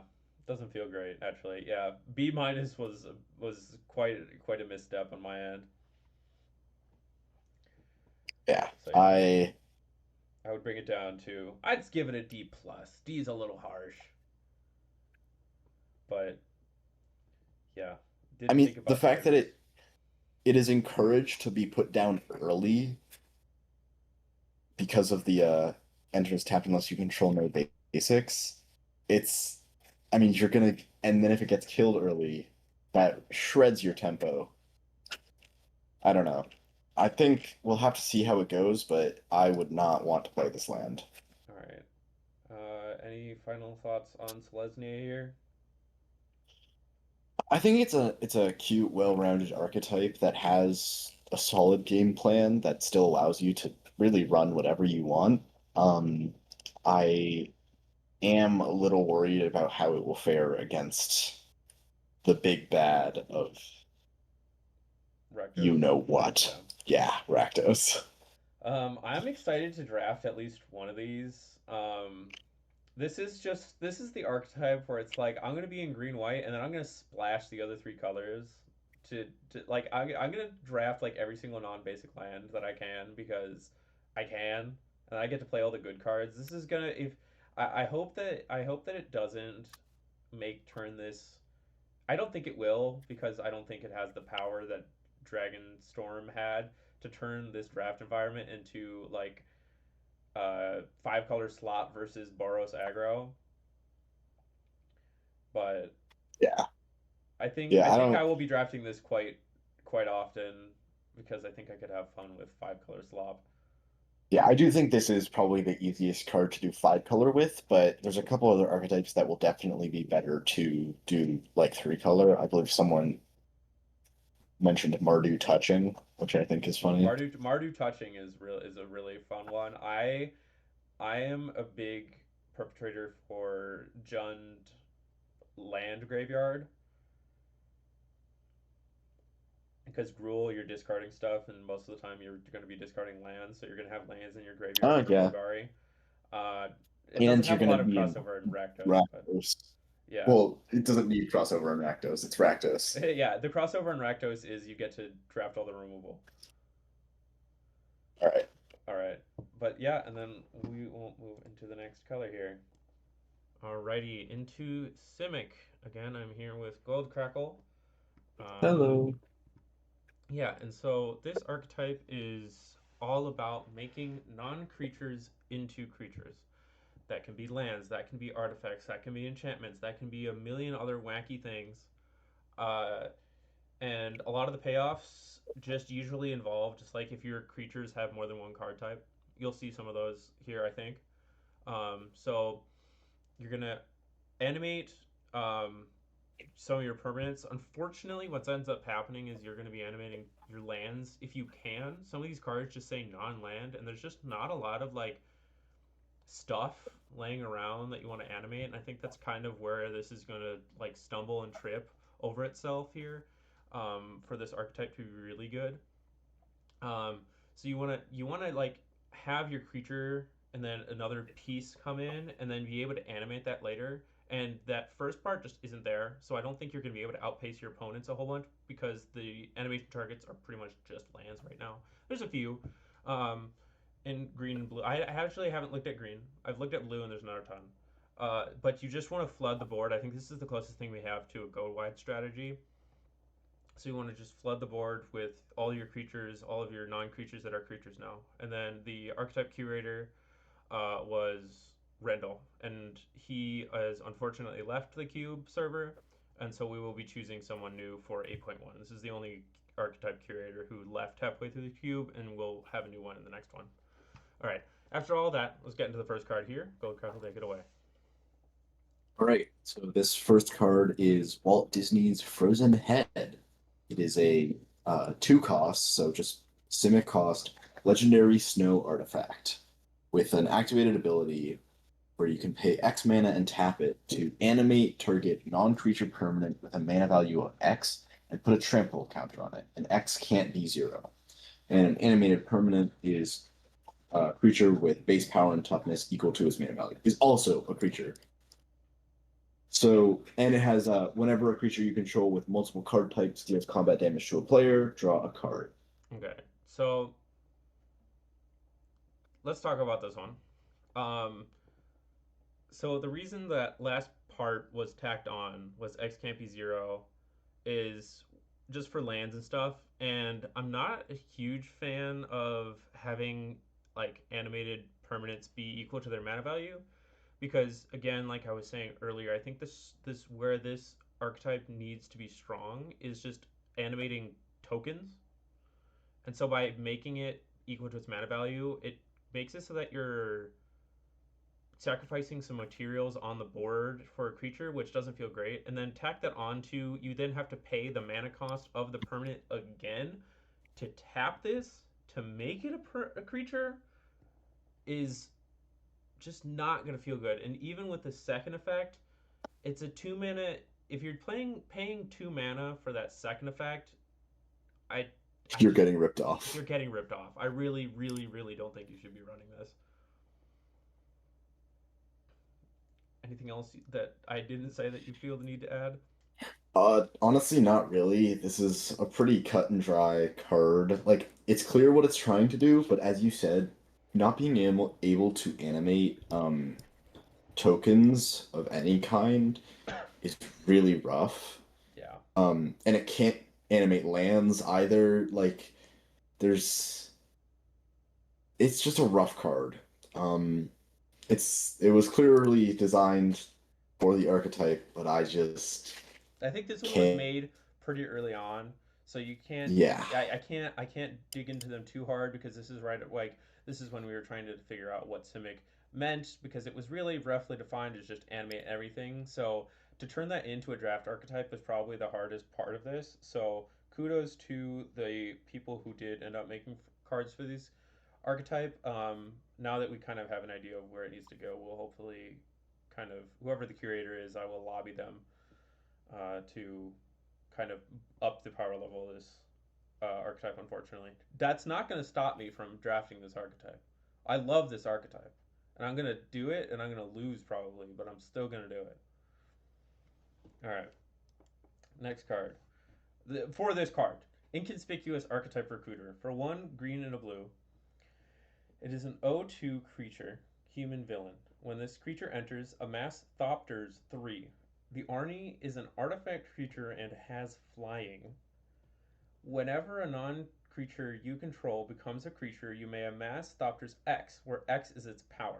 If you do, that permanent joins the army and can't leave it for the rest of its life. They become a single merged permanent with the army on top. Counters attached permanents and continuous effects carry over. So, as you can see by both of us having A tier, this is arguably the strongest piece of Simic kit you can get. Yes. So it'll make you right off the bat 3 mana for a 0/2 with a very strong ability and a 3/3 artifact creature with flying. Flying. A 3/3 flyer. So 2 bodies and one of them being a 3/3 flyer. And this 3/3 flyer just gets bigger. Yes. Because you are going to be turning your non-creatures into creatures a lot, and even with like Walt Disney's Frozen Head, you can sack your tokens and it'll still count. Wait, no, it won't. Ignore what I just said. Anyways, it's gonna make this huge flyer. I could see. I don't know. I probably still wouldn't run Walt Disney's Head in a deck where this is. Yeah, no, I was wrong when I said. But yeah, I think this is going to perform really well. This, if you see this one, this is a good reason to try to make the green blue deck work because this one is just absurdly good, and I think it makes up for some of the other lackluster cards. Yeah. I mean, back from 6.0, we had Elenda the Blenda that had this similar idea of putting a bunch of creatures into one creature. And it's strong. It was really strong. I think I drafted that deck like once, and I think I ended up winning that pod. And to have this effect at 3 mana, where you can just keep building it, this is good. It is really good card. All right, next one here. Okay, this is Oko Reveals the Truth. It's 4 mana, 2 green blue, enchantment aura, where you can enchant a main or a combat phase. And this enchanted phase is a 3/3 green elk creature that you control. It doesn't untap during your untap step, and when enchanted phase is tapped, if a player would start the phase, they skip it instead. And for 3 mana, tap or untap the enchanted phase, any player may activate this ability on their turn. Yeah, so this one had a lot of thinking involved when I was grading this. I think you're going to be doing combat phase most of the time. Stealing specifically your opponent's combat phase. Yeah, because there's just... I mean, enchanting a main phase is pretty pointless considering they have 2. Yeah. But yeah, if you cast this in your opponent's combat phase, it basically just reads your opponent must pay 3 to attack or remove Mhm. this 3/3. It's really just slows the game down. And again, I think this card is pretty good for Simic. I think Simic's going to be really slow in this first half of the cube. Hopefully, we can speed it up later. This is all speculative. I don't even know who's going to be the curator, but I think this is a good Yeah, control piece. absolutely. I think also this is obviously an animation, even though it's kind of like a roundabout way to do it. Yeah, Like this does give you a creature with an extra type, yeah, that type being phase. yeah. Yeah. Alrighty. Next up, we have Prop Hunt, Duskmorn map. For 3 green blue, it's an enchantment, and it says when this enchantment enters, create a 3/3 yellow barrel artifact token with during your turn. This is also a 3/3? creature. Oh, 4/4. Sorry, my bad. 4/4 yellow barrel artifact token with during your turn. This is also a creature with haste. And also has Paranoia. As long as there are 4 or more card types among creatures you control get +2/+2 for each non-creature card type they have. So I don't think this card is very good. Agreed. It has its cost is very high to make a creature a 4/4 that is not always a creature. Yeah, that's below Like rate that already. is well below rate. Especially in Simic. Like Simic is well known for having big creatures at low amount of value. Well, not low value values, but once you get up to 5, you can easily get some big creatures in there. Yeah, and then the paranoia ability already has like a pretty restrictive requirement because I don't 4 or think you're going to be more. getting that very often. It's Yeah, really because hard you to get have. creature. Like, okay, so here's the thing. If you have 4 creatures on the battlefield, I think this is the first card that I'm going to bring up Winmore. But if you have 4 creatures on the battlefield, you're probably already winning the game, and so this isn't necessarily helping you win the game because you're probably already winning. And the chances that the 4 all have a different non-creature card Yeah, type is exactly. so minimal. Yeah, Because I that's don't think it I has looked to it be. up. I don't think there are a lot of like enchantment and artifact creatures at all in this cube. Actually, there's a good chunk of artifact creatures, but they're all in. Well, there's a good chunk in blue actually, but that's just one type, and this already makes that type. Yeah, I really don't see this being good No, in the slightest. no, agreed.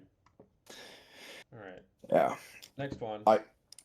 Okay, this is Igra who eatered too much all. For 3 green blue, it's a legendary creature, elemental cat. It's a 6/6. With ward, sacrifice a food. Other permanents are food artifacts in addition to their other types, and have food text. So the Igra ability.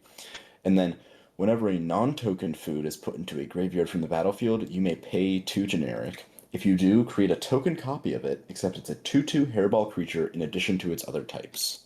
Okay, again, this will give all of your permanents an additional type. So for anything that cares about your creatures having an additional type, it's going to be really good. We both gave this an A minus. Why? Um, just being able to pay 2 to, I mean, it's a very removal heavy cube. And in order to remove this, they have to target it, sacrifice one of their permanents, and then you can pay 2 to then take a creature. So if they cast a removal spell on this, they're down a card, and they're actually down 2 cards because they have to cast it and then sacrifice a permanent, and then you're up a card. I think.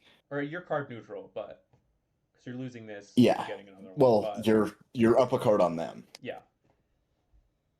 I mean, I think this is just a really good card. This is definitely like a finisher. You make a 2/2 hairball that's also still an artifact. And you can do that with your own creatures too, because they're food, so they all have like a Mhm. way to sacrifice themselves. So if you have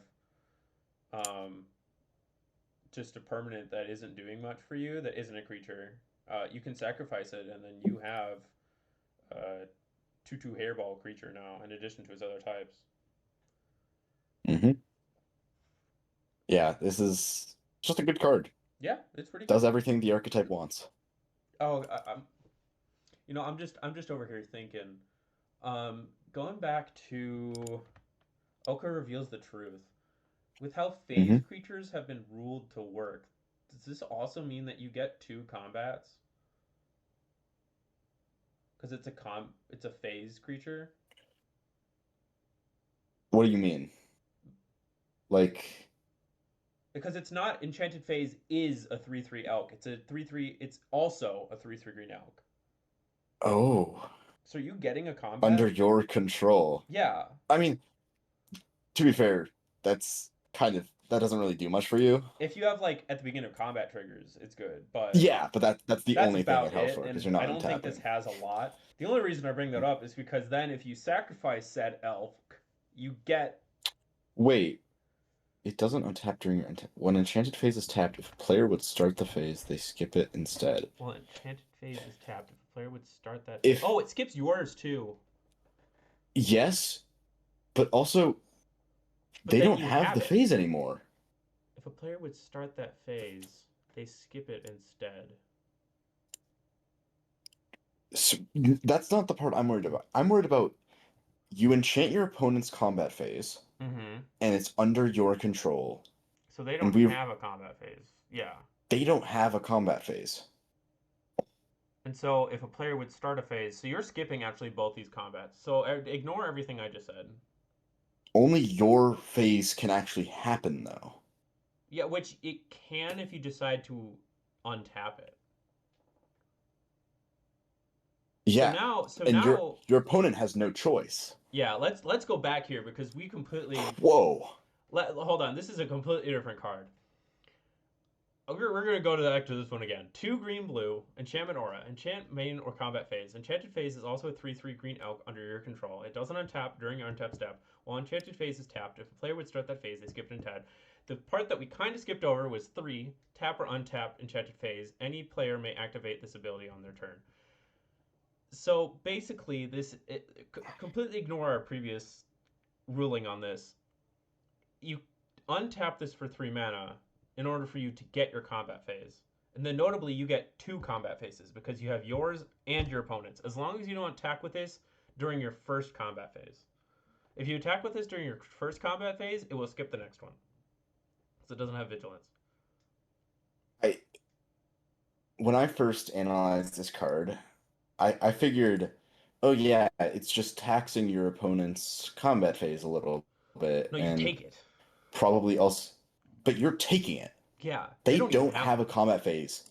There is no way for them to get it back until this enchantment or the creature is gone. Yeah, so they have to like dedicate a removal spell. Oh no, only if our opponents had Wait, removal in outside of Simic. This might be a dumb question. I'm not too familiar with phase rules in Hells. What happens when it dies?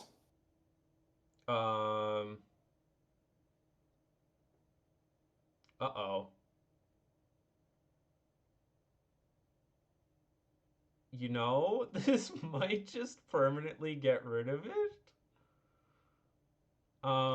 So maybe I'm insane, but I think that's. Let's ask this in Hold on. rulings, and we'll come back Last if time- someone. Last time we did this, we like kind of overshot the moon. Like we got a little too aggressive. So I'm gonna reread this while you ask. Yeah. Enchanted Phase is also a 3/3 green elk creature under your control. So you have stolen their phase, and it's a creature. It's not untapped during your untap step, so you'll have to pay for it. While Enchanted Phase is tapped, if a player would start the phase, they skip it instead. 3 mana to tap Enchanted Phase. Any player may activate this ability on their turn. But why would your opponent ever activate it? So that you skip your combat phases. Any player may activate this ability on their turn. Okay, so this card is not working as intended. With like 3 different ways. Yeah. Wow. We're only one This is only 3 cards into the recording session chronologically, and we've already Yeah. discovered so much.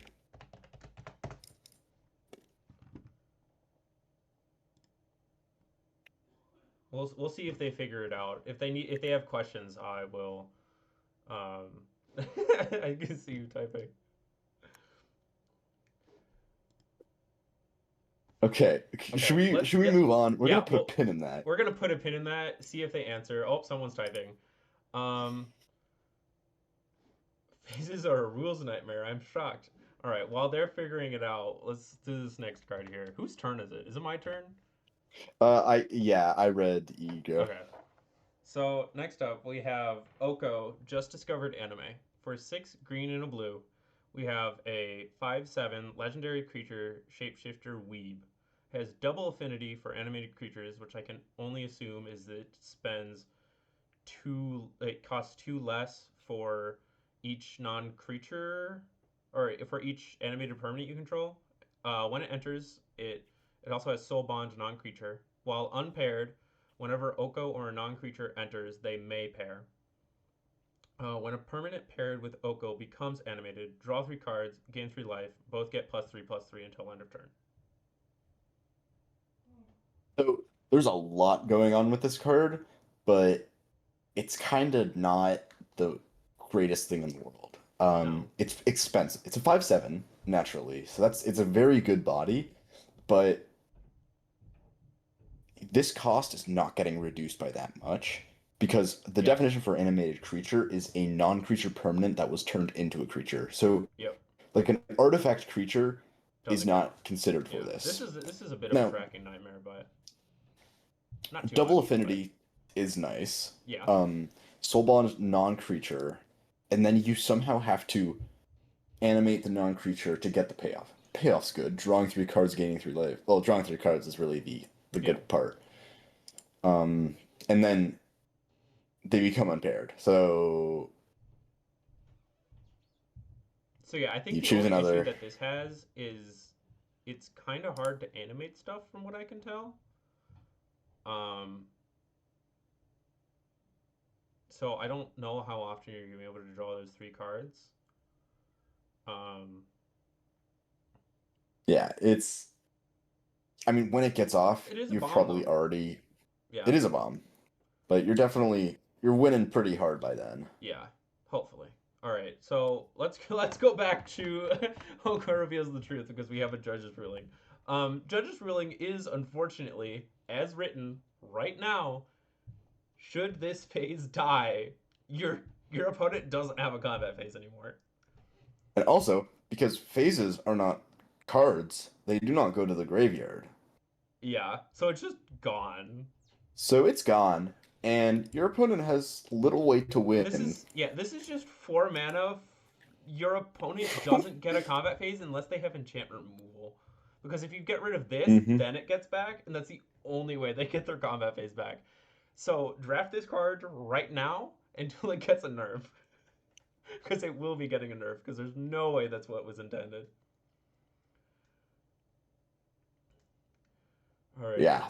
Oh my god. And then, even just on top of it, why would you ever tap the enchanted phase? You wouldn't. Again, I don't think that I changed both of our grades to an A+, by the way. I went out of slideshow and put in A+. This is the only time I'm ever going to do that. This one's rough. This is a classic. Just you can tell what the intention was, and that kind of detracts. Yeah. It detracts when you're trying to evaluate it. Before we put phase rules into effect, so that kind of makes sense.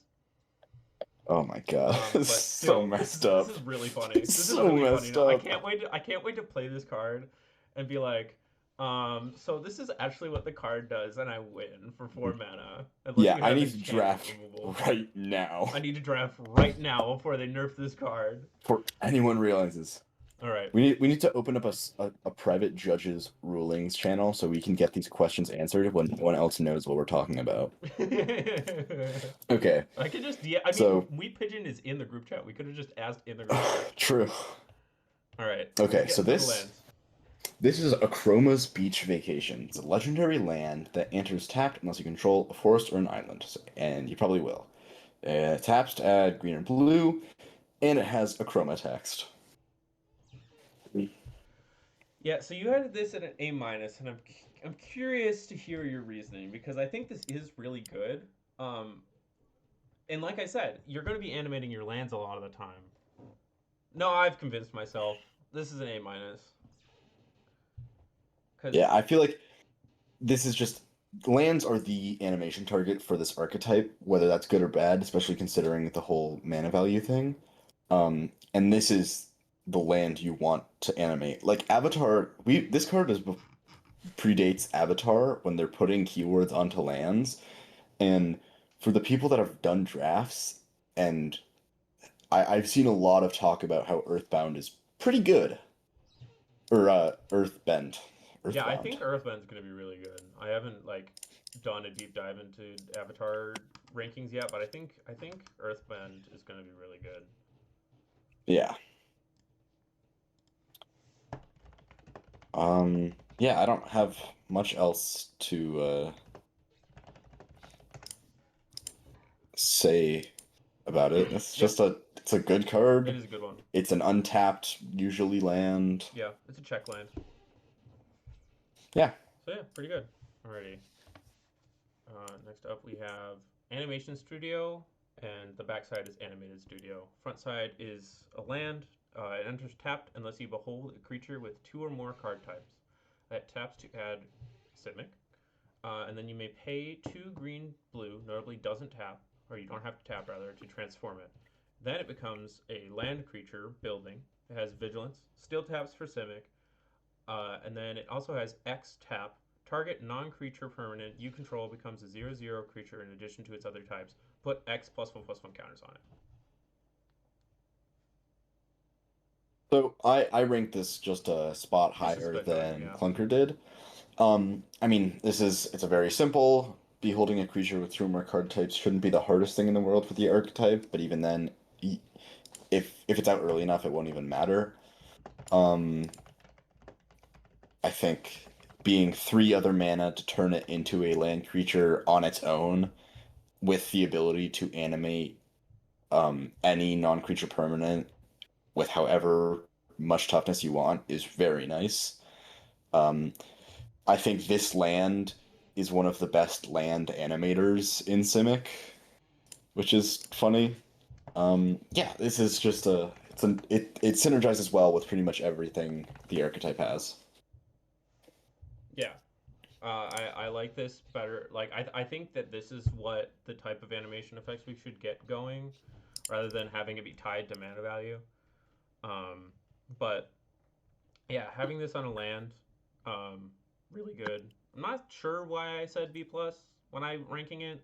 After like thinking about it for like more than 3 seconds, I definitely would say A minus. Probably my guess for your reasoning is this is a removal heavy cube, which is something I feel like we need to talk about with it is very possible that you're going to animate your lands and then they're going to die. Yeah. So because yeah. I think that will come up quite a bit often, which is why I think Earthbending is pretty good, because when it dies, it just comes back as a land. Mm-hmm. All right, last card here. All right, this is Keyword Soup. It's an artifact land with the subtype of food. Enters tapped. There's no way to circumvent that. And as it enters, you can reveal any number of cards from your hand, and it enters with a keyword counter of each keyword ability on those cards. Taps to add Simic. You can food ability it, or you can pay 5 mana for it to become a 3/3 creature. Just period. Okay, so I once did. There was a r/custom magic card that was keyword soup, and it had something to do with like I think it was an equipment that like equipped creature has every keyword ever, and there's a lot of like sneaky keywords that are a little bit weird. Notably, the first one I can think of is like equip. I don't think that's gonna come up very often because unless it says is worded like a reconfigure creature, it's not going to do much. Yeah. But there's definitely some weird ones that I think I'll have to do a research just to remember which ones are keywords and which ones aren't. Yeah, I think this is just a worse Chroma's whatchamacallit, Chroma's Beach or whatever it was. Yeah. It's still the only reason I have it at a B rather than a C plus is it's a free creature that you can just put into any deck. That's actually pretty decent. Like a 3/3 with a whole bunch of keywords is gonna be pretty good.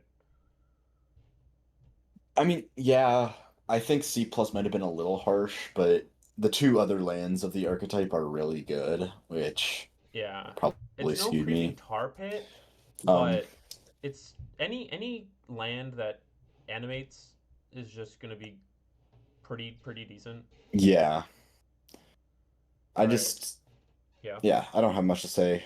Yeah. It's All right. After the Oko debacle, how are we feeling about Simic? Simic as an archetype it's an interesting one, I think, because the archetype curator got burnt out or whatever Yeah, I and think he had got to burnt out. leave. It definitely lost a little direction, and I feel like it shows because there's a lot of inconsistencies with how it wants to do its animating. Um, because it wants to animate creatures with their power and toughness equal to mana value, but also it really likes animated lands and all this Mm. stuff. And I just think I think it's playable. I don't think it's great. Yeah, I have quite a bit to say about this archetype, and if I had the time, I would probably petition to be the archetype curator. I unfortunately just don't have the time to dedicate much to Hells anymore.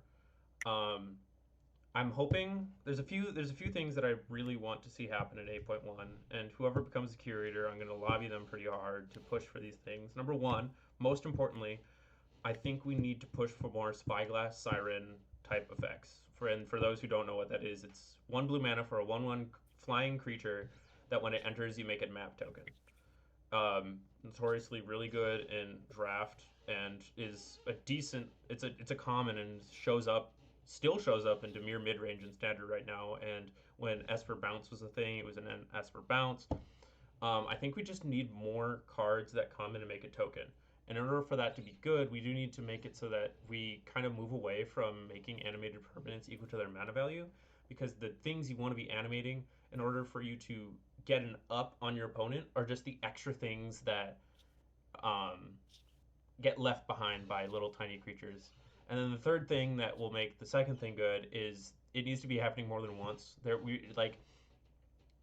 If a spell is animating one thing once, it needs to be really good. Otherwise, it needs to be like I'm gonna bring up another standard card. It doesn't see as much play here, but Sentinel of the Nameless City, 2 and a green for a 3/4 vigilance creature. Whenever it enters or attacks, make a map token. But instead of making a map token, just like animate something.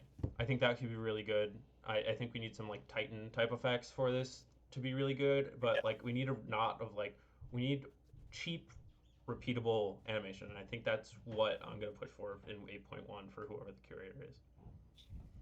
That was a lot.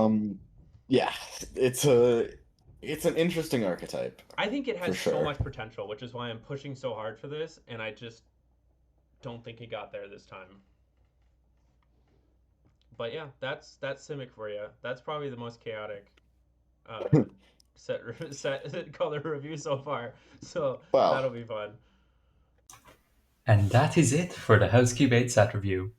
Please let your friends and family know you're still alive after watching a 12-hour set review for a set which doesn't really exist. Anyways, hope to draft it with you. Have a nice day. The following is a message from Roxanne, Banthopter's curator and a menace to society you can trust. Banthopters is looking rather small at the moment. Unfortunately, people have not been creating as much Banthopter support as we would like. Remember, only you can create Banthopter archetype cards. I will take a moment to appreciate a few cards we do have. Go Down in History and Inconspicuous Archetype Recruiter are cards I have given. But I would like to especially appreciate the V Ornithopter and History, I guess, as valuable cards in our arsenal. With support from loyal subjects like you, we can make Banthopters all the more possible. Oh, you all think you're so high and mighty with your official archetypes. You may have your saboteur and your targeting matters, but we all know what the real archetypes are, don't we? Or should I say the real archetype? One. The only one Hellscube 8 needs is Banthopters. There's no way in hell any of the other archetypes could possibly compete with the sheer power of Banthopters. You really think this discussion of archetypes is going to bring you anywhere other than the pure power of Banthopters? Oh, you absolute fools. Oh, you fools. I am legally required to mention an ordinary pulverizer / parry the pulverizer, which is currently the only card technically in Bant colors. While I am displeased by its lack of Thopter-like properties, I accept it as a reasonable card for drafting purposes, as well as an amusing joke. I think it will have good synergy with both Historic, as it creates a Historic permanent upon entry and becomes Historic when it transforms, as well as Saboteur, due to the Saboteur trigger. This has been a message from Roxanne, Banthopter's curator, and a menace to society you can trust.